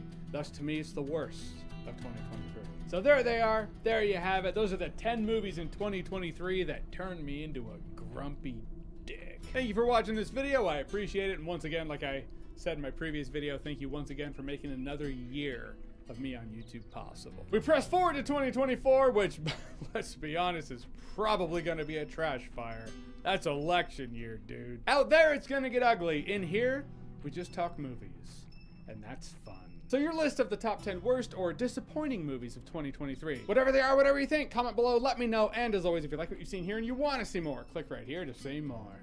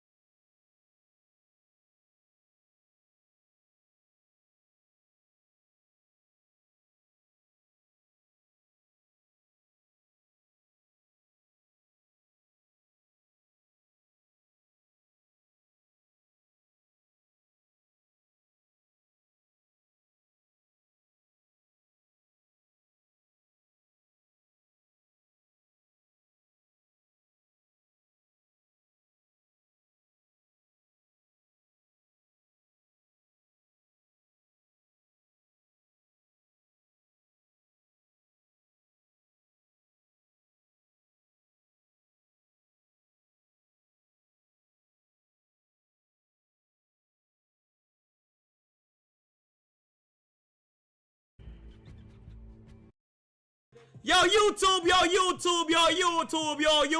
what the fuck going on? Rose with the tank, and appreciate it. YouTube, what's going on? We're back with another year. The annual Christmas. There's a lot. There's a lot going on. Alright? So last year, we had a certain amount of gifts that we had. It was a lot, it was a good amount. And in this year, we have literally doubled or even tripled the amount. Literally. Okay? Let's clear the area real quick. Let's clear the area. Which gift do I want to pick out first? Okay, we can start off with this gift real quick. This one is from Alexis Moreau. Hold on. Alexis Moreau. She is from North Carolina. Shout out NC. Hey, Alexis.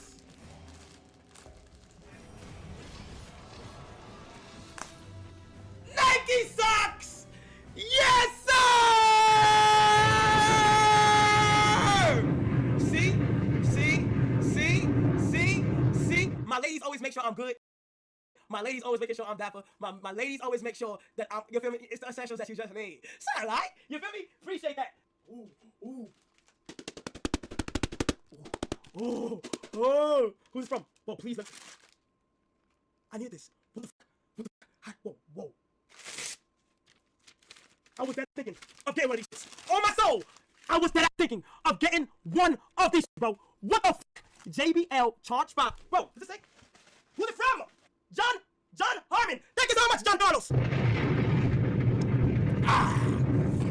John Carlos. Nah, chat. 5. Absolute. But we are all two. Boys, literally 2 for 2. Chat. 2 for 2. All these black gifts are hard.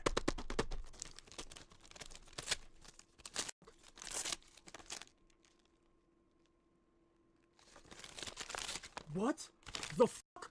Bro! What the fuck? A see-through Sonic Nintendo mother from Jason Harris. What the fuck? Oh my see-through Nintendo. Okay, y'all up in it. Bro, she had to literally put dot by dot. I ask myself sometimes, are y'all even real? What the fuck?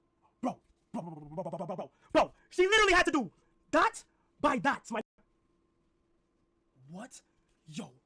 Oh my gosh. I'm really Spider-Man.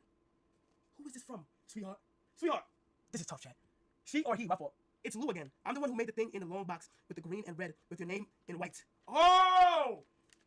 Just in case you open this first. Not gonna lie, low-key was blazing. It is what it is though. Again, Merry Christmas and Happy Birthday. Oh my gosh, wait, hold on. Another one? Oh wait, it's the same. No, it is the same. My favorite Jordan of all time. My favorite Jordan of all time. Brad Fours. Wow. Ooh, wow.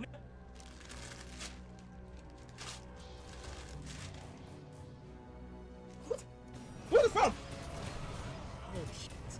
Join the huddle. Whoa, wait. Huggable plush. Wait, it's a digital game. What the? Damn, it's cute as hell. Yo, it's cute as hell. What the fuck? Okay, this is okay. Oh, it might be a new chain, chat. This might be a new chain. This is heavy as fuck. Westford. This one's from Westford. Fragile.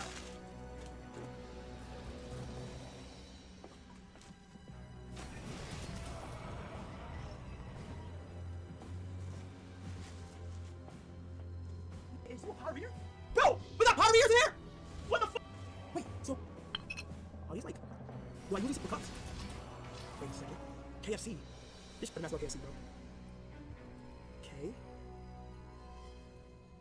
F? No, I swear to God. K. Kai Phantom. Kai.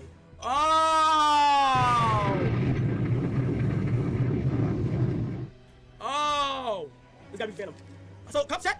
Oh my gosh. That's natural. And what's this? What's it? Hot potato? Hot potato? Hold on. Lindsay! From Houston, Texas.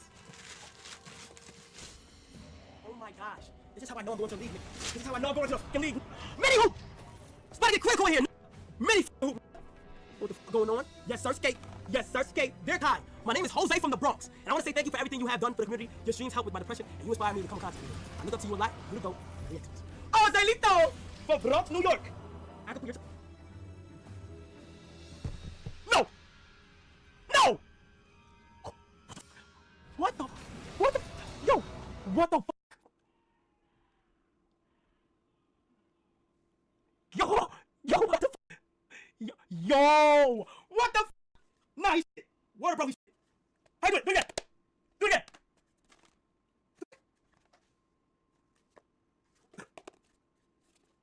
When the hoes come out, oh my... Yo, this shit is crazy.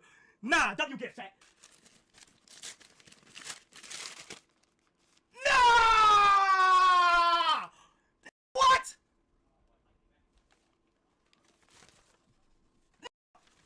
Who the f... No. Who the f is this from? Darius? This nigga Nigerian. Darius? I can't pronounce the last name, bro. Darius? With the mother PlayStation Portable. Wait. Please don't be a prank. Please don't be a prank, bro. This is not a prank. This is not a prank. This is not a prank. This is not a prank, gang. I repeat. This is not a prank now. What the f? So you're telling me I can play Spider-Man in the cover of my own bed? Yeah! Yo, this is actually hard. You know what's crazy? I wanted these. I actually wanted one of this, bro. I actually wanted one of these, bro. Yo, damn, the screen is big as f. Yo, this is crazy. Like, this is crazy. Somebody tell that box. I'm gonna go here. You go here. I'm gonna go here. I'm gonna go here. Chill, Kai. What the f is this?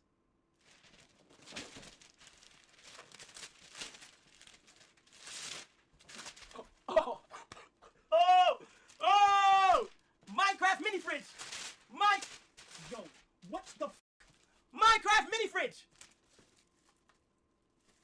The trophy for beating Minecraft. The trophy for beating Minecraft, nigga. The trophy for beating Minecraft. Oh my god. Oh my gosh. Kai size. Eat my bro. Ban him. Bro, what the fuck? It's feeling like some sneakers. Sneakers. Nike. Sneakers. Nike. Who's it from? Oh, it's from Nike. This one is from Nike. Okay, hold on. Cause you know I'm still with sneakers, bro. Is either this gonna be a make or yeah. Enjoy the new kicks. You're Nike fam. Hold on, fam. You're Nike just gonna be with me. I got a contract. Don't be doing that, bro. Don't be doing that. Bro, come on, bro. You know outside to y'all. Nike. Come on, bro. First stream outside to Nike.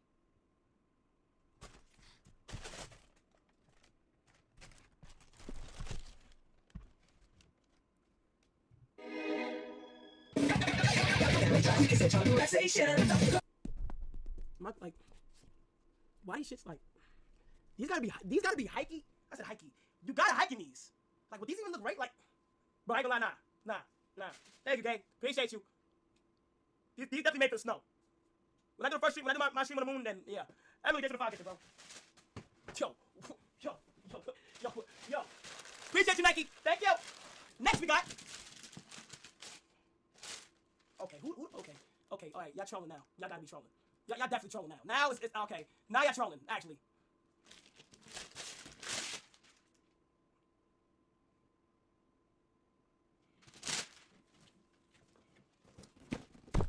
Who got me this? Y'all shopping early. Y'all shopping years early for my kids.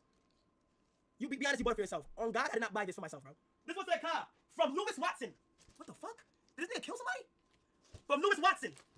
Let's see what you done said, gang. What y'all nigga in the chat? Nigga, is this me? Nigga, is... Nigga.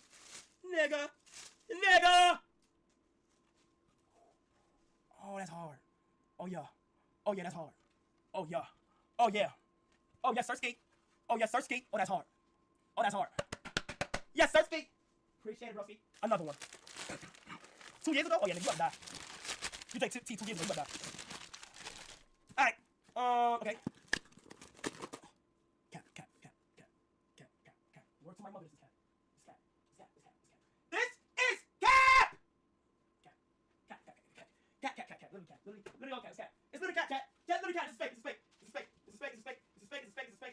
this is from. The website is on here. I don't have one, so I don't know this is real. Wait. No. Wait, it's not Temu. No, it's not Temu because my Temu package didn't get here yet. My shit for boat did not get here yet. There's no way a nigga sending this to a mail, right? Pre-glitter everywhere. Pre-glitter everywhere. Pre-girls, piece some bullshit. Pre-shit everywhere, bro.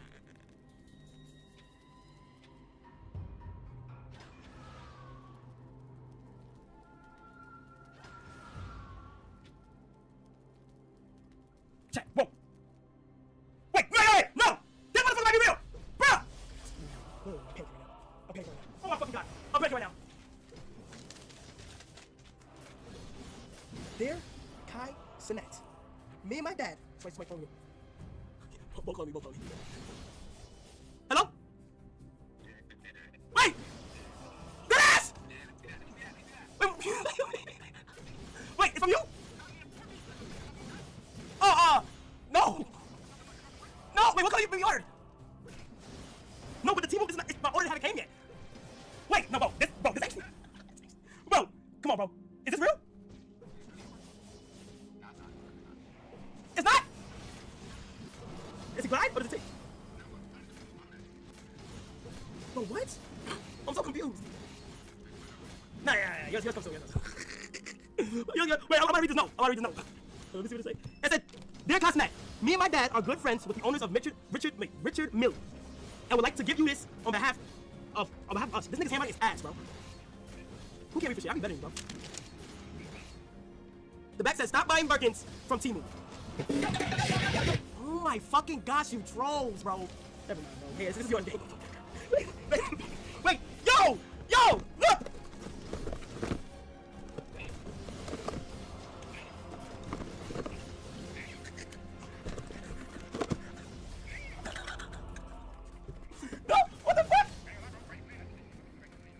Yeah, for sure. I'm gonna touch these.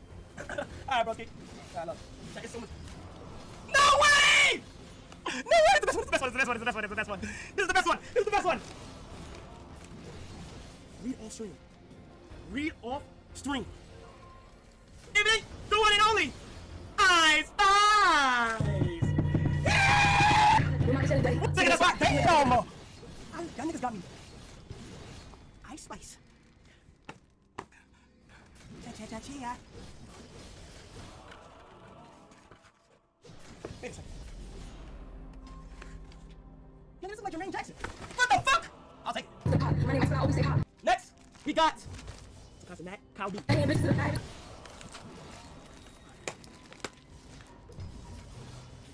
She must never really sound it more. Yeah.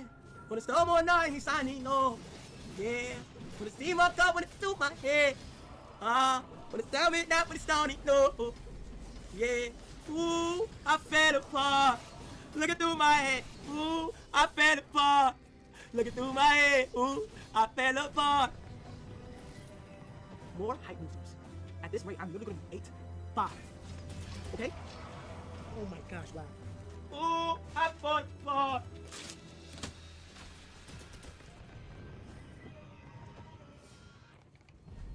Genkai! All hail Genkai! All hail Genkai! You can't make this shit up, bro. All hail Lord Genkai! Genkai! Listen to me. If you say anything disrespectful, you get banned from the kingdom, and it's $2 to get back in the kingdom. Okay? I know last time they said $3 secluded, but $2 next time to get into the kingdom. Okay? All hail Genkai! Okay, we're not going to peanuts. We're not going to peanuts. No. This is no.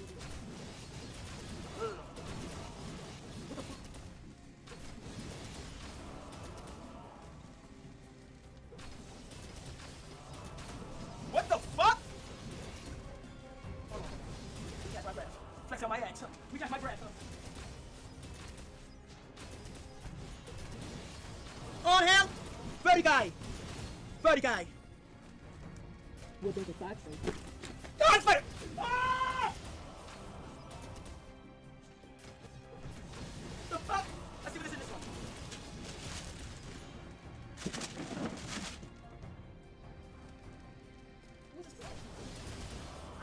I haven't shopped at Dior since motherfucking 2021. This motherfucking 2021. So what could he be? That's something.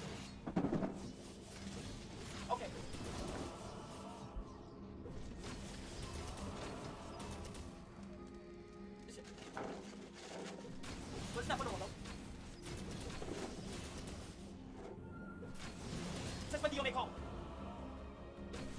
if I see something like this one more, if I see something like this one more time, bro.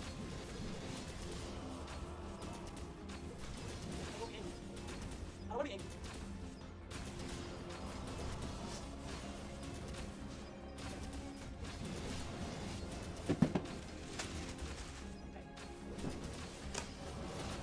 Alright, yo, bro, I'm not gonna lie, bro. Yo, I'm not gonna lie, bro. Yo, I'm not gonna lie. Yo, bro, I'm not gonna lie. Yo, bro, I'm not gonna lie. This literally might be like the last Christmas opening, bro. I'm not gonna lie. I'm not gonna lie. Why the fuck do I have diapers? This not even like. You know what? I have to say so much. I got, yo, whoever needs these, hit me up. If you in Atlanta and you deadass need these for your child, hit me up. If you in Atlanta and you deadass need these for your child, I don't even want to open them and you deadass need these for your child, hit me up. Let me do this whole thing. Just go ahead. Oh my god. Check this time out. Get some time out figures. I can't tell you because I don't know nobody's over there, bro. But word. Oh, chains? Ooh. Wait up. Wait a minute! Oh, the Jada Wade shit! Oh! Oh! It's Jada Wade shit, right? Who the fuck is Wayne? Oh shit. My nigga Wayne. Appreciate you, Wayne. Yeah, I'm gonna let Wayne, man. Nike. Nike did it again? Nike, not again!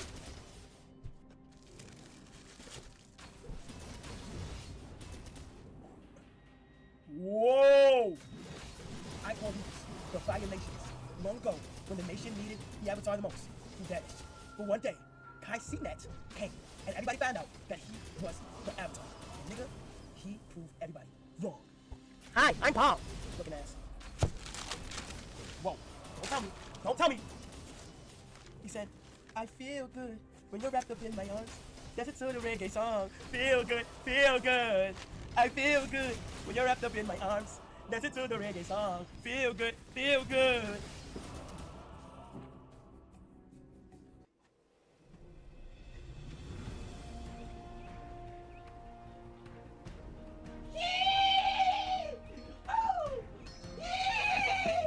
Oh yeah, this is good. This is good. This is good.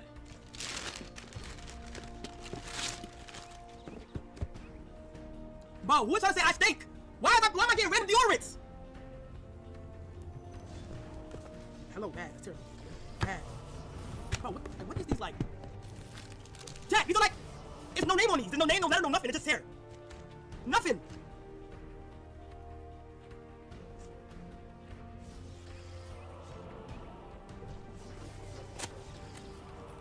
You've been playing. The joke is on you. Ah, shut the fuck up. For those who don't know, QM is the girls in my my phone dropping like that. I don't know what's in here. But QM is the lady that's in my chat. Ow! It's ladies in my chat. They communicate, and if we all use things to get KC3. Last year they got me on my hygienic stuff, make sure I was crispy clean. You understand what I'm saying? Make sure I was smelling good. Make sure I had a lotion. Make sure I bought any husk. I'll be good type shit. Alright! QM! QM! Marla! Okay. Let's see what they got me, chat. Ooh. Damn! Okay, where the fuck do I start? Whoa! Merry Christmas! What's this? Oh! Oh! I can't lose where I am. I can't. So I never know. Who can never know? The bad like you. Oh! Oh, I can't lose. He said, when I'm with you.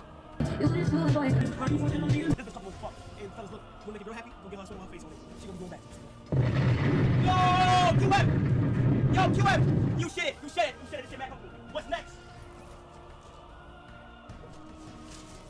Oh my! Yo, what the? Oh, you think you know me? Oh, you think you know me? With the stadium? Nah! With the stadium? Okay. With the stadium? Oh shit.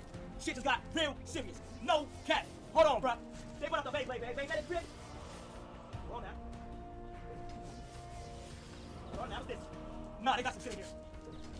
Yo, what is this? LED strips. Shut it. I need one by my room. By my bed. I need this. Thank you. Hold on, wait. They share right now. Hold on, I want to rock right now. There's only one thing that I'm looking. It's like one thing that I haven't got tonight that I'm looking forward to, chat.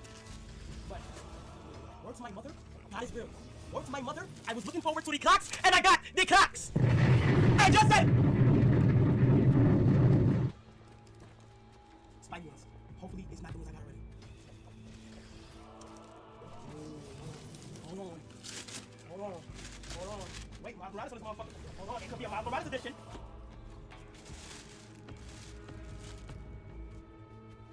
Yeah, you're like, oh yeah, you're like, oh my god, like, like, what the fuck?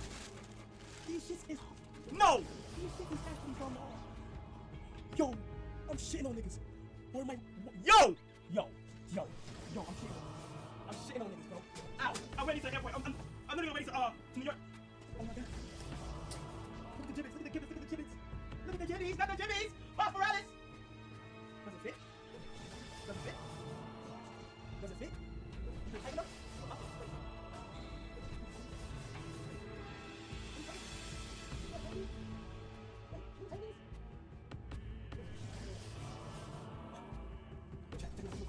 Check. Oh my. Oh.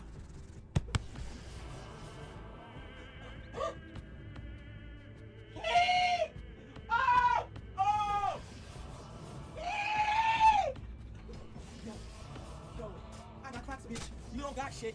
I got Crocs, bitch.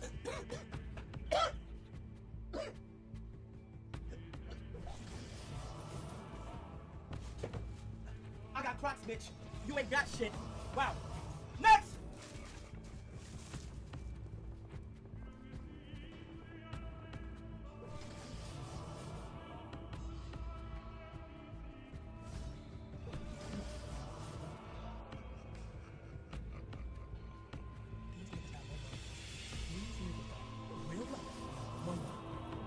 These niggas got real life. How fucking black guys get out of can't be fucked with, won't be fucked with, and never be fucked with. Okay, don't fuck not, yeah, look fucking out, like. Yo, my crop game is so OD right now. My crop game is so OD right now. Like OD.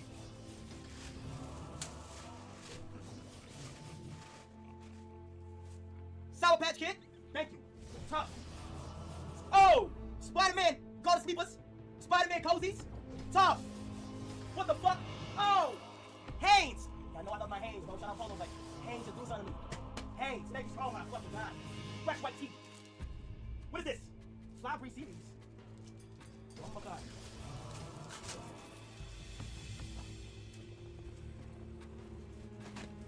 Palance, palance, palance, palance. Oi, oi. What is this? Do rags? So people. How is it? How? No way they got me a custom case.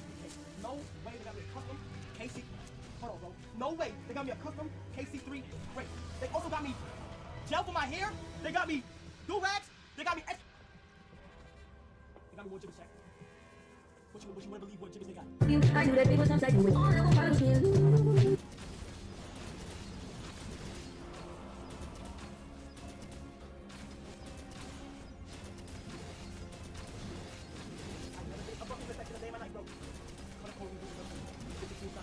My keyboard. What the fuck?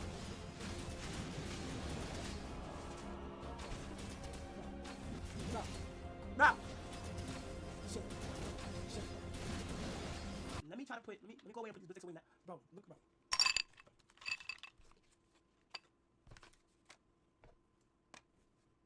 Let me go put this in my bathroom right now. Mafia, y'all shit it. Second annual Christmas opening stream is now fucking complete. Y'all fucking shit it, you heard? Y'all shit it.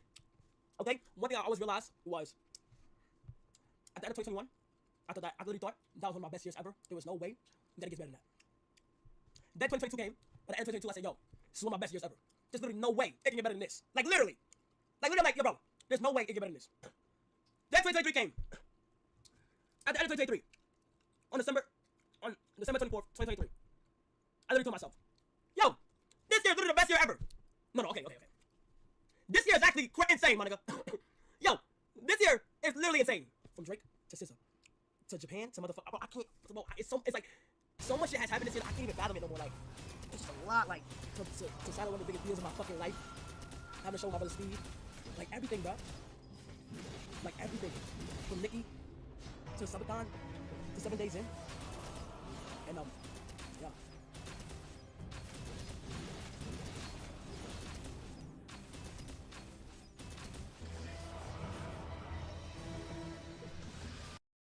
What's a glory hole? Oh, Fun funny fact. you ask. Well, We have something here. Let's see it. This What? is What a is true this? story that happened this week. A the girl, UK. yeah, a girl in Amsterdam, a British girl, was sucking a dick in a glory hole. And when she turned on some sort of light at this really fancy glory hole, it was revealed that it was her dad. And we have a voice note from one of Okay. the friends. I want to hear it. Okay, go ahead. All right, it's pretty good. Tell you the story because I'm literally telling everyone it's so horrific. So my friend Amelia, who I was with yesterday, she's got a mate called Ellie who's in a house share in London, and Ellie shares with like a bunch of girls, and one of the girls was telling her she's just been on a hen do.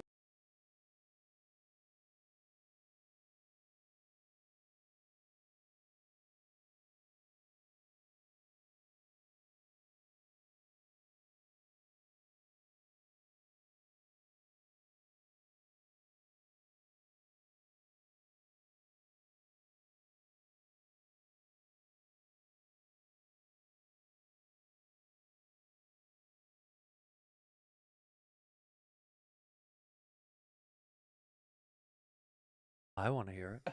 Okay, go ahead. All right, it's pretty good. Tell you the story because I'm literally telling everyone it's so horrific. So my friend Amelia, who I was with yesterday, she's got a mate called Ellie who's in a house share in London, and Ellie shares with like a bunch of girls, and one of the girls was telling her she's just been on a hen do to Amsterdam where the stag and the hen went at the same time. I think they're all just like a mixed social group who kind of like knew each other, but then the stag went one day and the hen one way and the hens went the other. For people that don't know, stag do and hen do are bachelor and bachelorette party. That's what that means. Do got super drunk and went into one of these booths with like a glory hole, and so a guy on the other side stuck his dick through, so the girl was just drunk and started sucking him off. But it was one of these ones apparently where like if like she pushes a button and the guy pushes the button on the other side, they can kind of see who's on the other side. Like it makes it like transparent, like a window, so they can see. And so being drunk, she thought it'd be hilarious to push this button just to see who she'd been sucking off. And so she pushes the button and looks up, and it's her dad on the other side. I'll tell you how that I'll tell you where it could have even been worse. Imagine if you went to a glory hole. Imagine a penis comes through, right, and you suck it, I and suck it's it. your dead It's dad. It's my dead dad. He's dead. He's dead. Well, so before it was cold then. It was like an icicle penis. Imagine sucking this cold dead And I'm like, oh my god, it's like, your tongue gets stuck to it. like it's a pole. Do you really think this happened? I don't know. This girl. But if I was the do dad, we know this girl? No. A glory hole, Rudy, is just a place where adults go and they put their genitals through a literal hole in the wall, and they don't know who's on the other side, and they get pleasure. What? and somebody else sucks it from the other side. Yeah. In this scenario, there was a door, like a window thing. Yeah. And then they got to see each other. That's just scary. Carlos Yeah, does and it all Carlos the does it time. all the time. She found the hole at a place called cuckoldplace.com. I guess that's like the name of a... Oh, Carlos, play dumb. I guess that's a website that you've literally been to 100 Yeah, how'd you times. get this story, you fuckface? Yeah. What would you that's do? the story. What would you do? I mean, It was your daughter. KMS. What's his KMS? Okay, I kill myself. You would? I kill myself. Yeah. On site. Or you make a deal. Yeah, I mean to deal with the devil just that moment when I put my dad. No. You make a deal with your dad. Don't ever tell anybody. No, that's just dad. Very good, by the way. But nice penis, but don't tell mom. Let's not even. This never happened. Okay. And then at the, Christmas is weird. He's gonna be drunk at a party, and you're gonna fucking beat him in a game of Scrabble, and he's gonna be like, "Remember that time you sucked my dick?" Oh yeah. He's gonna do that every Oh, time. he is? That's what dads do. That's true. They hold that stuff. That would That's be what they fucking do. terrible. Like, what would happen? I'd bleach my tongue and then kill myself. Yeah, you want to get it off the tongue first. Oh, you That gotta makes get up. sense. Yeah. That makes Like sense. gargle it. What does it say on your shirt? Property of. It's another anime show. Hey, so are you gonna outgrow anime at some point? I don't think so. No, you'll do it forever. Forever. What have you been doing in your life? I want to know what you've been doing. I've been taking a birth control and I've been going crazy. What the? What is going on? You've been taking a birth control? Yeah, and I'm like going crazy. I'm like mad. I want to kill someone. Why did you start taking birth control at 22 Because years my old? acne. I don't even care about sex. It's just my acne that Tito Bobby bullies me every time. You don't have acne. He's the one with the pimple patch on right now. Because I've been taking the birth control. She doesn't have acne. I don't bully you. You bully me. Every time you see me, I go Rocky Mountain High when I look at your face. I know that I do that, but that's just a joke. It's a joke. Wait a minute. You know what I mean? So you're 22 years old now, right? 21. Okay, 21. When do you turn 22? Next one. Yeah, you're 22. Shut up. You're 22. I can't believe it. Loser. I remember you were in high school. I know. It was insane. Started this show when she was in high school. That's incredible. So you're 22 and you just started taking birth control. Who told you to do this? Your doctor? Yeah. Why? Because of my acne, and then she said, "Oh, just take the NuvaRing. It's like a small." They're always just shoving medications I down. know. Isn't that funny how quick they are to just prescribe stuff? Why would you take it? Don't take it. Wait, it's this big? What are you talking about? The circle, and you just put it. Put it in your butthole. Why in the butthole? That's where I put mine. Oh, I put mine there. Yeah, I put my NuvaRing up my butthole. Yeah. And So then, you put it in there. Yeah, and it just stays there for 3 weeks, and then I'm just. And are you? I don't want to. Are you still seeing that guy? Yeah. How's that going? How's that going? Fine. We haven't. We haven't done it, but in like 4 months, so it's fine. Why? Cause I don't know. I'm just not. 4 months? That is at Over. 20, at It's 21 over. years old. I was spewing with semen. Yeah, yeah. Really? I was dripping out of 4 my hours. eyeballs. 4 hours is too long. Okay, but you're a guy. She's waiting for Sarah. Yeah. Zorro. Ugh. If he dyed his hair green, would it be? Yeah, tell your guy to dye his head. No, I need the real Zorro. No, but why 4 months? Really, 4 months? Yeah, I just don't like sex right now. Yeah, that's okay. I'm actually better What's off wrong with with you, that side. man? No, I like this. Yeah. I mean, I like it. I like that you're not, but it's like Save yourself for marriage. marriage. Whatever.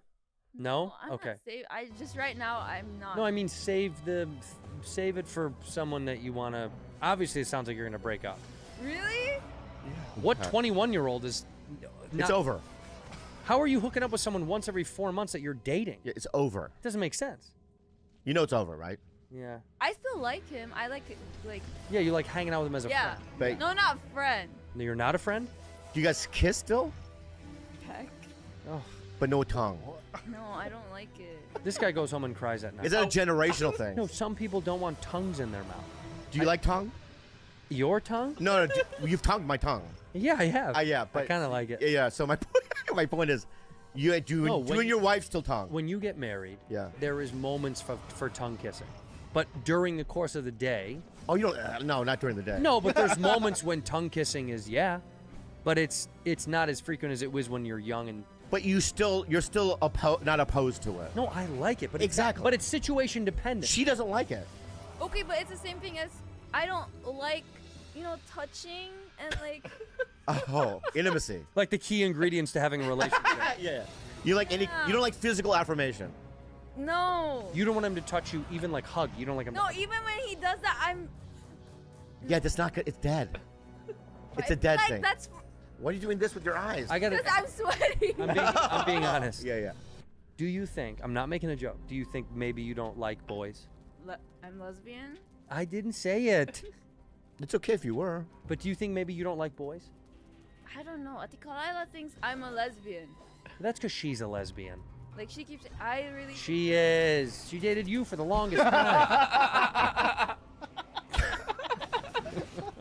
Well, Sarah, when I dated, as soon as I. You flipped so many women. Yeah, Sarah Hyland, I was dating for years, and then when we broke up, she went with and she never went back to men.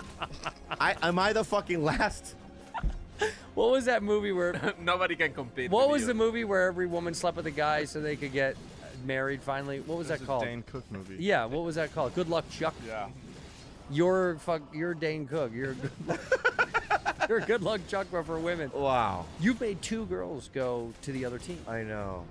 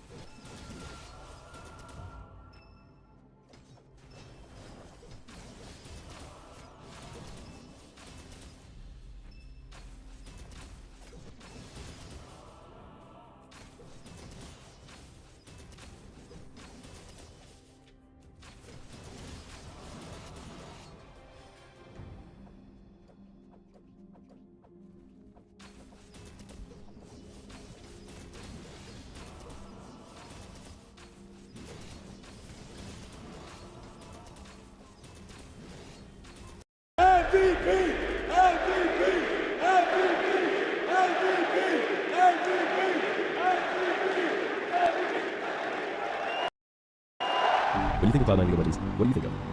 Is it the trophies, the players, the memes? For the past 10 years, we built our story with you. So together, let's take a trip down memory lane. 2013. In 2013, Cloud9 took the LCS by storm. We had personality, we had skill, we had it all. We might have also had some awkward interviews. You guys in the LCS, how's that feel? Really good, really good. We're just like, we are new league. But at least we brought the swag. And yes, we also won our first LCS title. 2014. In our second year, we continued right where we left off with explosiveness. Remember chasing the cup? Machinima produced a weekly docuseries that followed us and TSM as we vied for the LCS championship. There's a child-proof block on the toilet, so I can't fall in. Or balls, actually. To celebrate Gerson's NA LCS debut, we honored the Scouts code. Something that always keeps me in. Come on, any champion. Listen, no. Welcome to North American LCS. And after our win that spring split, we officially got our first back-to-back LCS championship. Fast forward to the last day of World Group Stage. Kaboom Esports defeated Team Alliance, beating a C9 winning its Not in White Shield would advance us out of groups and avoid a tiebreaker. So Kaboom, this one's for you. Cloud9 picking up a massive victory over Not in White Shield. In quarters, C9 was down to Tony in Samsung Blue, leading High to attempt one of the most creative plays in league history. Fully taking this set to the next level. Embracing the champion fully. I'm interested to see if he can pull this one off. We've got 3 seconds for Baron. There's the minion wave gone. Get ready. There he is. They saw it. They saw it. No! They pinged him, they saw him. The Baron just spawned though, so if they all pull back, we could see Cloud9 stick the Baron. He knows it, he knows the spot it. Turn it around. Later, at IEM San Jose, C9 dominated Unicorns of Love with the help of a sneaky pentakill. Sneaky will get the first one. Kikis is low. He was hooked in there by Elimination, and that means a 2 for 2 right now at least. But Sneaky, still alive, will blast down Power of Evil, and will probably get Hurley Sang as well. It cannot be the pentakill that will surely win Cloud9, the Intel Extreme Masters here in San Jose. 2015. In 2015, some of the gears on Cloud9's well-oiled machine were replaced, and the team started to falter. One of these new gears was Jensen, then known as Incarnation. This marked the first change to the OG roster. And later, Balls gets called out by Jat for not being high enough on the solo queue ladder. But at Worlds against Fnatic, Balls proved him wrong by getting a pentakill as Darius. Alive, but they gotta be careful. A big knockback, and that's the kill into Morgana. Azir goes down as well, but the dunks are coming through. A double kill for Balls, a triple kill for Balls. Holy cow! Pentakill for Balls! Holy cow! High didn't take too well to Febiven, then predicting against C9 in our match against AHQ. I think they're definitely coming through, and AHQ is the better team. But let's not talk about week 2. 2016. After a turbulent 2015, 2016 was all about refinement and adaptation. Cloud9 welcomed Rush, head coach Reapered, and Impact. And playing with Impact was to die for. We had our fair share of pentakills, thanks to Sneaky on Ashe, The load, a kill coming through for Sneaky, make that 2. He's keeping his team alive. A quad kill for Sneaky. The pentakill to save the game. Huge lead for Cloud9. and Jensen on Malzahar.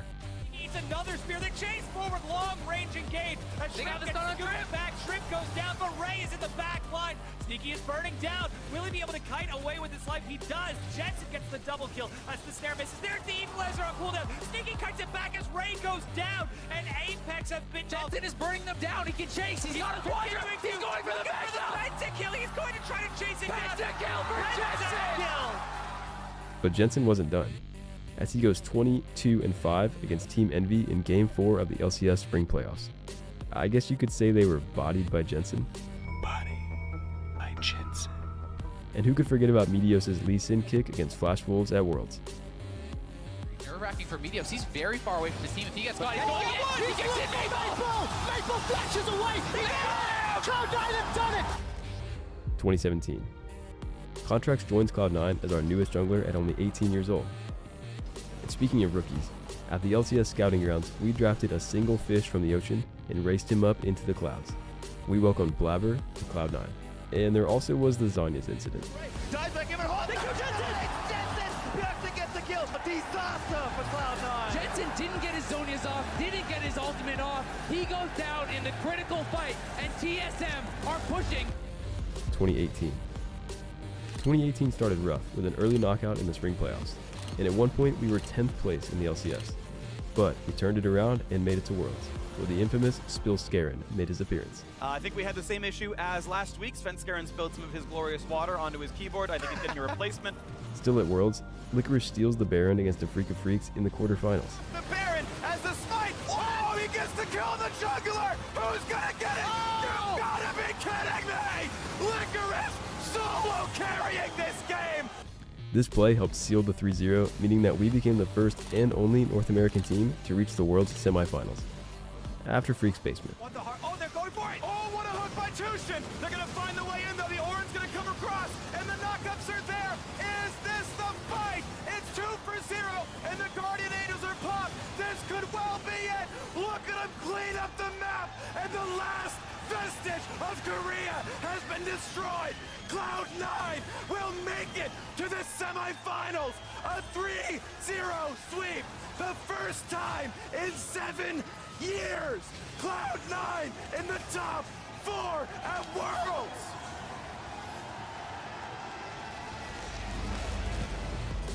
(2019) shaped up to be quite interesting with the addition of some new faces. We welcomed our first new mid laner in 4 years with Niski. But the team collapsed after a turbulent summer playoffs. And who could forget about Jukes? But at least Jensen finally gave us an LCS trophy. And despite everything, Svenskeren was still awarded the Summer 2019 MVP. 2020. At the start of 2020, C9 was shaping up to be the most dominant team NA's ever seen. Then the asterisks started to appear. But this didn't stop Blabber from scoring some highlights, like his insane Lee Sin kick against CLG, Says what? Oh my God! Kick in! You gotta be kidding me, Blabber! and his first MVP. But there was the trophy incident.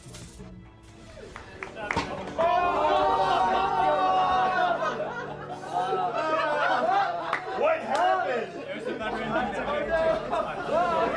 We got another one. On the other side, our Academy team won back-to-back splits and featured some familiar faces.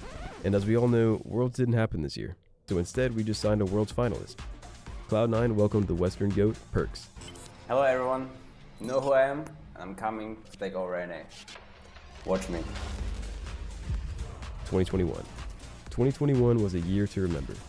From push-up buffs to once again Spring Split champions and yet another Blabber MVP award.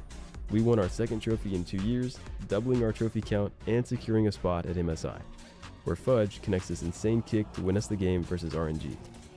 There's the stopwatch. Fudge has the flash kick. Dragon's Rage, he gets in. He gets Gala. And the Killer Instinct collects a combo. Fast forward to Worlds, we made it out of play-ins only to be placed in a group of death. And in a 3-way tie with us, FPX, and Rogue, we defeated Rogue to make it to the quarterfinals. That was over. We are all joking. Everybody's joking. It's a joke bet. But in the next level, North America. Oh, that was cringe. That was the most. That was the time. 2022. 2022 brought the new and the old together. We signed LS as head coach, who brought in Summit, Berserker, and Winsome, but things didn't work out too well. Summit wins the Spring Split MVP, Berserker got his first pentakill, Gonna drop FlyQuest, get 2! FlyQuest, Oh, here comes Berserker. It's 3v3 here on the map. Penta And angle. Berserker Penta. is killing everyone. There it is. Berserker gets the penta. Jensen rejoins Cloud9 for summer, Sven became the hashtag support king, Now, Sven, you have already won titles in multiple regions. Now you've won titles in multiple roles. What is that like here having done so as a support? Support is so easy. It's and Jensen finally gave us an LCS trophy. For real this time. For Blabber, the feelings from this turbulent year all culminated on stage.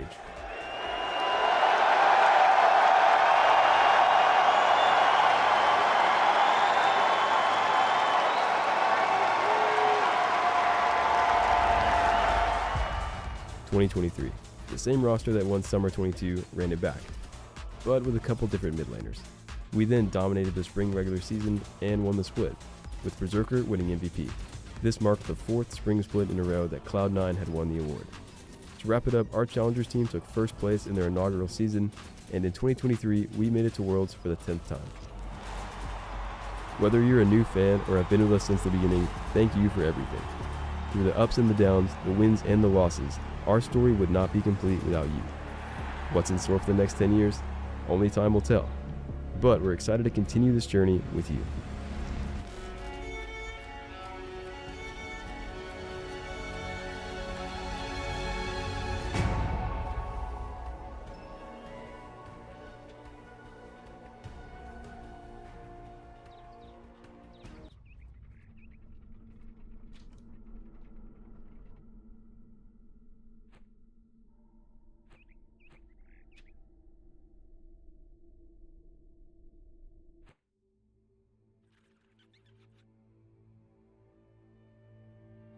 Yeah, when they exiled them, they took the prisoners from England. Yeah. What did they do? Just drop them off and say, get out of Yeah, there? like political prisoners would have to go too.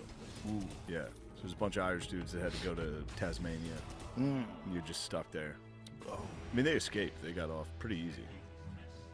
Well, I'm sure it wasn't easy. I'm sure you died It's trying. fucking beautiful, though. With a The boat. weather's Yeah. amazing. They're probably like, fuck England. This place rules. No, it's just you. Oh. Just Like by a yourself? fucking house.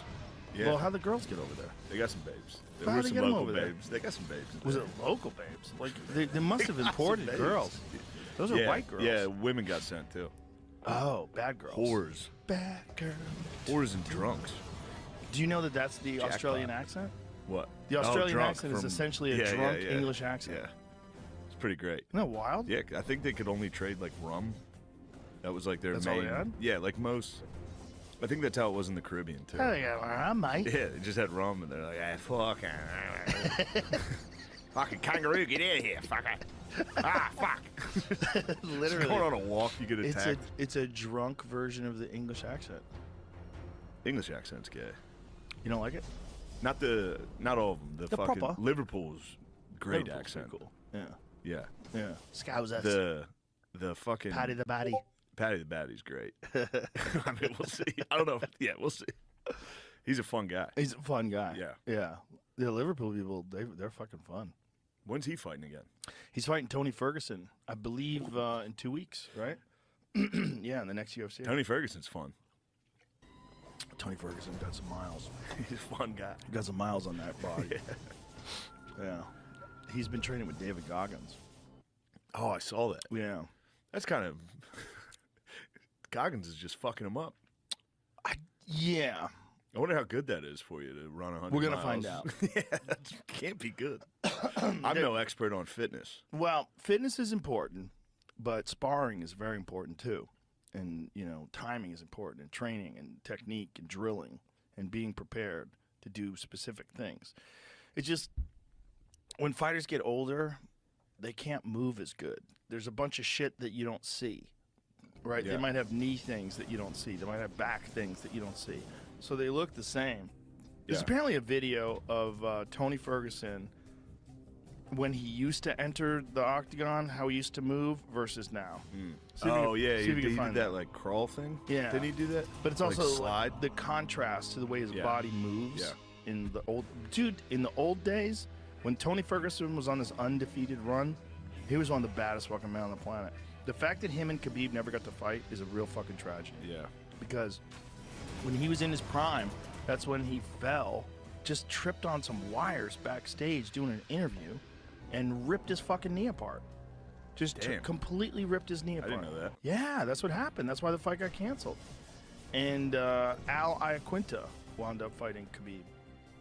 But it's crazy. It's like he's just walking along and he trips. And his knee just explodes. I mean, like severe, catastrophic knee injury. He had to get everything fucking surgically reattached and months and months of rehab. And he came back and he beat Anthony Pettis and he looked really fucking good. But, Yeah. there's only an elite fighter can only operate at their highest level for so many years. There's only there's a window of time where you can operate at the highest RPMs. So here it is. This is from 2015. This is him moving around when he got into the octagon. This is 2019, still looking pretty good. 2022, a little slower. Yeah, quite a bit difference. Yeah, that's them knees are fucking feeling it now. Now he's feeling it, right? He's just moving different. And now here we are, 2023. That Chandler knockout was rough. The kick? Got front kicked right into the jaw. There's a photo of Yeah. Chandler's foot connected on Tony's face. It's like a fucking Dali painting. It's wild. Yeah. It's wild to look at, like, what happens to someone's face when a foot impacts their fucking jaw. Just burn. Just this. It's horrible. It's horrible. Yeah. Rough sport. It is a rough sport. I will say this about the cold plunge. I'm still cold. Yeah, there it is. Oh no, bro, how crazy is that? I mean, that is a crazy photograph. That's crazy. He looked like he just turned 1,000 years old. like they got him out of a glacier. Like he was frozen in a glacier. I mean, that's a perfect. And look at Chandler's fucking quads. Imagine how much power's in that. Good lord. Good lord. Look at his body. He's just a ball of tense muscle, just exploding on your face. Pause.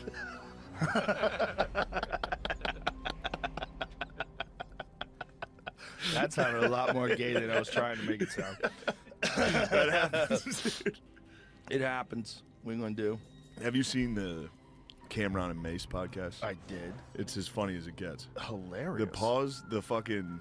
They're just going after That's it. crazy. Pause is so Oh my fucking God. funny. They just went after it. Yeah. It's like we were talking about this, that like they talk like people used to talk in the 90s.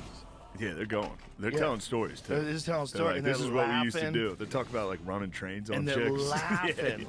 They're both laughing so loud. Yeah, it's as good as it gets. It's really funny. Yeah. Because they're not scared. And that's the thing. Like everybody today's scared. They're scared of telling Yeah. the truth. And these guys are just going for it. They don't give a fuck, and Yeah. it's very, very funny. Speaking of not giving a fuck. Salute, True. brother. Hey, Cheers, bro. hey, Longhorns. True. I'm gonna get a lot of flack for not wearing a Notre Dame hat right now. Is Bud Light coming back?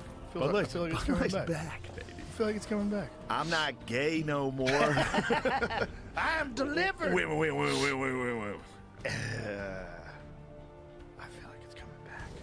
I'm in the transfer portal, dude. I'm out. Notre Dame's done. What happened? No, I thought Jamie would like that. He didn't care at all. Oh, he's bringing What up is that I this? like women. I'm Notre Dame's not gay no more. For the record, Notre Dame's not done. We're still the best.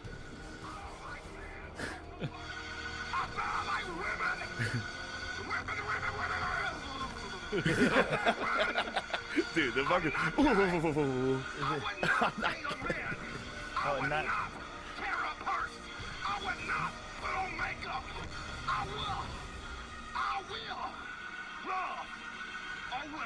Yeah, the other guys. The And other they all guys high surround fiving. him.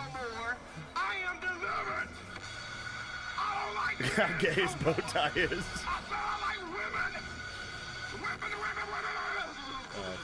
And I think this dude came out as gay after this. Though. Yeah, he's clearly he's gay. He's so Didn't gay. he? Didn't he afterwards? He said, "Who am I? Yeah.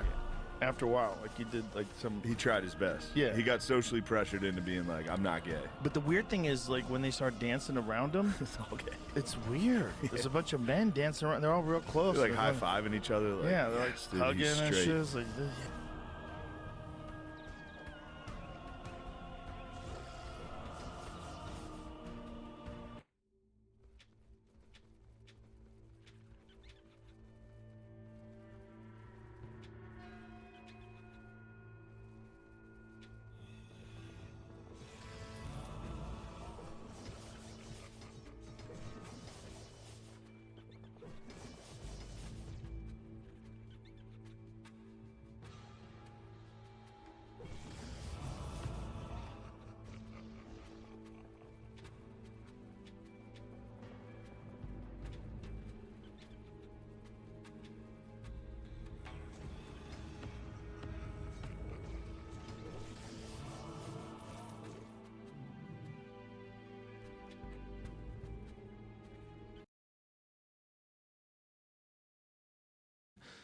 Prea wild ce se întâmplă pe Bă, ați threads. rămas în urmă rău de tot, mă, frate. Veniți și voi cu ceva mai fresh, mai de 2023, așa.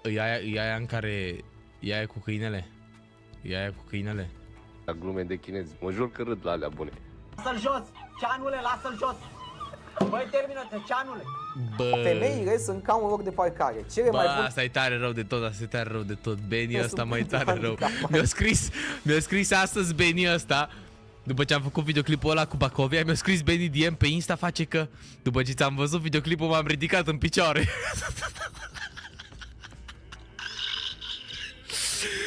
Bă, e tare rău de tot, mă, m-am pișat pe mine, mă. M-am pișat pe mine. Pro Herno mi-a dat și follow. Du-te, mă, vere, schimbă-i cauciucurile, mă, capa că au venit frigurile. Ia. Comentariu, mă, capa după schimbul de anvelope. Nedormit de 20 de ore. Am dat la buș toată noaptea și dimineața m-am O dus dat, să o dat bine spovedesc. Alvarez. Mai țineți cineva minte că nu Mafia Hate? Cam pe acolo, e și Trezul acum. Salut, eu sunt Sherry și a apărut o nouă... Bă, clanul Mafia Hate încă nu a fost chiar așa de hardcore cum a fost Trezul. Clanul Mafia Hate a fost hardcore și a fost tare și funny, dar Trezul a fost mai mult, mă frate, mai mult. A fost mult mai hype pentru clanul Mafia Hate era așa o comunitate restrânsă aici, a fost toată România, frate. Toată România.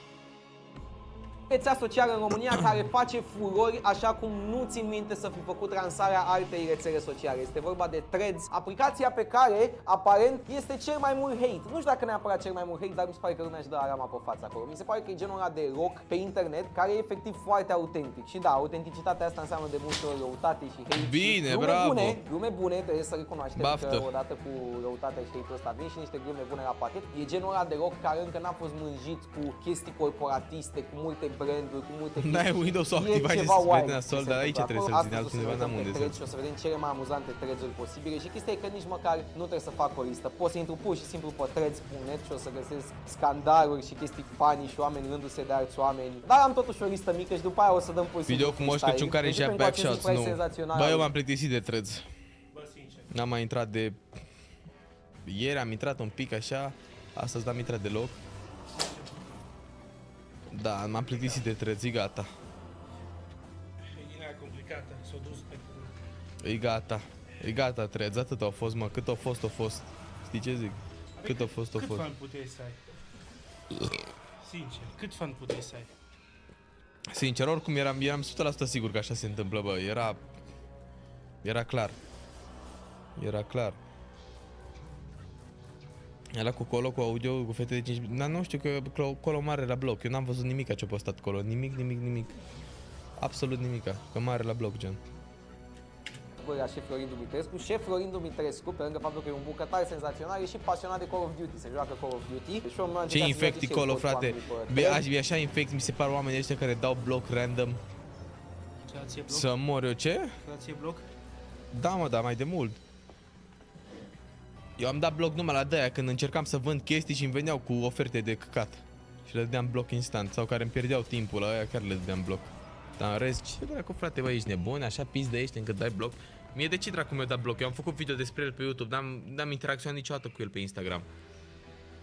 Și a postat: sunt on pe cod, cine vrea 30-45 de minute de joc. Și Andrei zice: ce faci, fish fingers? Adrian Elicopter de luptă, cred că în momentul ăsta e cel mai urmărit cont de threads din România, este o vedetă necontestată a threads-ului și aici e una din cele mai amuzante postări ale sale. După ce a comentat în repetate rânduri de alți influencer și a dat seama că poate să facă o afacere din treaba asta. Atenție, era poza lui de profil al lui Adrian Elicopter, e momentul în care Scarlett îl votează la Buzz House, primul vot dat de Scarlett a fost pentru Elicopter. Zice Adi așa: vreun influencer vă supără? Follow la acest cont care se va ocupa de problema voastră. Tarife 20 de euro. Fac un thread în care atac influencerul. Asta e veche, frate, ești nebunit deja de 3 zile. Bă, omule, mă, ce repede au venit threads-ul ăsta și eu eram 100% sigur că așa se întâmplă. Că de obicei chestiile astea care bubuie, mereu așa îs. La fel de repede cât apar, la fel de repede și dispar. 50 de euro. Deja e gata. În mod brutal pe influencer în cauză. A luat video personal, păi e normal că la personal, pentru că era low-key personal, adică era vorba despre chestii care sunt destul de importante, zic eu. Inclusiv pe TikTok live în care mă și de groapa lui Tasu Mare a influencerului cu pricina. Sumele sunt în concordanță cu fluxul BNR. Și continuăm în forță cu această postare de la Iorga. A întrebat o fată ce țigări fumați și Iorga a răspuns cu poză cu outfit-ul meu din Buzz House. Toată lumea a făcut gluma asta, efectiv toată lumea a făcut gluma asta. Mie chiar mi se pare tare geaca aia. Am avut și alte geci în Buzz House, nu era sigura. Dar da, chiar arată exact ca un pachet de Marlboro. Apropo de pachete de Marlboro, Sobranie. Marlboro și Sobranie, bă, eu și Elicopter. Merg mai departe și Iorga se ține bine pe thread. Aici face mișto de Scarlett, că știți că Scarlett are aia că te blestem. Mai am dat-o fără. Să vezi ce blestem. Vezi că mă ocup cu de-astea. Păi în loc să vorbești cu oamenii și îi spui ăsta că-l blestem, nu-ți vezi de treaba ta. Mă, a zis, mă ocup cu blesteme cu de-astea. Și aici Scarlett a pus și ea săraca, a zis și ea: hei bună, cum se folosește aplicația asta? La care Iorga: la 12 la răsăritul soarelui în dreptul unui meridian de apă fiartă îi spui așa: să mi se arate, să mi se deschidă donații, racă și cheie pentru citire de iubire pe live. Și după aia Cezara zice: faptul că nu am poze la Mița biciclista mă face să mă simt superioară. La care Iorga spune: Cezara, eu Bă, frate, sincer, frate, cum dracu să scrii așa ceva? Faptul că, mai ales tu, fiind Cezara, să scrie asta. Faptul că ne-am pozele la mine să mă simt superioară. Ce pic mi sunt, uitați-vă la mine, eu sunt superioară, guys, eu sunt superioară, eu știu să mă îmbrac, nu ca pizda aia care se îmbracă cu Rick Owens. Cum se îmbraci cu Rick Owens? Oh my god. Oh my god, cum se îmbraci cu Rick Owens? Eu mă îmbrac din Zara, se numește stilul Silent Money, că n-am bani, gen, nu-i... Băi, dar postarea asta lui Scarlet s-au legat foarte mult, inclusiv Delia a dat pe post, la ce a zis elicopter despre această postare. Mă, vede, mă. Cum se numește, mă, stilul ăla, bă, zi, cu money? Fake as money. Nu, mă, ăla, mă, cu money, mă, zi, mă, money, old money. Asta, Cezara n-are stil old money, are silent money. Are stilul n-am money. Are stilul invisible money. Stilul de și O hateriță ascunsă. Moară fata lui Nai dacă n-are două butoane aplicația asta. Cum se folosește? Cum mea? Încearcă pe amândouă și o să vezi, nu? Ce, mă? Bă, chat, o chestie vă zic, nu vă mai îmbrăcați în crem să mă bată tata, că nu sunteți old money dacă vă îmbrăcați în crem. Bă, sunt, dacă ai un accesoriu cremă, bluză, o ceva acolo, așa de bun simplu. Nu tot în cremă, frate, mă. Nu sunteți James Fragrance ăla. Jeremy Fragrance, ăla se îmbracă în alb, frate, ăla e alpha as fuck. Alb sau, nu, ce se îmbracă? Ăla e alpha as fuck, Jeremy Fragrance. Ce stil de poze e ăsta așa? Uite, mă zici de aplicația Drake Type și Goofy as shit. Ariana Grande, așa. Bine, mă, elicopterule. Mergem mai departe la o postare tot inspirată de Buzz House. Ce vrei de Crăciun? E mai complicat. Iorga versus Cezara în RXF. Asta e o postare senzațională. Vedem aici un screenshot al Alex Alvarez când se dă la o fată care are sub 18 anișori. Și nu știu ce zicea fata înainte de aici, la 18 e key, dar știu că nu ai. Și fata îi spune, fata nu știu dacă vorbea la serios sau la mișto, spune mamă și cât de multe voiam. Alvarez spune, mai așteaptă să mai crești, acu ține-te de școală și lasă vrăjerile. No, și de ce râdeți de Alvarez? Zona, mă uit acum, stai așa un pic, să terminăm partea asta. Și de ce? Ce e rău în asta? Ce e rău în asta? Că eu zis Alvarez, nu, chiar nu înțeleg, eu zis Alvarez că n-are 18 ani, eu zis bine, mai așteaptă să crești, lasă vrăjelile, stai la școală. Lasă băieții și prostiile. Nu? Deci, Daddy Alvarez învață fetele să facă ce-i bine pentru ele și viitorul lor. Bravo, Alvarez. Și dacă mai crezi că o să vorbești cu mine, normal că o să mai crești, n-ai cum. Da, evident, să crești este inevitabil, da, zice Alvarez de asemenea. Da, dacă mâriniuță ai, vorbesc cu tine, nu știu. Poate te uit după seara asta. Acum... Normal că o uită, că dacă n-are 18 ani, normal că o uită. Fără mișto, cum de mi-ai răspuns fix mie? Ești specială, Steruțo? Nu, au văzut-o care poză interesată și era frumoasă și eu răspuns. N-avea de unde să știe câți ani are. Și după au întrebat-o și o rezolvat problema rapid, Alvarez. Ce e rău în asta? De ce râde lumea de el? Nu înțeleg. Și n-a fost nesimțit. Chiar nu înțeleg. Chiar n-a fost nesimțit, frate. Ești nebun? De ce? Eu zic că e specială, Steluțu. Că mare căcat. Au făcut-o să se simtă bine pe copilă. Și noapte bună, atâta. Dacă nu răspundea, era mitocan, că s-a ajuns. Să mor, bă, se ia lumea prea tare de toate căcaturile astea. Omul rapid, au văzut că n-are 18 ani, au zis gata, noapte bună. Ce e așa de mare căcat?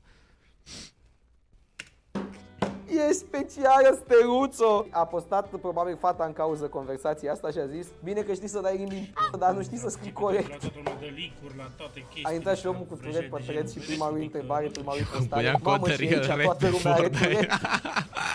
M-a chemat una la ea acasă, dar am o problemă. Ce fac? Poză cu șoseta ruptă, Marco Gras răspunde asta se numește am treabă. Bine, Marco Gras. Știm cum fac, să-mi apar acolo în stânga noi oamenii pe care îi urmăresc, nu foliu, că mi-a apărut Lino Golden, pe bune, Lino Golden, ce dracu. E bună poza asta, da, fă-i bună de piatră de mormânt, du-te dracu. Doamne, bă, cât de urât vorbește femeia cu toată lumea. Deci dacă mai aud glume din astea cum mi-ai mâncat câinele și pisica... Ăsta-i ceanul, care chinez. Mă jur că m-am pus, deci nu mai pot. Bă, ați rămas în urmă rău de tot, mă, frate, veniți și voi cu ceva mai fresh, mai de 2023, așa, glume de chinezi. Mă jur că râd la alea bune. Lasă-l jos, ceanule, lasă-l jos. Băi, termină-te, ceanule. Puteți să mă judecați, că astea glume rasiste, că ce eu am zis asta, a fost râsul meu sincer, n-am ce să fac. Chiar am ce-a mâncat pe veveriță, un iepure mort. Și Benny Berendei Broken Band, dacă îl știți pe tipul ăsta, un crotire din fosta trupă, nu știu dacă mai știți, este trupa Jet Ski, dacă îl știți pe tipul care spunea că... Ce mă scris asta, că tu erai la țigară cât am zis, mă scris astăzi pe Insta că au văzut videoclipul cu mine și cu Bacovia, știi? Și au zis că după ce au văzut videoclipul s-au ridicat în picioare.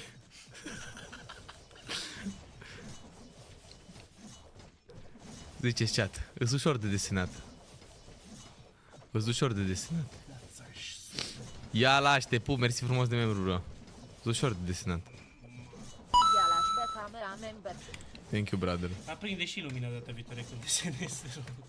Ridic la tine, îl știți, cred că. Tipul ăsta, îl știți pe tipul ăsta? Bă, omul trăiește cu această dizabilitate și este senzațional cât de mult poate să-și ia el în glumă propria sa dizabilitate. Și știu că și în viața de zi cu zi, nu doar așa pe internet, omul este foarte chill about it și chiar o ia în glumă. Vă zic o fază și off the record, el e student la o facultate, se numește Tifi, nu trebuia să mă duc și eu și am rămas în relații foarte bune cu domnul Mihairescu, care se ocupă acolo, care are facultatea asta. Și mă rog, ei la final de an acum au tras niște testimoniare cu studenții, la modul la Tiffin e foarte bine, facultatea e foarte bună, nu știu ce, și când a fost momentul să-și dea Benny testimonialul, stă el așa în scaun cu rotire și zice: primii pași în business se fac la Tiffin University. Gen, omul este intenționat, dar atunci atunci am postările lui cum sunt. Femeile sunt ca un loc de parcare, cele mai bune sunt pentru handicapați și la care altcineva răspunde și restul sunt cu plată. Băiatule, lumea e fucking unhinged pe aplicația asta. Daria Jane, dacă o știți pe Daria Jane, a intrat și ea pe Threads și are impresia că are audiență exclusiv din alte țări și spune aici: I pity everyone with a Romanian audience exclusively. It must be awful, lol. La care Elicopter răspunde: Yeah, your Yara comments must be from some foreign language. I'm gradual international. Cipirou, dacă știți pe Cipirau, i-a dat follow lui Iorga pe Threads. Mare greșeală, pentru că imediat în secunda 2 Iorga a venit cu următoarea postare: Bro, hell no, mi-a dat Cipirou follow. Du-te mă, vere, schimbă-i cauciucurile, mă găcapa că au venit frigurile. Asta e i-le-o scos lui comentariu: mă găcapa după schimbul de anvelope. 100% Edi, că Edi toată ziua e pe Threads. Edi, mă. Oh, mâinile în aer, toți băieții care fut mâinile în aer, picioare, cosinești. Doamne, cât de rău, băi, cât de rău. Vino Gordon pune o poză cu el de când era gras pe un car și scrie săracul car și Ian dă-i post și spune: după poza asta s-a inventat Cămira. Bă, și Ian, mă, tu încerca să fie cool la toată lumea de replay. Am văzut, am văzut. Comenzile pe bord în Craiova. Bună seara, eu aștept după doi băieți să bage un telefon în amanet să-mi achite cursa. Asta e cea mai românească poză. Iorga, după ce Scarlett îi face vrăji în tarot cu cărțile din Cărturești. Da. Raul mă sufoc. Alvarez are de asemenea o prestație absolut stelară pe aplicația Threads, băieți. Nedormit de 20 de ore, am dat la buș toată noaptea și dimineața m-am dus să mă spovedesc. Mi-ați încălzit destul de puteți scoate din gură acum am mers. Bă, o da la buș toată noaptea, mă. Photoshop și pe Reddit. Chiar e videoclipă bune, chiar a postat Alvarez așa videoclip. Răspuns la asta lui Alvarez cum mi-ați încălzit destul. Acest screenshot de la un băiat random. Doamne, bro, Valentina Iză, cui îi place să mediteze? Aveți o tehnică anume? Eu practic MT și sunt curioasă dacă mai e cineva pe aici care face sau să mă inspire cu planetara? Ok, și care direct se preparează pe ambele părți. Oi, ce-i bate planetara? Te tehnici tu, Adrian Elicopter.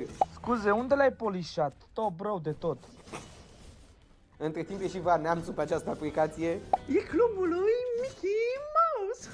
Frate, bine îmbrăcat, adică îmbrăcat gros cum ar veni, nu? Cu multe haine pe tine să-mi fie frig. Da, așa da. Ești mai gros. Care șosete albastre, pulover mov. Asta am și răspuns eu, frate, mă, și la asta am dat răspuns.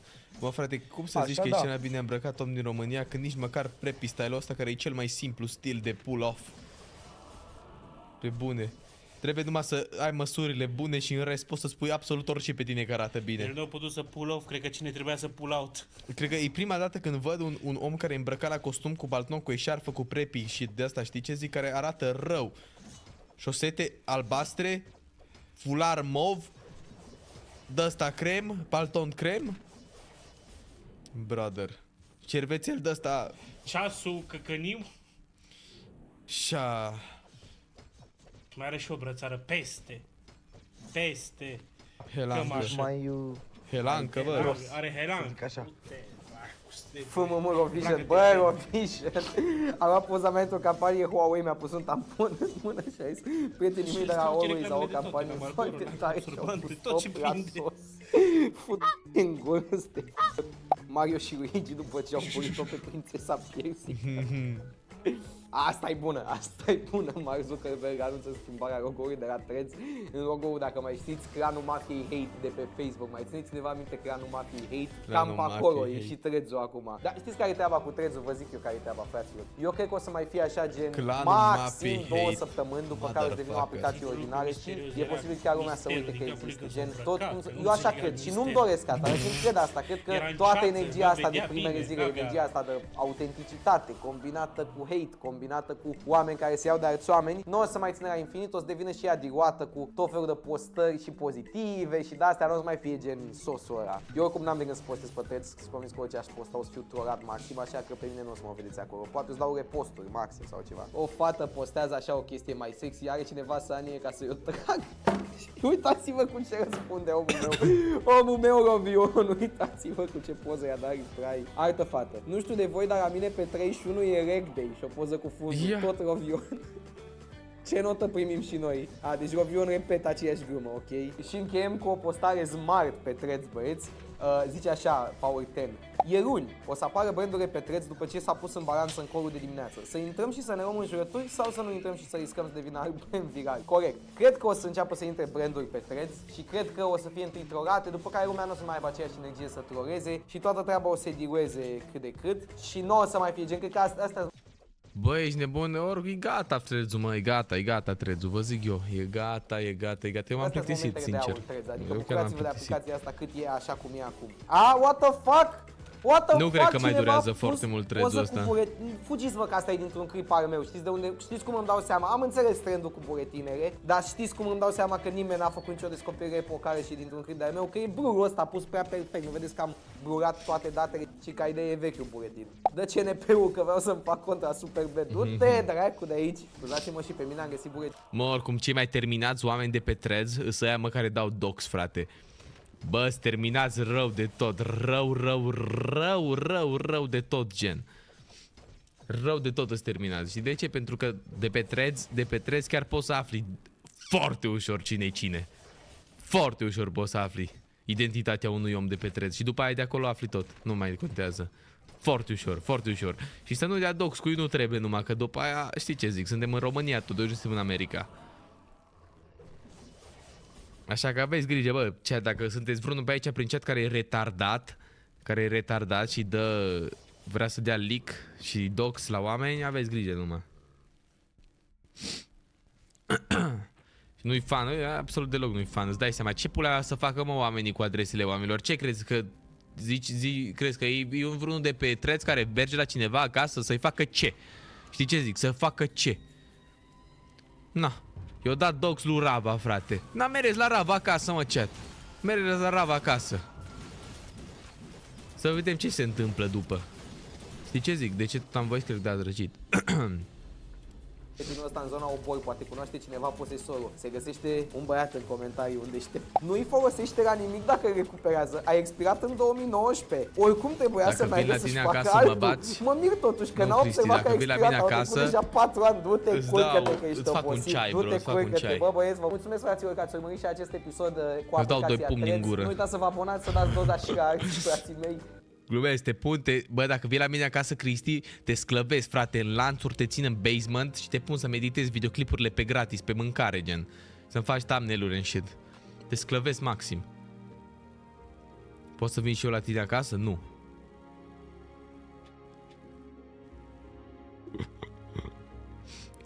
Aici n-am loc, de-abia intră story, ești nebun? Bine, oricum story cam greu să intre în locuri, în general.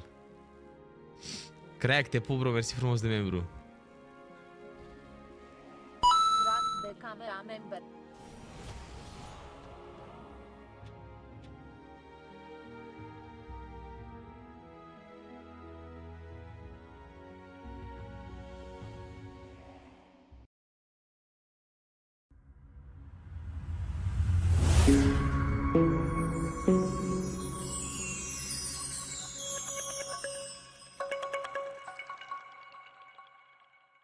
Organizatorii evenimentului la care s-a speculat că Dan Bălan s-a urcat băut pe scenă fac lumină în dilema pornită pe rețelele de socializare.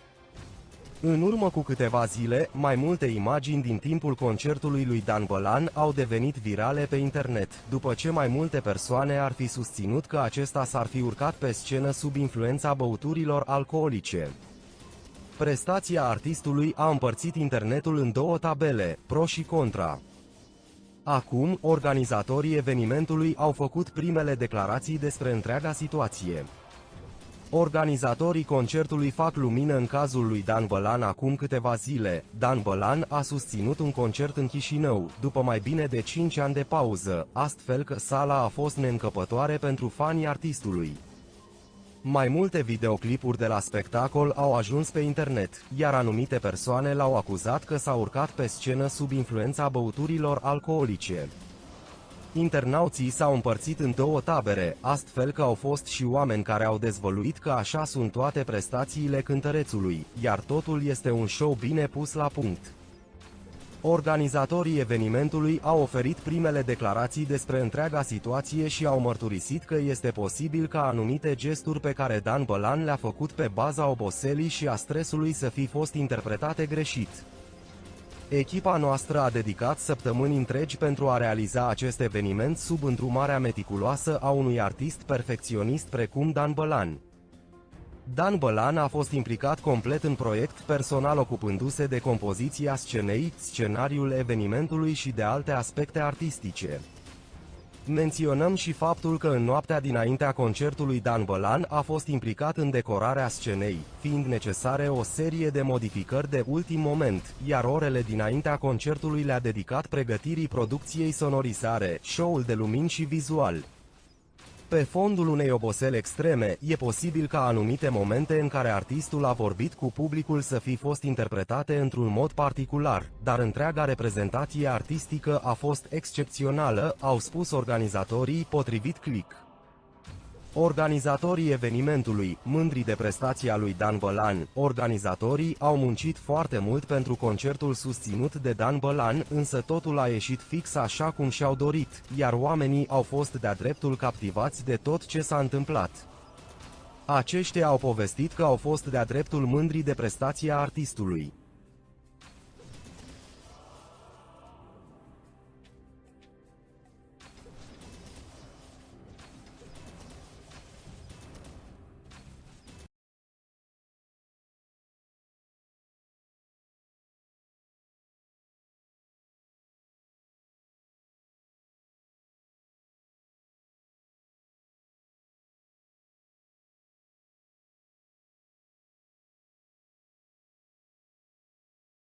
Rebel Moon, partea 1, Copilul Focului.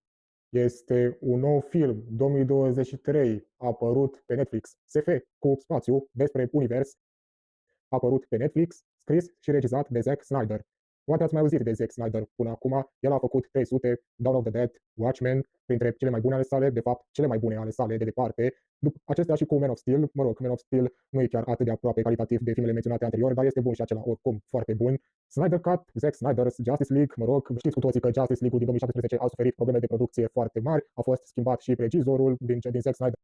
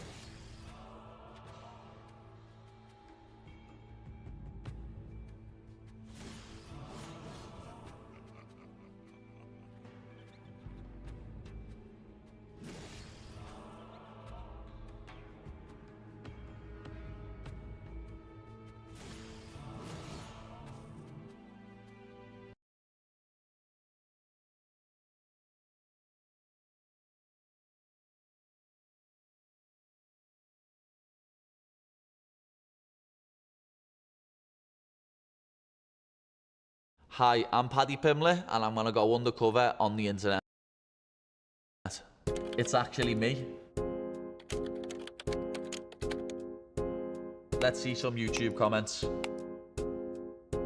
This one always makes me laugh. What does Cody Garbrandt mean when he says Paddy is a sorcerer? I actually bumped into Cody in Vegas in December and he mentioned it to me and we both had a laugh about it. Where I'm from in Liverpool, Merseyside, we get called Scousers. And obviously with my accent being so different to the American accents, he's thought when I've said in my post-fight interview, we're Scousers, we don't get knocked out. He must have thought that I said, we're sorcerers, we don't get knocked out. So he called me a sorcerer on a podcast and it's been a meme forever, ever since. And it always tickles me and it also tickles Cody, so it makes it even funnier. Next question. I am 16 and all the MMA courses around me are too expensive. How do I train MMA?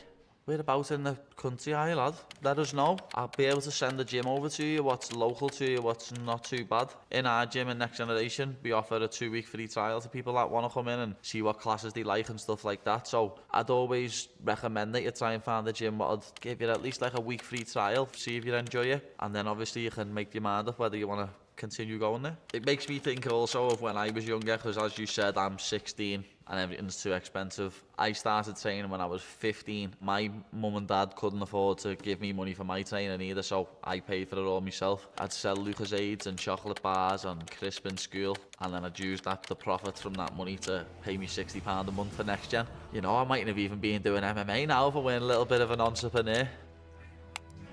Sorry I was late to the party, my brother. Would just like to ask, how do you conduct yourself in moments of fear? You are extremely confident in that aspect, in my opinion. That's something I struggle with. I just want for me to be me, even when I train in the gym. I know there is others that can do more, but I don't want that to stop me from going to the gym.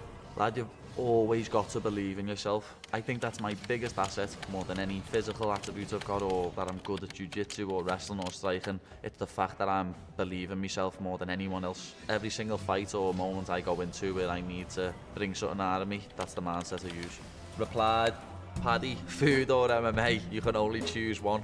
Very good question, but I'm saying MMA, lad. As you can see at the minute, I'm not too fat. I'm walking around at a nice weight. All I can think about is fighting. Because of that reason, I'm not overindulging in food. Cheat meal in Liverpool, we love salt and pepper chicken, lad. Like, salt and pepper chicken is one of our go-tos, like salt and pepper chicken wings or salt and pepper chicken pieces with fried rice and chips, barbecue sauce on top. Replied, Instagram. Dan Redmond says, so that's my question. Have you learned to not give a bollocks what people think of you? It's an art, really. Yeah, especially when you get put in a position like I get put in myself, where stuff gets put on social media, stuff on YouTube, stuff's everywhere of me, so everyone's entitled to say what they like about you. So yeah, I don't give a flying F what anyone thinks about me. I'm me. If you don't like it, leg it. Posted. So this next one is an Instagram picture of me and Mike Tyson, and it says, did you try his weed? Of course. We went in the back after it and smoked a blunt together. He's a cool dude. Mike spoke to me about a few different things, obviously, and one of the main things he said to me is, don't let people take advantage of you, like what happened to him in his fighting career. You know what I mean? That was something that he said to me that I won't ever forget. Don't let anyone take advantage of you. You're the one what's earning the money, no one else. Next picture here is me and Laura in the Colosseum when we went to Rome. Do you reckon you'd have been in there against a tiger or two back in the day, La? Yeah, I do. I said this when we was in there. I was looking down at like the Colosseum saying, it's funny because 2,000 years ago probably would have been in here fighting with someone else or trying to kill a tiger or getting an elephant set on me or something. Picture of me and Bruce Buffer. Did you say please when you asked for this photo? Of course. I expected it anyway, but I'll be honest, I was 16. It looks funny looking back at that picture now. Like, I'm 16 years of age there, stood with Bruce Buffer where I've asked him for a picture. He's now announcing me out when I fight. Quite surreal, really. Next. Cora? What's Cora? I've never even heard of that. Why do some people from and born in Liverpool say they are not English? The reason that gets said, Scouse not English, we're just a completely different type of people, to be honest. The people from Liverpool, Scousers, are more Irish than English, I'd say that, but it comes from years ago, stuff like the Hillsborough disaster, and before that, the government had to put our city into a managed decline. They literally wrote a letter saying, let's put this city in a managed decline, we don't want it to be there no more, they don't listen to us, so let's run it into the ground. And then obviously years later, the Hillsborough disaster happened with Liverpool Football Club, and 97 of our fans died, and the government tried to pin it on our fans and said it was our fans' fault, when it wasn't. It was the police's fault. Bad organisation. It was their fault. 97 people died. No one's still ever been convicted over that. People still to this day sing murderers at us every week when I go to watch Liverpool. So that's one of the main reasons why I say it. If you could fight any celebrity, which one would you choose? If I could choose any celebrity to fight, me and Elon are beating Mark Zuckerberg up, aren't we? Know what I'm saying? I'll be there in Elon's corner, so we can mufti Zuck. Posted. Why is it normal to see undefeated boxing records, but not on UFC? Because we don't get protected all the way through. For years with boxing, people say, oh, he'll beat him, he'll beat him, he'll beat him. And they don't fight for years. We're in the UFC. If you say, he'll beat him, Dana will just go, boom, use a fighting. And they do the fights that people want to see. That's why boxing's half dying out, I think, to be honest, because, you know, you've got Tyson Fury fighting Francis Ngannou instead of fighting Usyk and unifying the heavyweight division. You wouldn't see that in the UFC, lad. Just that simple. The best fight the best. Posted. Ready. That's one I've heard of. Very ready. What would be a fair pay for UFC fighters? Paddy Pimblett says he makes more money outside the UFC. Yeah, a lot of people probably do make a lot more money outside the UFC. I make more money outside the UFC because of my sponsors and stuff like that, but in the UFC you get paid what you're worth. You'd always see people giving Dana grief and giving people grief and stuff like that. You get paid what you're worth. I got a nice payday for my last fight because I'm worth it. All these crabs in the UFC, you were getting 12 and 12. You're obviously not worth it. Work a bit harder, show a bit of personality. Let's check Twitter. Paddy Pimblett using his stage to preach eliminating the stigma around men's mental health. How can you not love this guy? I wish everyone loved me. I'm a bit of a polarising figure, to be honest. You either love me or you hate me. That's the way it's been lately, but everyone always mentions this to me, what I said about men's mental health. That's just me speaking from the heart. I hate it when I see stuff online, oh, he's using that again. It's nothing to do with that. I say it because I've struggled with it myself.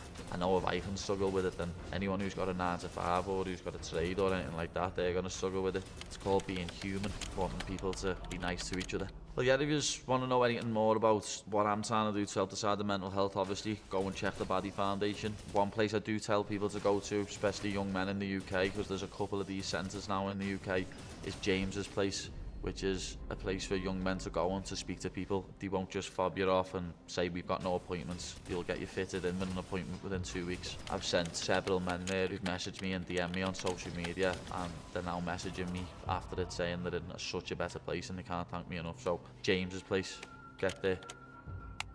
Yeah, Paddy Pimblett, has Drake ever been in touch after the Rolex? Nah, don't think he has. Don't think I've spoke to him since, to be honest. That Rolex is still just there, sitting in the box. I've never wore it. Not my style of Rolex. As we've just been talking about the Baddy Foundation, that is what that watch is going to go to. The watch what Drake bought me is going to get auctioned off for my charity. If you want to buy that watch, what Drake bought, Paddy the Baddy, keep an eye out the next couple of months, because that will be getting auctioned, so funds can go to me charity. The reason we got the Rolex is when we won in July, me and Molly, we both won. Drake was DMing, I think it was Molly. Molly just said, "You getting us a Rolex there or something?" And he said, "Yeah." And then literally when I was in the States a couple of months later, we was just watching a UFC, and we were watching Edwards versus Usman actually. When Edwards knocked Usman clean out, some woman just walked in with a pair of white gloves on and a Rolex box. Handed me a Rolex. It's like, you're a sound, you girl. Did Paddy the Baddy ever squash the beef with Ariel Helwani? No. Never. Probably never will. He's a piece of shit. I'm probably the worst person to ask about how to deal with conflicts in life, lad, because I just hit them head on. I just start arguing, especially when someone starts it. I can't help it. You saw that when I bounced that hand sanitizer off that little mushroom's head. He started it, I finished it. Thank you very much for watching.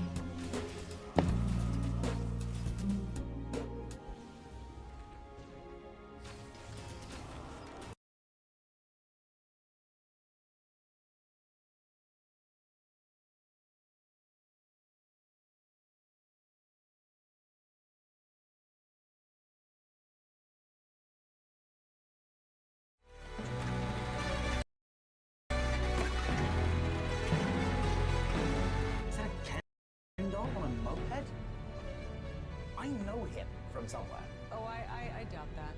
Because what you are looking at is a highly trained combat specialist, forged in the furnaces of Afghanistan, Iraq, Kuwait, Sarasota, incredible skin, no eczema problems, and he will not stop until I am safe. So you pull this.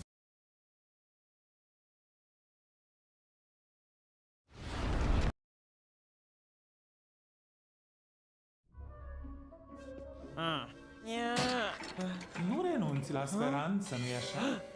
Cine ești? Cine a vorbit? Sunt un prizonier, dat-o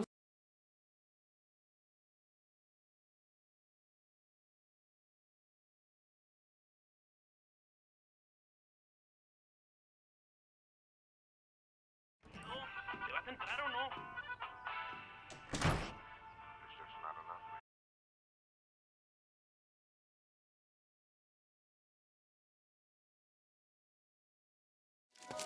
Willy Wonka began with a single store on Cherry Street.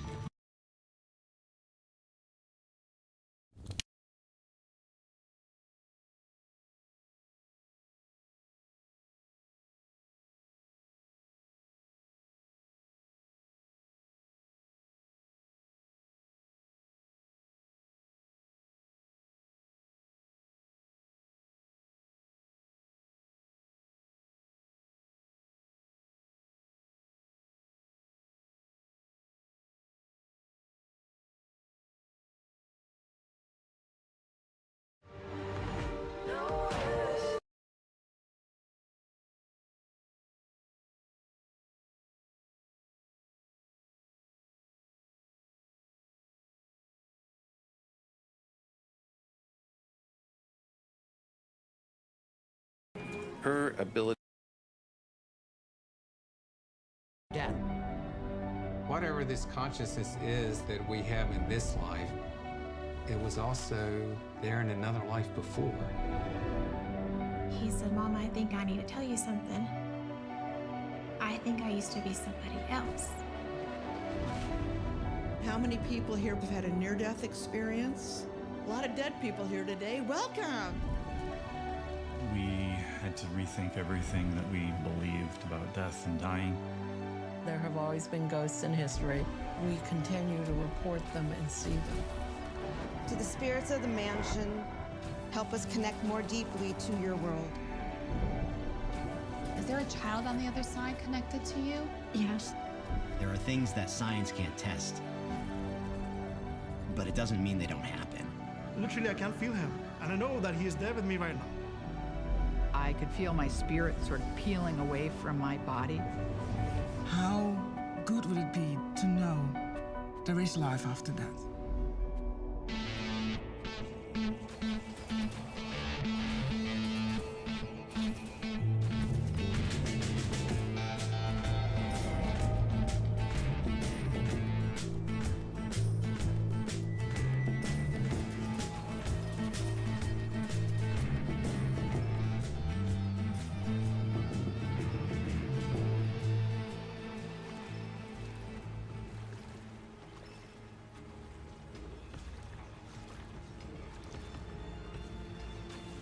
As a physician, I know that most people don't think about death really until they're forced to. But 20 years ago, I was not only physically dead, I had been dead for a while. And that experience radically changed everything about what I am and who I am.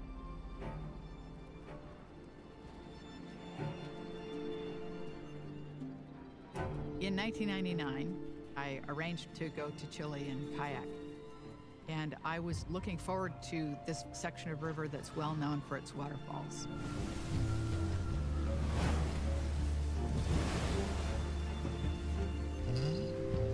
We put on the river and we went over the first couple of drops. This river has a very high flow. So we decided to run this smaller part of the first major waterfall. And so I pulled out in the current. There was another kayaker who had sort of bobbled her way past, and her boat was lodged sideways at the entrance. So I was forced over to the main part of the waterfall.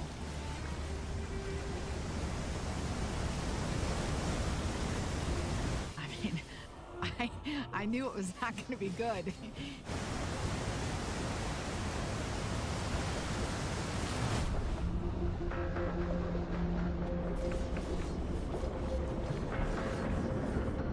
My boat became pinned, and I was completely submerged under 10 feet of water.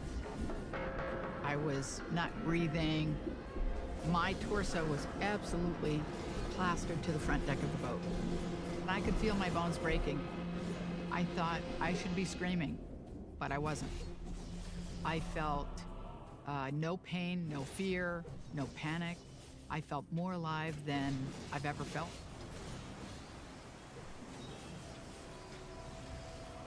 I could feel my spirit sort of peeling away from my body, and my spirit was then released up to the heavens.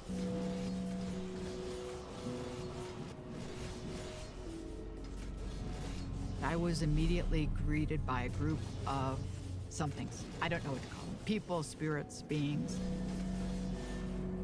I didn't recognize any of them, but they had been important in my life story somehow.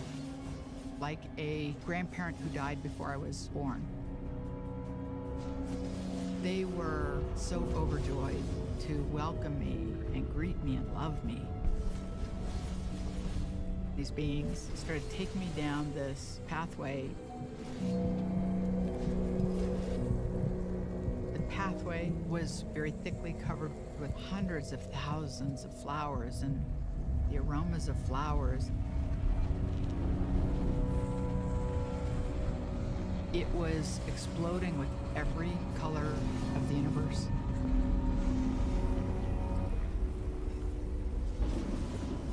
There was an absolute shift of time and dimension.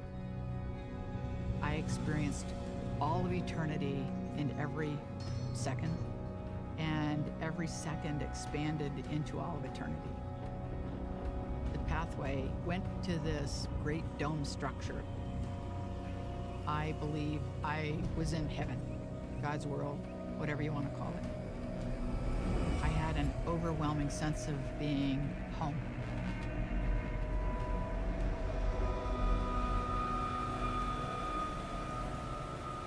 At the same time, I could look back at the river where my body was still submerged underwater.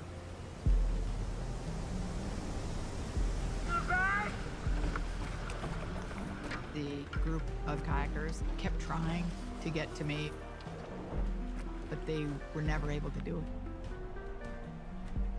it. And after maybe 15 minutes, they had given up rescue. They had really shifted over into a body recovery mode. One of the guys saw my life jacket pop up downstream and thought that maybe my husband would want it. As he got that, he felt my body hit his leg. So he reached underwater and was able to grab my wrist. My body was bloated and purple, and I had fixed eyes. There's absolutely no doubt in my own mind that I was physically dead. But I watched from the entrance to the dome structure as they started CPR, and I could still hear them. One of the guys kept calling to me to come back and take a breath. No, please come back, I know you're still here. I had been without oxygen for 30 minutes, and the statistical likelihood of my survival should have been 0.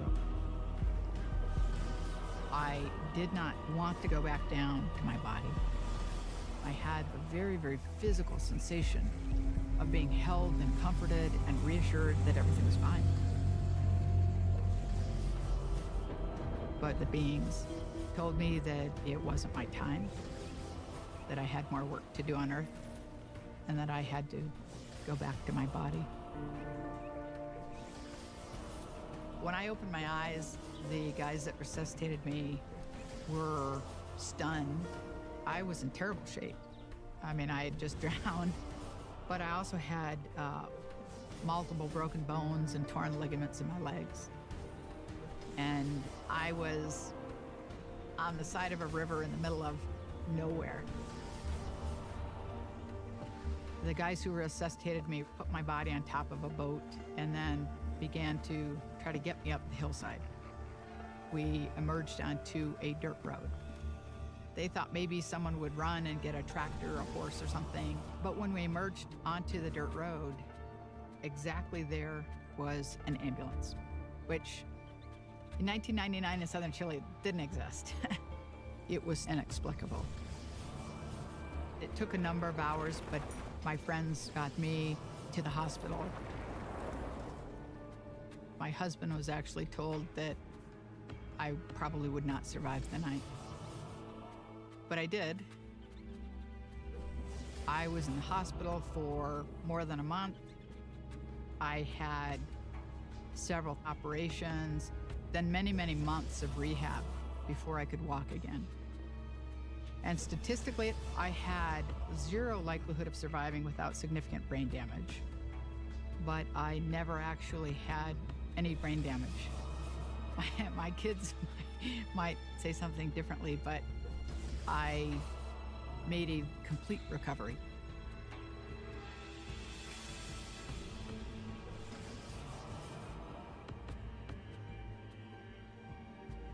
As a physician, I'm not really in a crowd of people who want to talk about things like near-death experiences.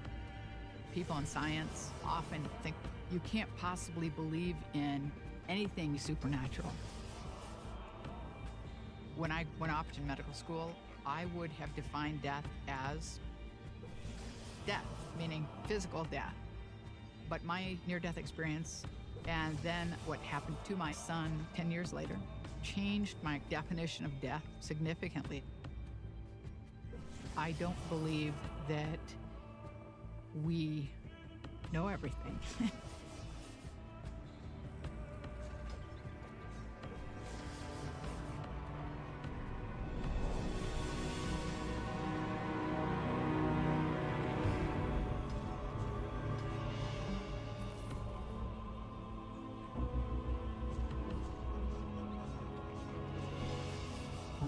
A near-death experience, sometimes called an NDE, is a profound experience that many people have when they come close to death. Probably between 10 and 20% of people whose hearts actually stop will report these dramatic near-death experiences. Here at the Division of Perceptual Studies, we study the possibility that something about humans may survive bodily death. The general mainstream materialist view of reality is that physical matter is all there is. So when the physical brain stops working, then the consciousness ends. So the idea that there might be this consciousness piece that could continue on conflicts with a pretty basic principle. But the question of what happens after we die is something that has intrigued humans for as long as we've been around. We've been doing this research for almost 50 years now. We study mediums, people who think they can communicate with the deceased. We study deathbed visions that happen to people as they die. We study reincarnation and a variety of other spontaneously occurring experiences on the border between life and death, such as near-death experiences. If you look back in history, there have been what we now call near-death experiences since prehistoric times.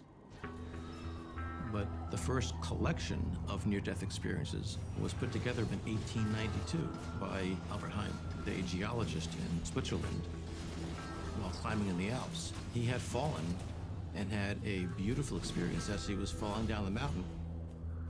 He described time expanding as he went faster and faster, and he was so struck by this experience that he started asking other mountain climbers and quickly collected 30 other cases like his of people who had falls from great heights who had blissful experiences.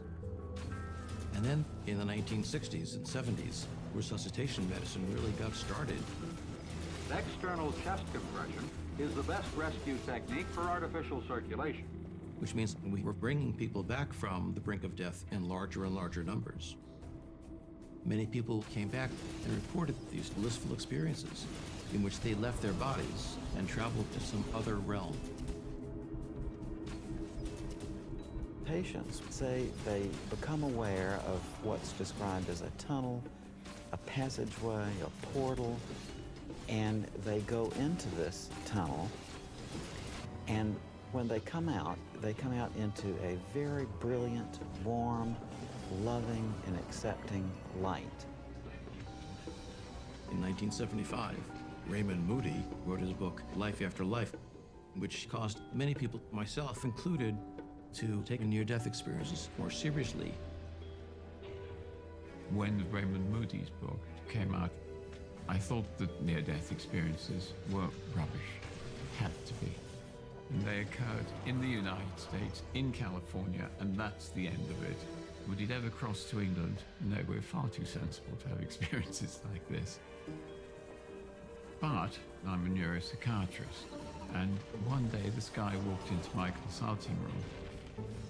He just had the cardiac catheter go wrong, left his body, watched the resuscitation process, and had a full near-death experience. And so there I was, confronted. Did I believe or did I not? Well, I thought that before I could draw any conclusions, that I ought to study them. So I've been studying near-death experiences for about 40 years.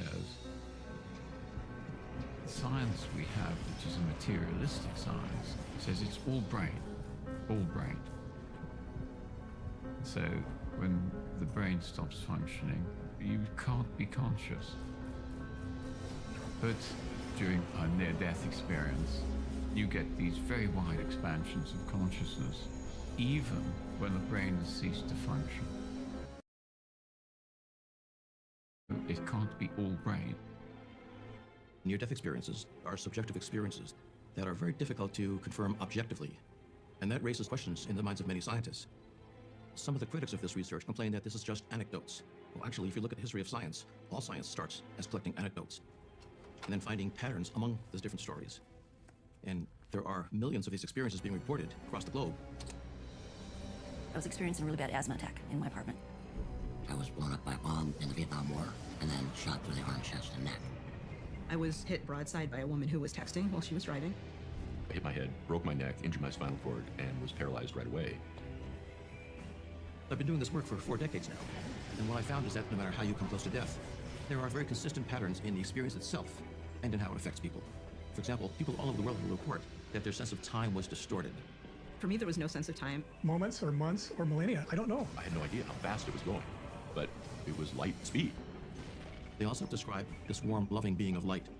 A sense of getting information from some really high-frequency teachers. Very embracing and warm and caressing. A warm energy hug to the brain. And then there are things that are paranormal or otherworldly, like your ordinary senses becoming much more vivid. All this grand music. Jacques Cousteau, being under the water, and all these fish. I started dissolving, or like that drop into the ocean, just disappearing. If I could reach out and touch a leaf, I became an aspect of that leaf. I was a tiny, tiny light, a little tiny speck of light, and then I'd become a great big light. You see the same phenomena from all different cultures, and they often come back feeling that it profoundly changed them. I see the beauty in everything now. 100% turnaround from being a hardcore, angry atheist. I no longer have any kind of a fear of death. What is going on here that has such power to change a person's life in a fraction of a second?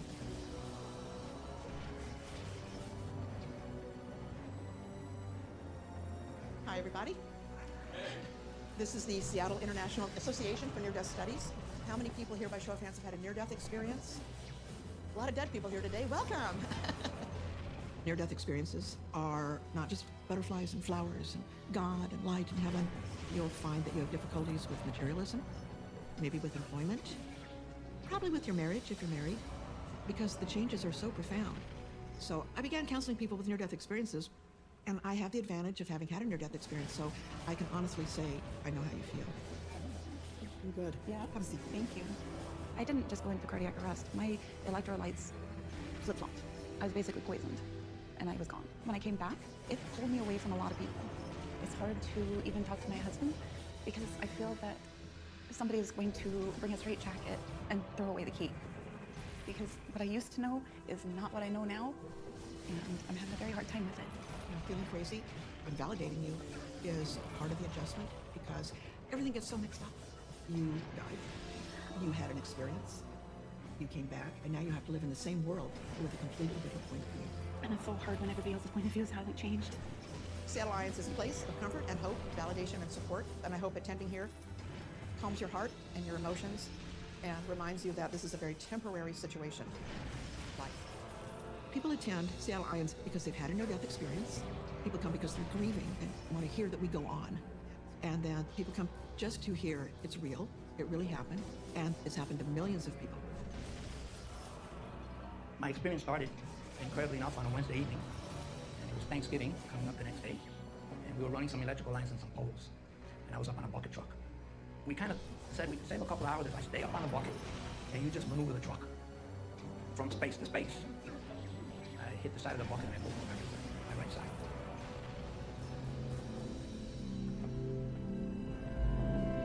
I wound up in an emergency room. They gave me a medication for pain, and it had some kind of an anti-inflammatory component. Turns out I'm allergic to it. So ultimately my lungs shut down, I stopped breathing, and my heart stopped. There was a tunnel, but not the way that it's typically described. I kind of fell into it. And what I saw was just color wrapped all around me, so I was completely integrated into it. And I could hear this color talking to me, millions of voices, this chat. And I look down, and I see the ocean. And then I notice a man in the water. He's about knee deep. And he turns around to them. And the biggest surprise of my death, my life, was that it was my father. Me and my dad had a very difficult relationship in life. We couldn't even talk. So when he died, I felt totally bitter and really regretful of the fact that we never were able to say we love each other or we care. So I'm looking at him here in his face, and I'm saying, oh my gosh, this is my opportunity, my second chance to make peace with my dad. Something that I could never do in life. So we hugged. We said, that has changed my life in so many ways. Just knowing that he did care, that he did love me. He looked at me when he embraced me and he said, "Go and kiss me." He said, "Jose, to go back." What? Are you kidding me? I like it here. This is great. I want to go back. And he said to me, "No, you gotta go back." Whilst I didn't want to, we came to kind of sort of an agreement in a way. We agreed that when my time came, he would come get me, and I said, that sounds like a pretty good deal. Let me go with that, and I transitioned back. I felt this sense of cool, and I wound up back in my body. When I met my dad on the other side, I realized that sometimes we may not be able to say something here, we wouldn't be able to say it somewhere else. By having this opportunity to truly heal my spirit. Before, I just was moving through life. I wasn't living. I was not alive. Thank you.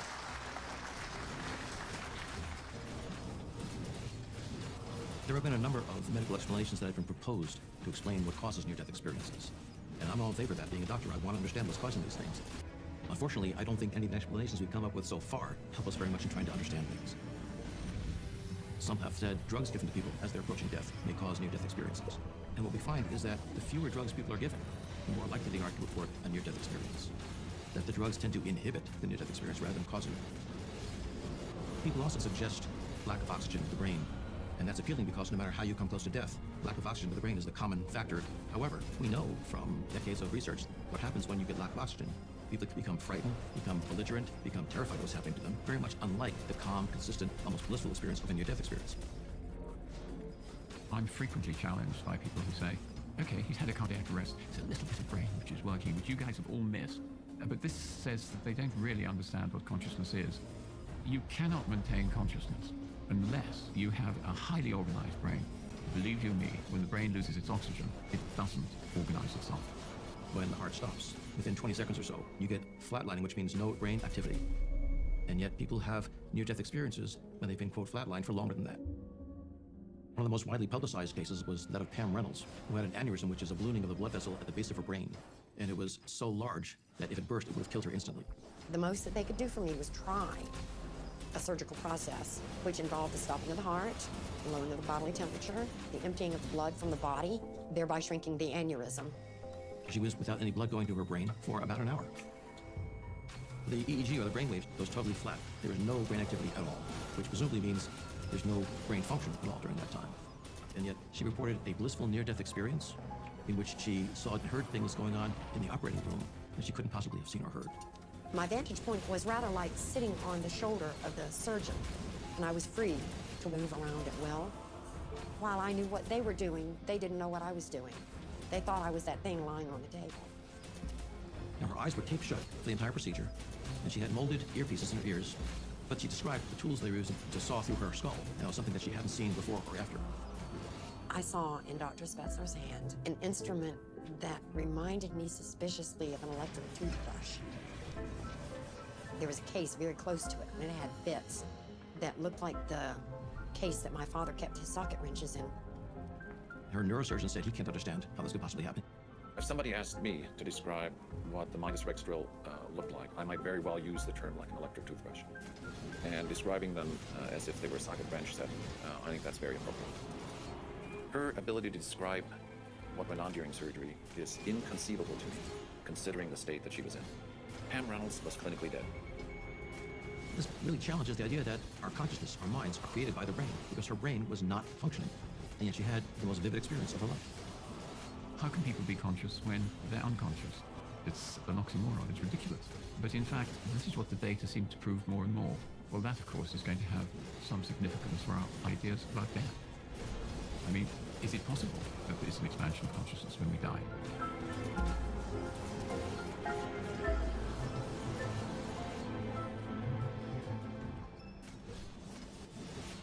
When one survives something so catastrophic as death, there's a gaping hole in your soul. Inside you feel like crumbling, and you wonder, how do I make sense of it? When people talk about near-death experiences, they talk about it being so pleasant, but it was not the case with me. When I first met my husband, Jonathan, we definitely wanted to have children. We had our first, Adina, no issues, no complications, delivered her, and back at work 8 days later. The second one was after 7 rounds of IVF, and everything went swimmingly until the 20-week ultrasound. They do the scan, and they say, oh, you have a placenta previa. Jonathan was with me, and I said, I don't know what this is, but I've got a bad feeling about it. And then I opened the computer and I started Googling. Placenta previa can turn into an accreta, which is when the placenta marries itself to the uterus.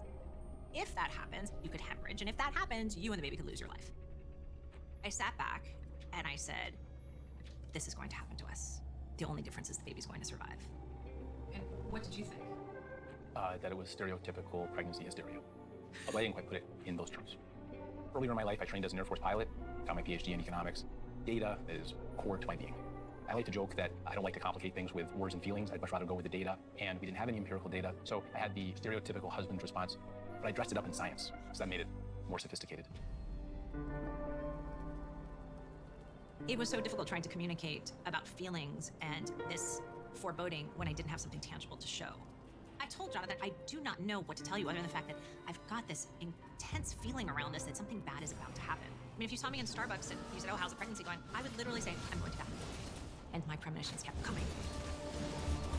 I was walking in the park. I saw a dry fountain. In mind's eye, the fountain was flowing, and all of a sudden it turned to blood. And I felt my body hemorrhage. I called Jonathan, I said, meet me at the emergency room. He's frantic about it. Doctor's examining me, and like, no, you're actually fine. Jonathan's like, okay, it's a false alarm. And I'm like, well, this is a warning. I've had other patients who've expressed concern, but I would say Stephanie was the first patient that came forward and said, I'm seeing things very vividly that are scaring me to death. I tried to acknowledge her fear, but also my role is to keep the calm. So I was concerned, but I wasn't necessarily panicked. The day that I go into labor, I was in the kitchen giving Adina breakfast. All of a sudden, blood went everywhere. My nanny was here, and I said, let's get in the car. She jumped in the driver's seat. I said, get out, I'm driving. And she's like, are you crazy? You're bleeding. I'm like, I've had many premonitions. I'm in a car accident. What's not one of them? Jonathan was in New York on one of his business trips.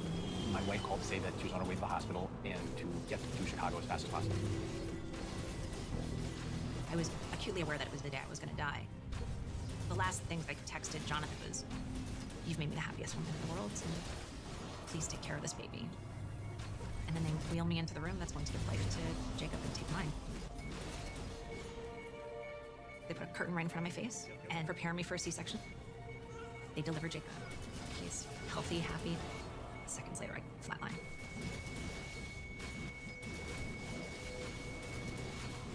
Everything came into a 3D movie, and I could actually see outside of my body. My point of view was above my body and next to my body, and I could see everything that was going on in the operating room. I see the anesthesiologist by my feet. I see which nurse jumped on my chest to give me CPR. In this other dimension, spatial relations break. There is no ceiling. There are no walls. Everything is just moving around in so many different directions. I saw my daughter in a completely different part of the hospital with our nanny. I saw what my husband was wearing when he got off the plane. And then I see spirits everywhere. My grandmother, who had passed when I was 10 years old, my mother's brother, also appeared. The last thing I heard was Julie, Dr. Levitt saying, this can't be happening, this can't be happening. This was about as serious as it gets. Stephanie was having an amniotic fluid embolism. Many patients will die from this condition because they bleed to death. And I, with my hands across my chest, with my gloves on, looked up and I said, under my breath, this cannot be happening. She called it. She knew that this was going to happen. After I heard Dr. Levitt, there was just this pulling in my stomach, and then I was back in my body. I was clinically dead for 37 seconds. I was in a medically induced coma for 6 days. I had kidney failure. I had to learn how to walk again. I had to learn how to talk. It took me a long time to physically recover. When I was clinically dead, I knew that something extraordinary had happened. But ultimately, I had to go to the people who were present that day to validate it. Stephanie and I met to talk about what had happened that day. I almost couldn't breathe. There was absolutely no way that she was aware of who was standing to her left, who was standing to her right, what I said, what other people said in the operating room.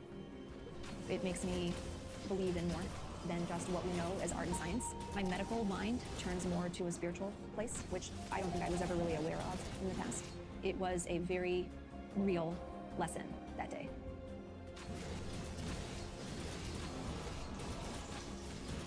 How old was Jacob there? Not even a year. Not even a year. All of the doctors were like, I don't have a medical explanation for the near-death experience or the premonitions, but I look at them as a knowing. This knowing comes from someplace. I'm not in the category of true believer, but I accept that there's something else going on here, some extra dimension of knowledge or cognition that my wife has. So I believe that she knew.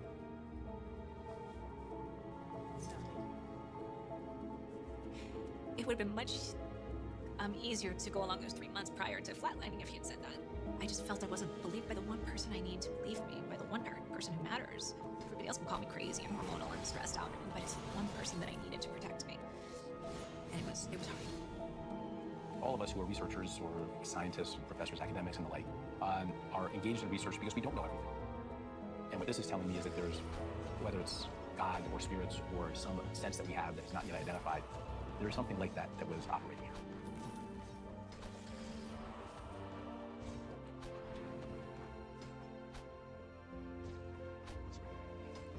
Right before flatline, I was perpendicular. I know people talk about like floating and being above their body. I didn't have that. So it's almost like you were in both places at once. There was plenty that was still that was operating. Yeah. Most people who share their experiences with us do so because they're struggling with how to understand it. It doesn't make sense in terms of science or their particular religious background, and they're looking for some way to come to terms with it. I just would like to understand a little bit more about the mechanics. Yeah. And is there a pattern that you're seeing in people that have had near-death experiences? Some things that you told me about are very common. Some are not. Frankly, the premonitions that came before it are not common. It's more common to have these premonitions after the experience. What struck me most about Stephanie's experience is she was having premonitions about dying for months before it happened, and these were not imaginations, they were things she could not deny. There are all these things going on around us all the time that we sort of block out. It's like our brain has a filter that filters out things that don't help us get along in this world. And when something like a near-death experience happens, that opens up the filter. The door's been open for you. And once it's open, it's hard to shut. My visions and my premonitions have become more intense since my near-death experience. I believe it's a blessing, but spiritually it's a challenge because I see things that people don't see a lot of the time. Most of the visions I get are from complete strangers, just people who are in my line of sight. I feel like I'm gonna have a heart attack, but I know it's not mine. We all have this ability to perceive things, especially danger. We just don't take it seriously. You suggest to those who sit in this chair across from you and explain their near-death experiences, what do you normally advise them? I can just tell you what I've learned from the thousands of people who've sat in that chair and talked to me. And What seems to be most comforting to them is knowing, one, you're not alone. Many people have had near-death experiences. And if we can't understand it, we can at least have faith that there's a purpose to it. And you don't have to be in control, because in fact, we're not in control of it. Something else is. I used to be more easygoing before this all happened. I used to laugh more. And I used to not take things so seriously. I think Jonathan misses that part of me. I think I'll be asking questions, probably until the day I die, again. The experience is very, very difficult to process. The dying is very difficult.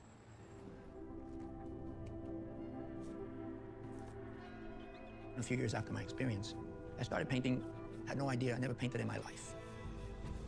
Initially, it was just a desire to reproduce what I saw, where I was in a ball of color, and these colors are all moving, and I become the color. That's how I wound up doing art. Just a desire to try to create that three-dimensional feeling of color. But as I kept doing it more and more, I began to realize that it's a lot deeper than that. It was healing. It was healing me. Dying is traumatic, and it's difficult to integrate and get past that. This world of art and color brought a lot of peace and calm into my life, and it made me feel a sense of knowing. People ask me if the experience was real or not. At the end of the day, I can't prove to you. I can only share my experience with you.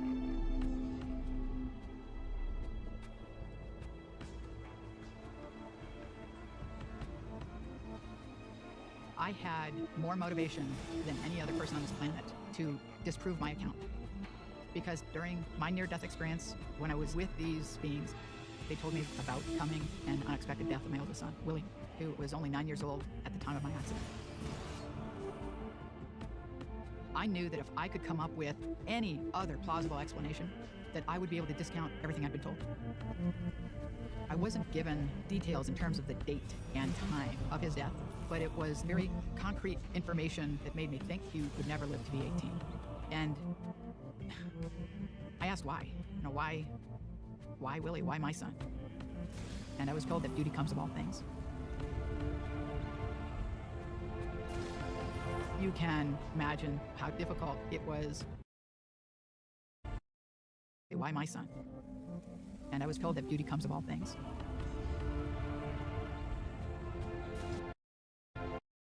And I was told that duty comes of all things.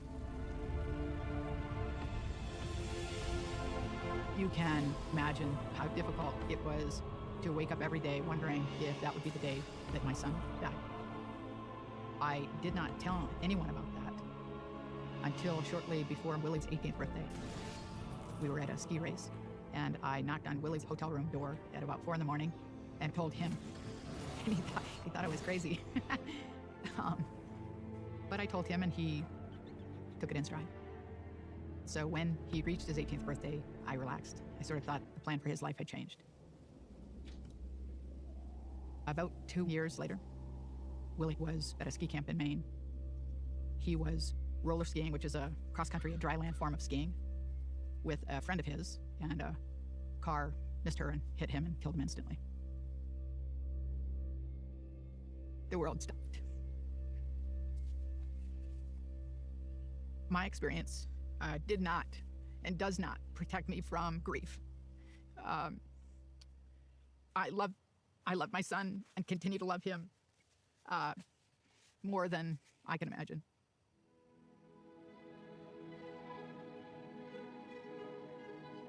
But my near-death experience changes how I understand death. Death is not the final word, and it's not the end. Death is just the physical loss. I know my son is somewhere.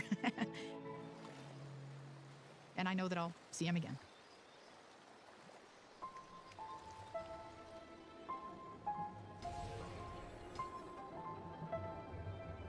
If it is true that consciousness is not solely dependent on the brain, that raises the question, what happens to consciousness after we die? Can a consciousness continue after the death of the body and communicate with people who are still alive? When I was 4, I used to see spirits. I'd get messages from them. So I'm hoping you're going to enjoy this evening. There will be some laughter, there may be some tears. And I'll do my best to get as many messages out as is possible. I would see people that other people couldn't see. but I didn't realize that they were not living people. As mediums, we open ourselves up to the spirit world. We create that meeting space for both worlds to be united.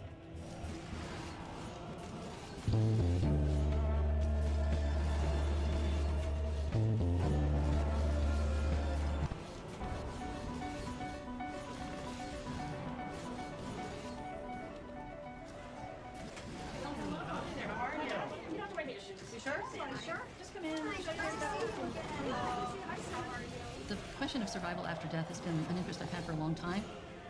What is the nature of human consciousness? Does it exist outside of the body?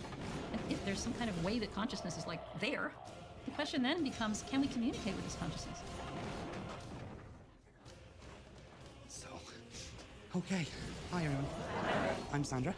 I tend to speak very fast. You can ask me to slow down. I also have no filter. So when I was 4, I used to see spirits. I'd get messages from them. So as a child, I had no filter. I have no filter now. So don't take offense at anything I might say, because they're telling me what to say, and don't shoot the messenger, okay?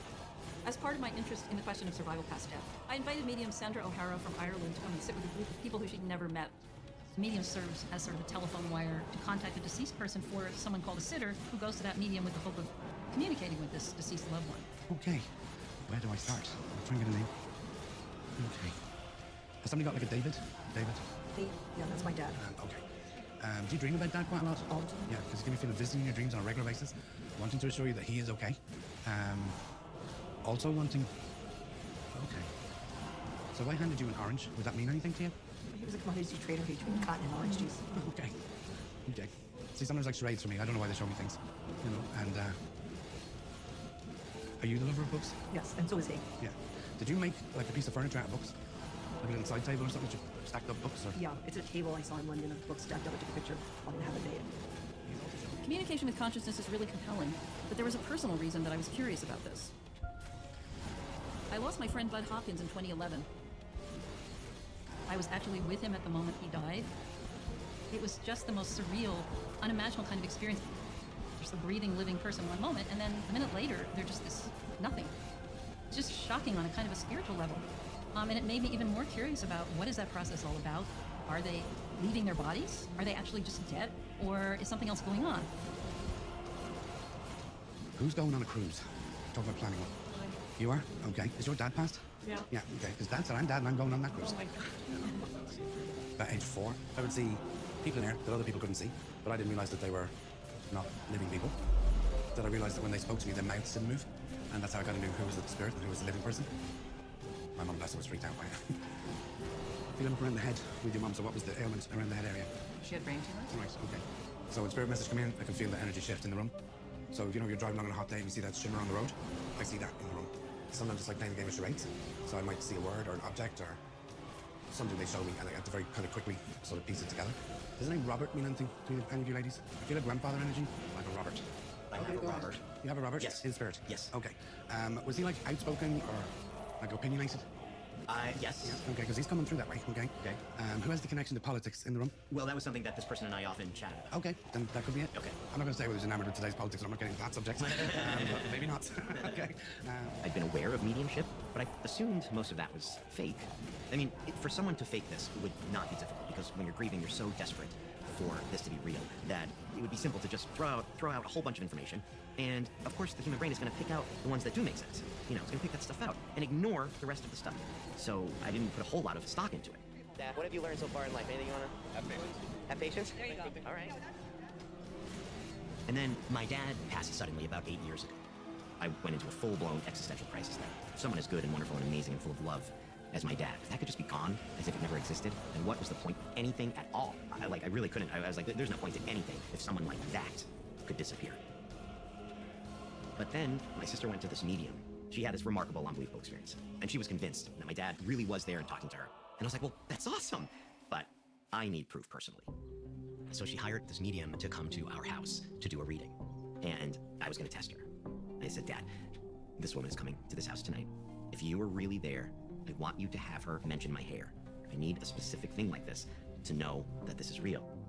My sister and I were both keeping notes, and the whole thing is extraordinary. She's coming up with details, some of which are specific things that happened like yesterday. We're wrapping up to leave, but instead of walking out the door, she takes another I mean, if you're a skeptic, you think she takes another stab in the dark for some reason and says, he wants to talk about your hair.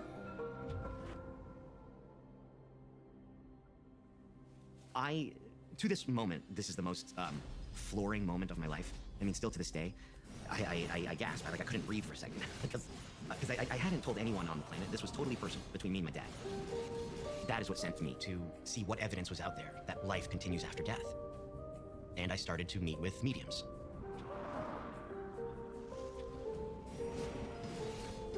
To get a reading today with someone I know knows nothing about me is really exciting.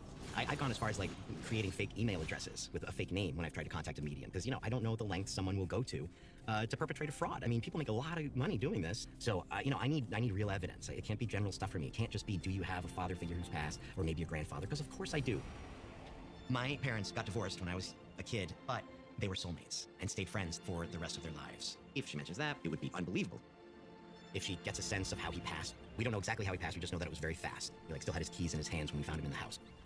And if she comes up with super specific stuff about that, that will be really extraordinary.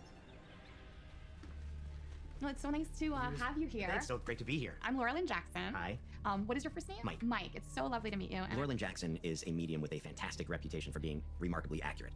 All right, so I'm a medium, and so what that means is I can perceive consciousness from people who have left their physical bodies. Okay. I will see a point of light push into my screen on the right-hand side. Mm-hmm. That is a spirit on the other side who is no longer in his or her physical body. When I was 11 years old, my grandfather, who I was so close with and loved so very much, I had this moment of just knowing that I needed to see him. That sense of panic didn't go away until I got to his house and spent the day with him. And that was the last time I ever saw him alive. He ended up going to the hospital 2 days later where he was diagnosed with advanced leukemia and he died within 2 weeks. Shortly after that, I confessed to my mother. I said, I knew Pop-Up was gonna die. She said, you just have an extra ability. It's an extra way to perceive the energy around you. It's a beautiful gift. Don't be afraid of it. For me, the whole experience is a game of like almost psychic charades. Sometimes I hear a name, sometimes I will hear a phrase or a word, or I will hear sometimes music. So it's my job to always be interpreting what it means so that you get the message properly. Okay. I will tell you about 85% of the time, I have no idea what it is I'm sharing with you, but as long as you know, right, we're good. So I will check. What should come through in a reading are things that are what I call ungoogleable. Something you thought, conversation you had with your loved one, maybe the day before, a conversation you had in private. Information that is so specific that there was no way to Google it. So I'm just gonna be quiet for 1 minute. I'm gonna focus on your energy and take it from there, okay? I have 2 people stepping in. I have on my lower right father figure for you. So that is, it's either dad or grandfather, but very fatherly. Is dad crossed? Yes. Yeah, and grandpa too, right? Yes. Is there a name that repeats in the family there too? And is there a John with a J name? There's like 3 people walking in at once. So there is a name that repeats, so there is a J name. That's to like your, so let me go to dad and your grandfather. Okay. That's where they're telling me the name repeats in the family. I have the middle name of. Okay. Yes. Okay, because I feel like that's what I need to acknowledge. I'm very happy, very proud of this. He wants to talk about not having a proper goodbye before he crossed. Do you understand this? Yes. And that the family needs to let go of that. He's very matter of fact of this. He's very funny. He's like, it's a waste of time to be upset about that here. But he's got this like great sense of humor under there, like dry, yes, funny wit, sense of humor. Like I love his energy. Yeah. I just listening to dad about how he crossed. He gives it to me as like sudden. Does that make sense to you? Yes. And I feel like a sense of impact. Does that make sense to you? That impact sense. Could be. Yeah. We're not exactly sure. He's going back to his relationship with your mom. Were they divorced? Yes. Were they divorced for like 12 years before dad crossed? Longer. Okay. But they were still like connected. Like so they were friends. Do you understand? Like friendly in each other's lives. That's how he gives it to me and he's happy about that. Another important message, yes. And then he kind of just like pulls back. You know, you never need me though. Here's the thing, they're always with you, always. That was, for me, on the extraordinary side. A lot of it, like I was talking about before, is general stuff. Like, you know, is there, and a lot of the names were not right or didn't make sense to me. And again, if someone says, is there a John? I'm sure there's a John somewhere in my family. I'm sure there is. But it's that combined with some of the other stuff. The way she hit on the relationship between my mom and my dad was big. And then there's also the stuff that's more of a quality in a reading. She felt like my dad. The way she was describing him and how he was saying the things he was saying, you know, stuff like that you can't quantify. These things are always the same for me. I'll have these experiences, and in the moment, I think, I don't have to study another thing again. I don't have to do any further research. I now know for sure my dad is still here, everything's gonna be okay. Inevitably, the critical mind always, the hyper-skeptical mind always eventually comes in, so that keeps me on this path. You know, you've heard extraordinary claims require extraordinary evidence. This is the biggest claim ever. There's no one on the planet who doesn't have a vested interest in the question, does life go on after death?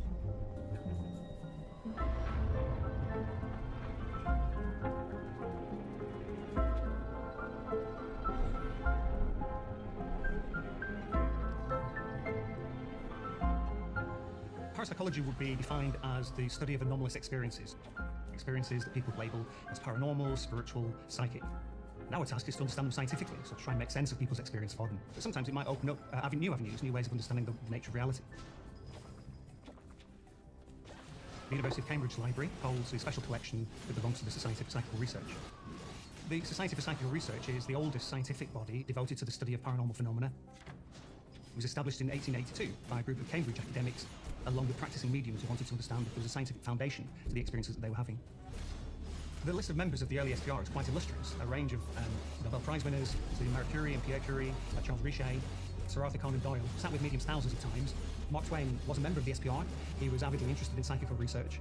William James, probably the preeminent psychologist of his day, co-founded the American SPR. They were particularly interested in psychic phenomena, telepathy, and precognition, but also in apparitions, sitting with mediums.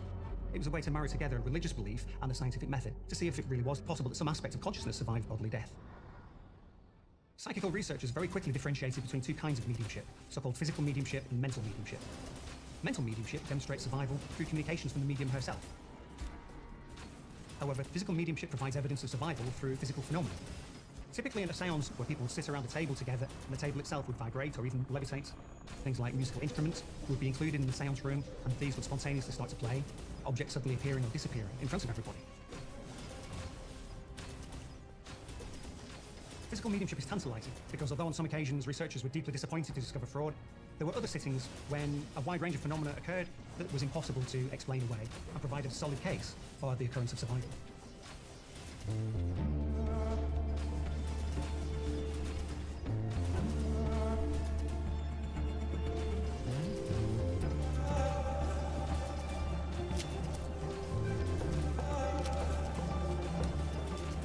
I do know that consciousness survives death. As mediums, we open ourselves up to the spirit world. We move our awareness to their world and they draw closer to us in our energy. We create that meeting space for both worlds to be united.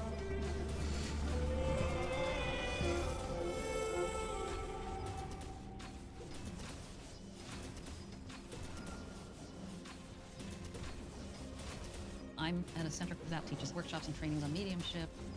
It's really interesting for me because I sort of wear two hats. I'm always collecting information and trying to document things. I'm also here as somebody who has a personal interest in what the experience of physical mediumship is and, what it's like to sit with a physical medium. In the world that we live in now, physical mediumship is very, very rare. This is one of the few opportunities outsiders have to see physical medium Nicole DeHaas work and to sit with her in her seances. This is like my second home. It's a spiritual home for development where the quality of teaching that you can get in mediumship is of the highest standard in the world. Many mental mediums have told me that you don't have to be born with this innate ability, that you can actually train and develop it as an adult. People are coming to this retreat who have already had some experience with their own natural abilities, and so they want to develop that further to be better mediums. Welcome to this beautiful place. This week is called Explorations of the Soul. It's a week where we focus on different forms of mediumship. People from all over the world come to study every aspect of mediumship. Trance, healing, spiritualism. We have lectures, tutorials, meditations in the morning. Really be aware of the words and how the words relate to your life. People who come to this week, they're seeking the natural ability that is within them and to understand it and to work with it. It's just the energies and the way that they work in us sometimes. They leave us feeling that bit dizzy. We teach people about spirituality. We teach mediumship, communication between the two worlds, healing. It's about that truth of eternal life, and it's about that truth that we live on past that physical death. We teach the mechanics of mediumship. We explain how the soul works on a psychic level. Have you ever been in a seance with Nicole before? Just once. Just once? Yeah. Okay. I think the most special part where people also come for is, of course, the seance. Did you receive a seance form? Yeah, I already sent it by mail. And Mediumship is a healing journey.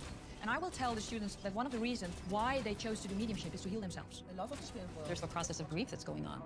Being here can help them deal with that and possibly help them connect to their loved one while they're here. Nice to meet you. Same. Nice to meet you. Thank you. In 2014, my father passed. I had the feeling that he wanted to talk, he wanted to make contact. The reason that I'm here is I want to develop and study some form of mediumship to figure out what else is he trying to say. Heb jij een seance voor me hier? I come here to learn, to get the tools to work with the spirits myself at home. I'm constantly in emotional situations because of my work as a funeral director. When I come here, I remind myself that it's not my hurt, it's not my pain. and that there is a life after this. Okay, but because we had the rooms closed. My father died 3 months ago. He believed in life after death. As a scientist, your scientific mind and your, I don't know, curious, childish, exploring mind, they're talking to each other, and one is saying this and one is saying this, and they're, no, that can't be real. But it is. But it can't be. But it is. You know, they're having this kind of conversation. How does Buddhism combine with Western spiritualism, and how does that combine with the Mexican tradition, for example? I feel alone in this world. There has to be a way for me to make this communication, to make a bridge between this invisible world that is out there. When my dad passed away, I was a 14-year-old, so I didn't really get to say bye to him. We were like Hindus, right? In our culture, the way it works is that the elder son has to put father's body on a piece of wood, then set him on fire. That moment when I just saw him, the fire was coming up, I was like, hey, maybe he's just gone somewhere. Maybe it's an invisible world. I can't see him, but I can feel him. And when I'm saying this to you, I still feel him now. I can feel him. Literally, I can feel him. And I know that he's there with me right now. I gotta figure out how I can communicate with him.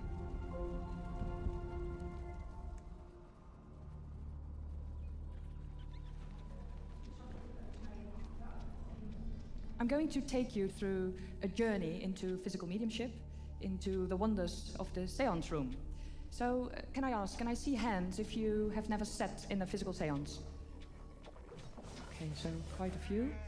So let's have a look with you all. With physical mediumship, there are actual manifestations that take place during the seance, which everyone in the group can witness. People can experience voices that speak in different parts of the room. There are materializations. It could be a materialization of a hand that people can see or touch.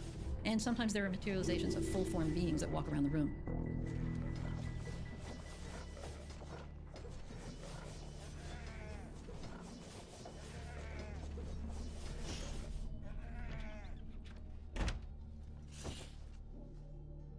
Here we are in the seance room. Normally, a camera is not allowed to come in here. The seance room is quite a rare opportunity for people to experience the spirit world as close as possible. Because where mental mediumship can turn you into believing, physical mediumship can turn you into knowing. As you can see, there is a cabinet. This is used in physical mediumship to contain, to build the energy. It's my working space, basically, as a physical medium. When I sit in that cabinet, normally we sit in full dark conditions. We sit in full dark conditions, there is no light. We play music and people sing along. This creates that energy, that power that we need. It's like we raise the vibration and they come close to us. And somewhere in the middle, we have to find that meeting space to get that vibration right. You can see the cable ties, and the reason is that I'm being strapped to the chair with Velcro straps. So if I would unstrap it, you hear, you know? The same around the ankles, they strap me as well there, so I can't get out. We have people in the seance room who might claim that it was me walking around. They might say, oh, she escaped from her chair and did something. And unfortunately, we had situations where there was not genuine physical mediumship. And those people made it very difficult for the genuine ones to work. For a lot of time, there was this real emphasis on these mediums who could manifest things. And there was a whole cottage industry and fake manifestations at the same time. The Society for Psychical Research really weeded through a lot of this physical fraud. They would tie the mediums down, they would chain them down, they would put them in boxes where nothing could move. If you did a seance in the dark, they would catch them moving things with their feet. They would catch them wriggling their hands out of the knots. I myself am very skeptical of physical mediums because what's the physics of floating off the ground, right? What's the actual law of physics that says I can levitate?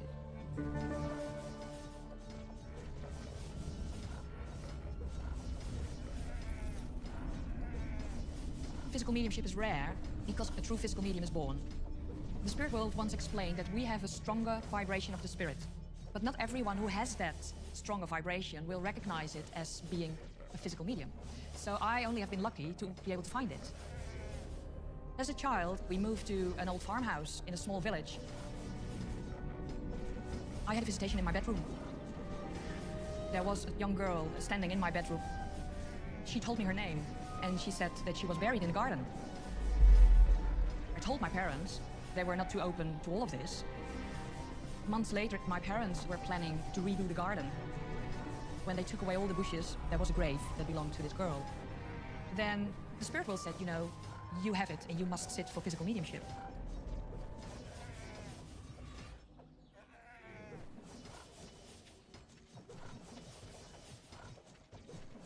Physical mediumship is a great rarity, but everybody, to some degree, has an ability within them to connect to the spirit world.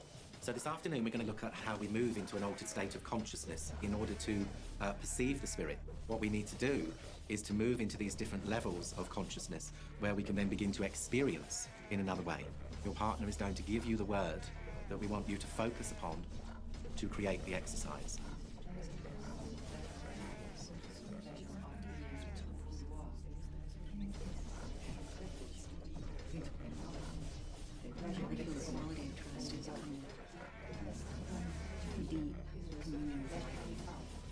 When I was 16, my mother had a lot of unfinished business with her father.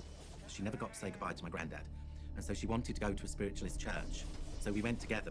She got the first message, and they gave all the information about her father and not being able to say goodbye. And that really was transformational for her, because she was able to let go of the memories and to heal through this being able to bring the two worlds together. I was so impressed, I then made the spiritual ministry my life's work.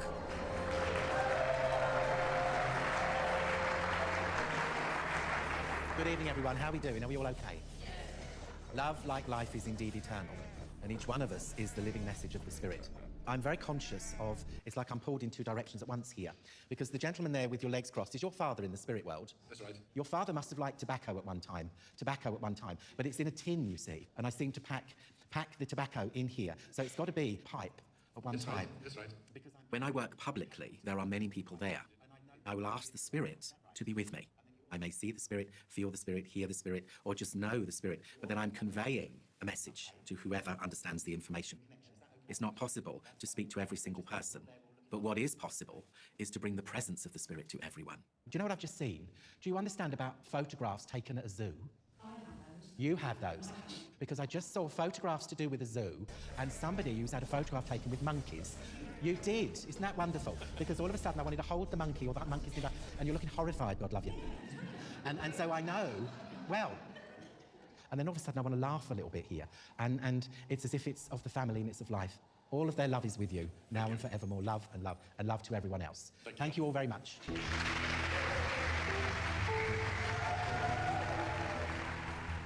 You really see the rise of spiritualism and the rise of mediums in times of stress or trauma or doubt about the world around us. Starting in the mid-19th century, you have the rise of science as a really powerful force in starting to define the world we live in. You have naturalists like Charles Darwin, who basically dissects us into essentially creatures of biology and mechanics. This puts science directly in conflict, not only with religion, which is still powerful, but with people's ideas of who they are in the world. So then you see scientists starting to say, well, could we bridge this gap between the mechanical, physical world and the more spiritual world? This puts a kind of impetus to the rise of organized spiritualism itself. It eventually became the Church of Spiritualism as an alternative to the traditional religions. Religion was entirely based on faith, but over here we can connect you really directly, even physically, with the other world.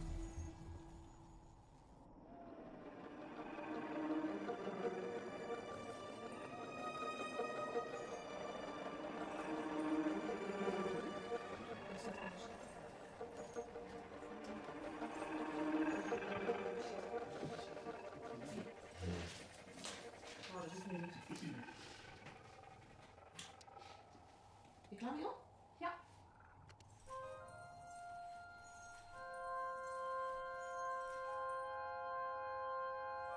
Physical mediumship in a traditional way takes easily 10 to 20 years to fully develop. Because you can't develop physical mediumship on your own, you need a circle, a dedicated group of like-minded people that sit every week at the same time, at the same place, with the love for the spirit world. When you come into the circle, that's a commitment you have to make. You can't do anything else on a Tuesday evening. I don't go to birthdays. I don't go to parties from my work. I always go to the circle. Our roles basically is to make sure that the medium is safe, but also stabilizing the energy. When the spirit world wants to produce phenomena, they take a little bit of energy off us because they need that for the manifestation or creation of sounds or anything they want to create or healing. So they take a little bit of that life force from us. The circle actually is even more important than the physical medium. So we work together as a team, with a team in the spirit world. Physical mediums tend to work with a group of communicators from the other side that they call their spirit team. And some people call them their controls. The spirit communicators are people who have lived on Earth and have died. The medium goes into a trance state. The spirit communicator comes into that body and uses the vocal cords of the medium to communicate. So they're speaking through the medium's body. It's Nicole, there's the silver cloud. As always, is a delight to join two worlds together. There's a little boy named Tommy, who's 9 years old, who is lively and energetic. If you look back in history, all physical mediums had at least one child in their spirit team, and there is a reason for it. Because Tommy's job in the seance room is to make people feel comfortable. I'm Tommy, and I'm very important. About a year ago, Frida started to introduce herself, and she is mainly the one in the seances and trance demonstrations bringing in the loved ones to communication. It's always a pleasure to share the love and healing together.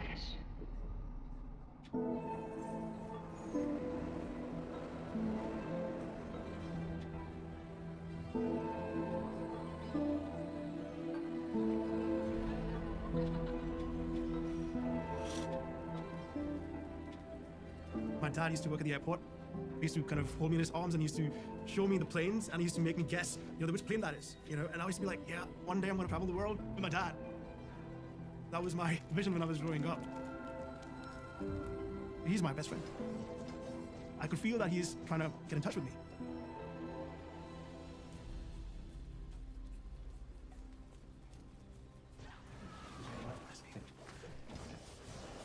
Every reading starts differently, so I just want you to sit back and relax and see how we go. I know there's been some people that you've lost very suddenly, very unexpectedly, I want to say. Would you know somebody that had their life taken as well? Not just passing, but I know that somebody's life was taken. That makes sense to you? No. Yes, no? Just say no if it's not right. No. Okay, that's fine. I also feel it's not just a friend, he feels closer than that. He feels like a brother, if that makes sense as well. In that area, you can... You're right somewhere, but you can go on with this, yeah? Okay, because I know it's...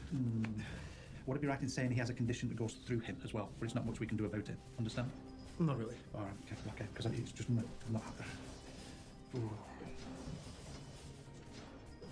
He doesn't like people prying into his private life. Yes, that's because right. again, each time I try and push in, he pushes me back out. And this is why I'm struggling with him a little bit. It's almost like he only lets you know what he wants you to know and everything else. But I know we're very much like brothers, very much thick as thieves, if you understand. And I'm not happy. I'm not happy with it. What I'm going to do is stop, because I know I'm not going to get there. Okay? Yeah. And I have to be open and honest about that. Yeah. Because the more I'm going on, the more I'm uncomfortable I am. As lovely as the gentleman was, and he is really lovely, it's a case of we can want it too much. We can close the doors. So what we try and say to people is, just be open, we'll see who comes, and hopefully we get there. I can't be selfish and say that, hey, you have to come forward. Everyone is experiencing these energies differently. I trust in the spirit world enough to help me to connect with him someday. At the same time, I want to develop myself into trance mediumship, and that's something I'm exploring at the moment.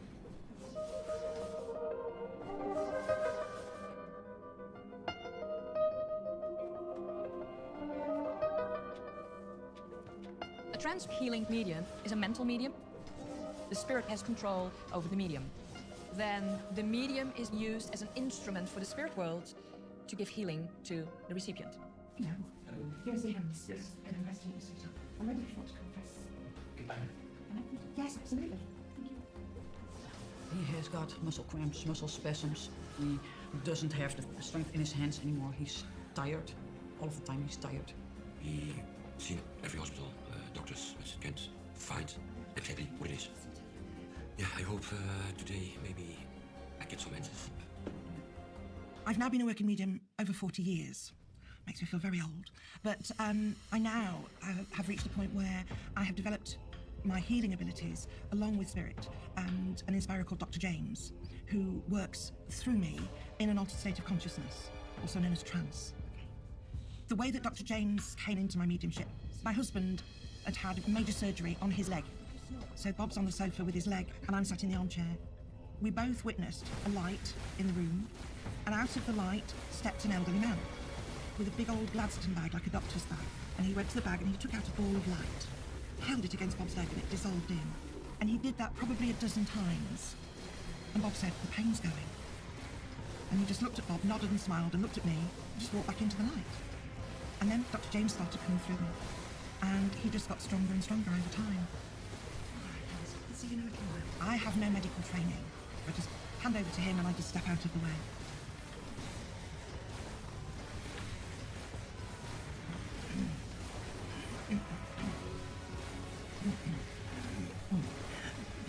Dear boy.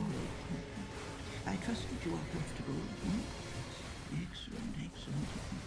I know that you spoke to my medium of your health concerns. Let's just see what we can do here. Straight away, the feedback I have tells me that your adrenal glands are working double time. Right. When this started, you had just gone through a very stressful time, yes?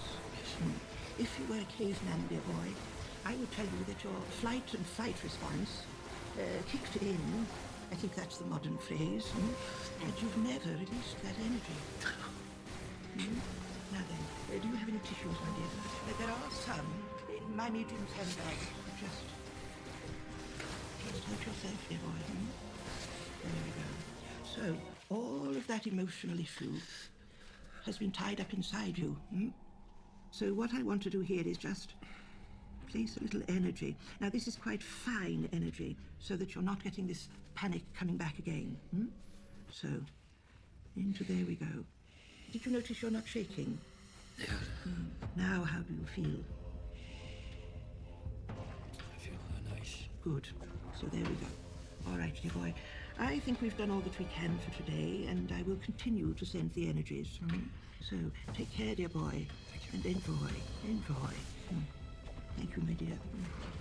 God bless you.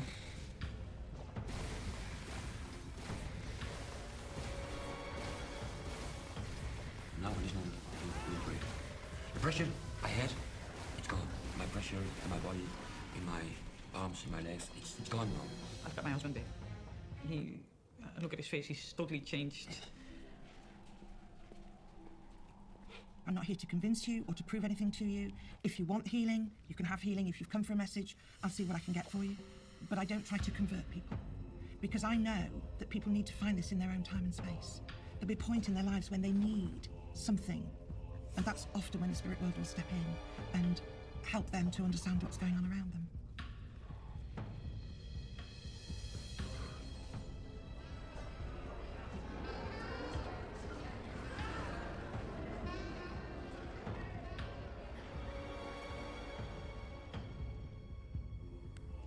So, ectoplasm. A term with a lot of misconception. Ectoplasm is a substance being exuded from the physical medium. It comes from all orifices. It can come from the nose, the mouth, the ears, the belly button, sometimes other places that I'm not going to mention. But this is how ectoplasm comes into the room, and as soon as it leaves the body of the medium, then with the power of the spirit world, they're able to create the right substance to use it for manifestation. Any questions about this? Yes, Patricia. Sometimes. Painful. During seances. When I sit in the cabinet, as soon as the music starts to play and the vibration is right, ectoplasm flows from me, and then the spirit world brings in their power and they are able to manipulate it. The spirit world will slowly develop you towards working with ectoplasm. And there are different stages. It might start as gas, eventually it becomes more fluid, but the spirit world can manipulate it into a very solid substance. Ectoplasm is very sensitive to light. And especially in the early stages, early years of development with a physical medium, if light comes in, and even the tiniest light comes in, the ectoplasm shoots back in the body, and it causes internal bleedings, bruises, burns, whatever. I'm developing now for almost 7 years, and we tried, sitting in red light, having someone taking pictures. I started producing ectoplasm. I was in a trance state, but far away in my consciousness, I could feel the pain becoming stronger and stronger, but I couldn't move. The spirit world stopped the experiment because I was burned.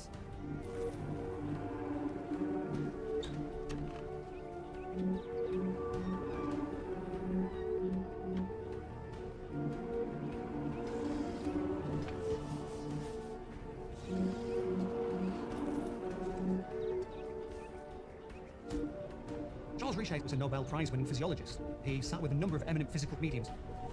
He was quite impressed by the phenomena that he witnessed. He coined the word ectoplasm to capture some of the phenomena and was positively disposed to the idea that these had some kind of spiritual source. Ectoplasm was a material that seemed to be important in the construction of apparitions. People might witness a deceased loved one, maybe the face or the hands of somebody, and this was created from this material.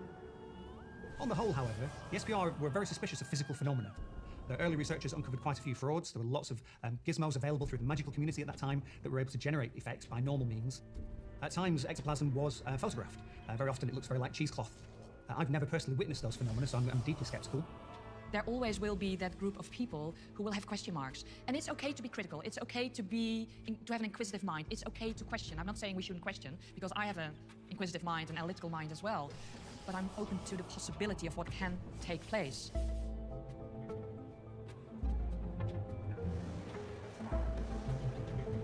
I'm really happy to be here because we're preparing for our seance. You will be part of a beautiful experience, sitting in the love of the spirit world. I want you singing loudly with each other, holding hands, and be part of that beautiful evening together.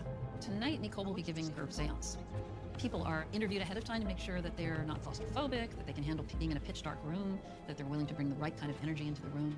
It's really important to hold hands because you cannot touch the ectoplasm because that's very dangerous. So, are you looking forward to it?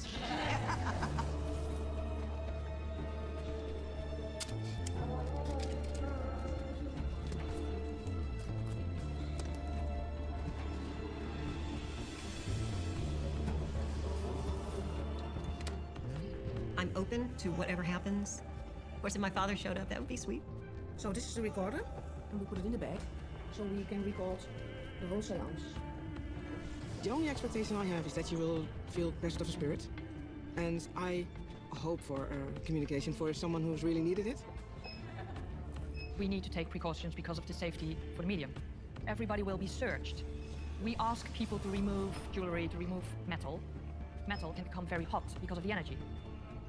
But Dad, live life to the fullest. From him, I learned be kind, be humble, and be generous. If he can come forward, it depends entirely on the spirit world in the end, what they want to do.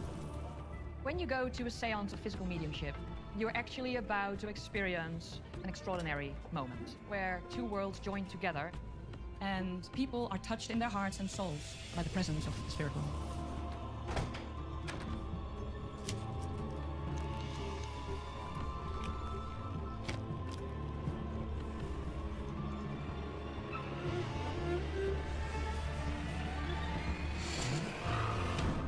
Good evening, friends.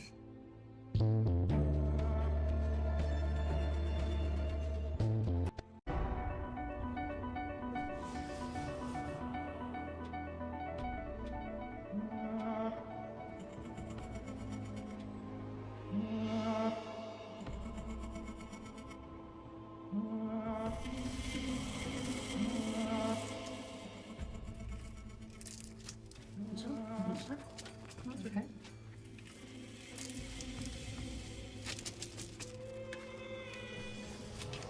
Check the buttons of the vest. They're closed. Oh, you doing it?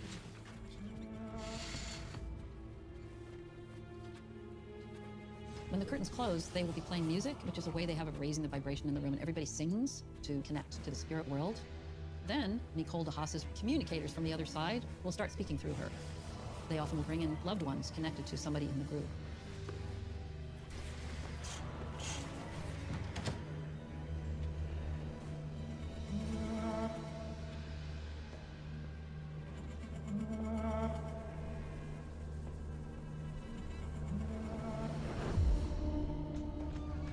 Dear Spirit World, laten wij van de Circle of Life en onze gasten, laten wij ons met hart en ziel verbinden met u, Great Spirit, en ook met Spirit World. Amen. It is important that we keep the vibration high, so it's good for the energy.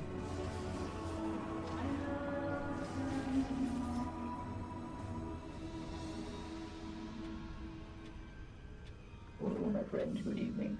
Good evening. My name is Silver Cloud, and I'm the one who will take care of the whole procedure throughout the evening. So, my friends, are you all looking forward to it? Yes. We have a lot of work to do this evening. I need you to play music and you can sing as loud as you can, friends, to raise the vibration. And at some point, I'm quite sure that Tommy Boy will take over. Okay, and you can turn on the music again until Tommy Boy will come. Okay, thank you, Silver Cloud. Some say love is a razor. It's getting colder over here. Feel the energy around my legs.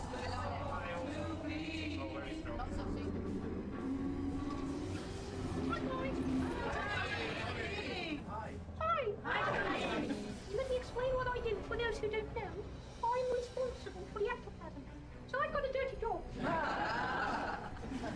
So, Rena wants to come and speak. Because she needs to do something. What's she doing? Hello. Hello, Rena. The young man on my right. Can I have your name, please? Aman. Aman. Yes. There is a gentleman for you here. I try to understand because he speaks a different language. Would you understand Bidda? Yes. So help me, what does it mean? In Sun. I've got your father here, and he is repeating the word Bidda. Yes. He wants you to know there is still that burden that you carry. Would you understand? Yes. Aman, I need you to speak to him. I need you to draw close and fight and speak in your own language, please. Okay. Because he's ready. आप यहाँ पे हो क्या? आपको क्या हुआ? मुझे पता नहीं क्या हुआ. मुझे कुछ पता नहीं इसके बाद क्या हुआ. स्वाद को.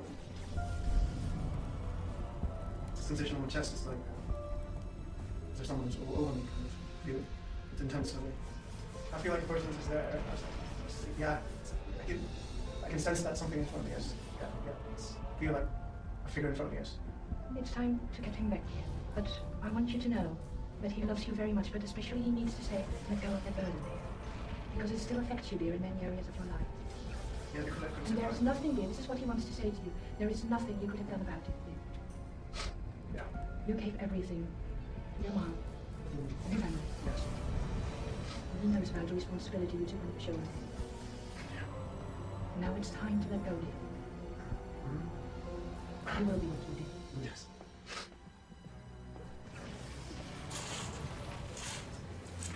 Please have a look if there's anything changed. Just look at the cardigans.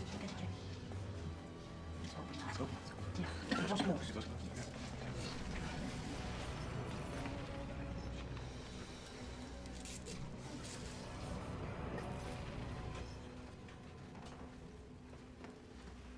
Seances have a great impact on my physical body. It takes me about half an hour to an hour to get back to my normal self. I just feel blessed. He was standing in front of me. He was there. I could feel that. He's 6 foot. I'm taller than him. I know he was here somewhere. And when she said touch him, I could feel that it's a peck on the forehead kind of a sensation, and he was there. It was a bit overwhelming for me to have that recognition from my father. It was like, you did your best. You're doing your best. And that for me was that, hey, I'm proud of you. Because that's what I was longing for. Having that physical aspect coming in, I think it's just a different level. Well, it's got to be, hasn't it? Because there's always a part of self that will always question. But you can't question that. Because you just can't, basically. As soon as I got back out of trance, I knew the spirit world did something with materialization, because I can feel that within my body. Although it was very hard for me physically and emotionally. I think the spirit world did a marvelous job. The father who came for one of the students made me proud of the spirit world, but also of my circle, that they were capable of allowing this to take place. Mediumship's about love, it's about healing. We can help people build that relationship with their own spirit within, with their own soul, and to start living that true expression in this life. I thought the seance was wonderful. It was obviously very powerful for Aman. And I think that's one of the healing powers that it has for people, is that what's important is the experience that it provides people.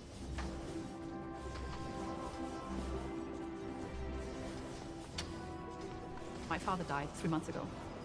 I loved him dearly, and it helped a lot, a man being addressed by the spirit world and by his father. That made me feel like someday I want to. Through mediumship, my life changed completely. We think these people, they're gone. But they're always around us, watching after us.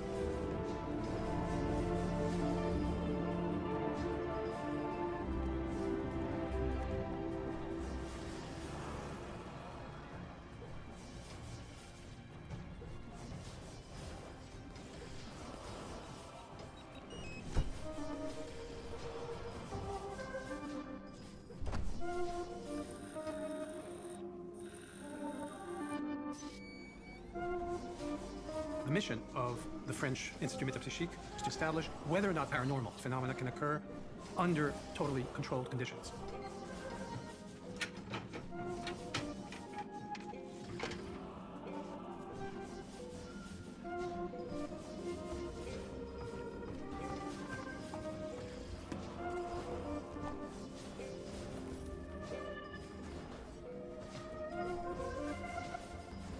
These molds were made from materializations produced by the medium Franek Kluski towards the end of 1920 under totally controlled conditions.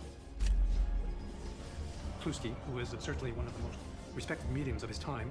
He was among the rare physical mediums, meaning that he could produce materializations. He was invited to give a number of sessions. Out of those sessions, 9 molds came into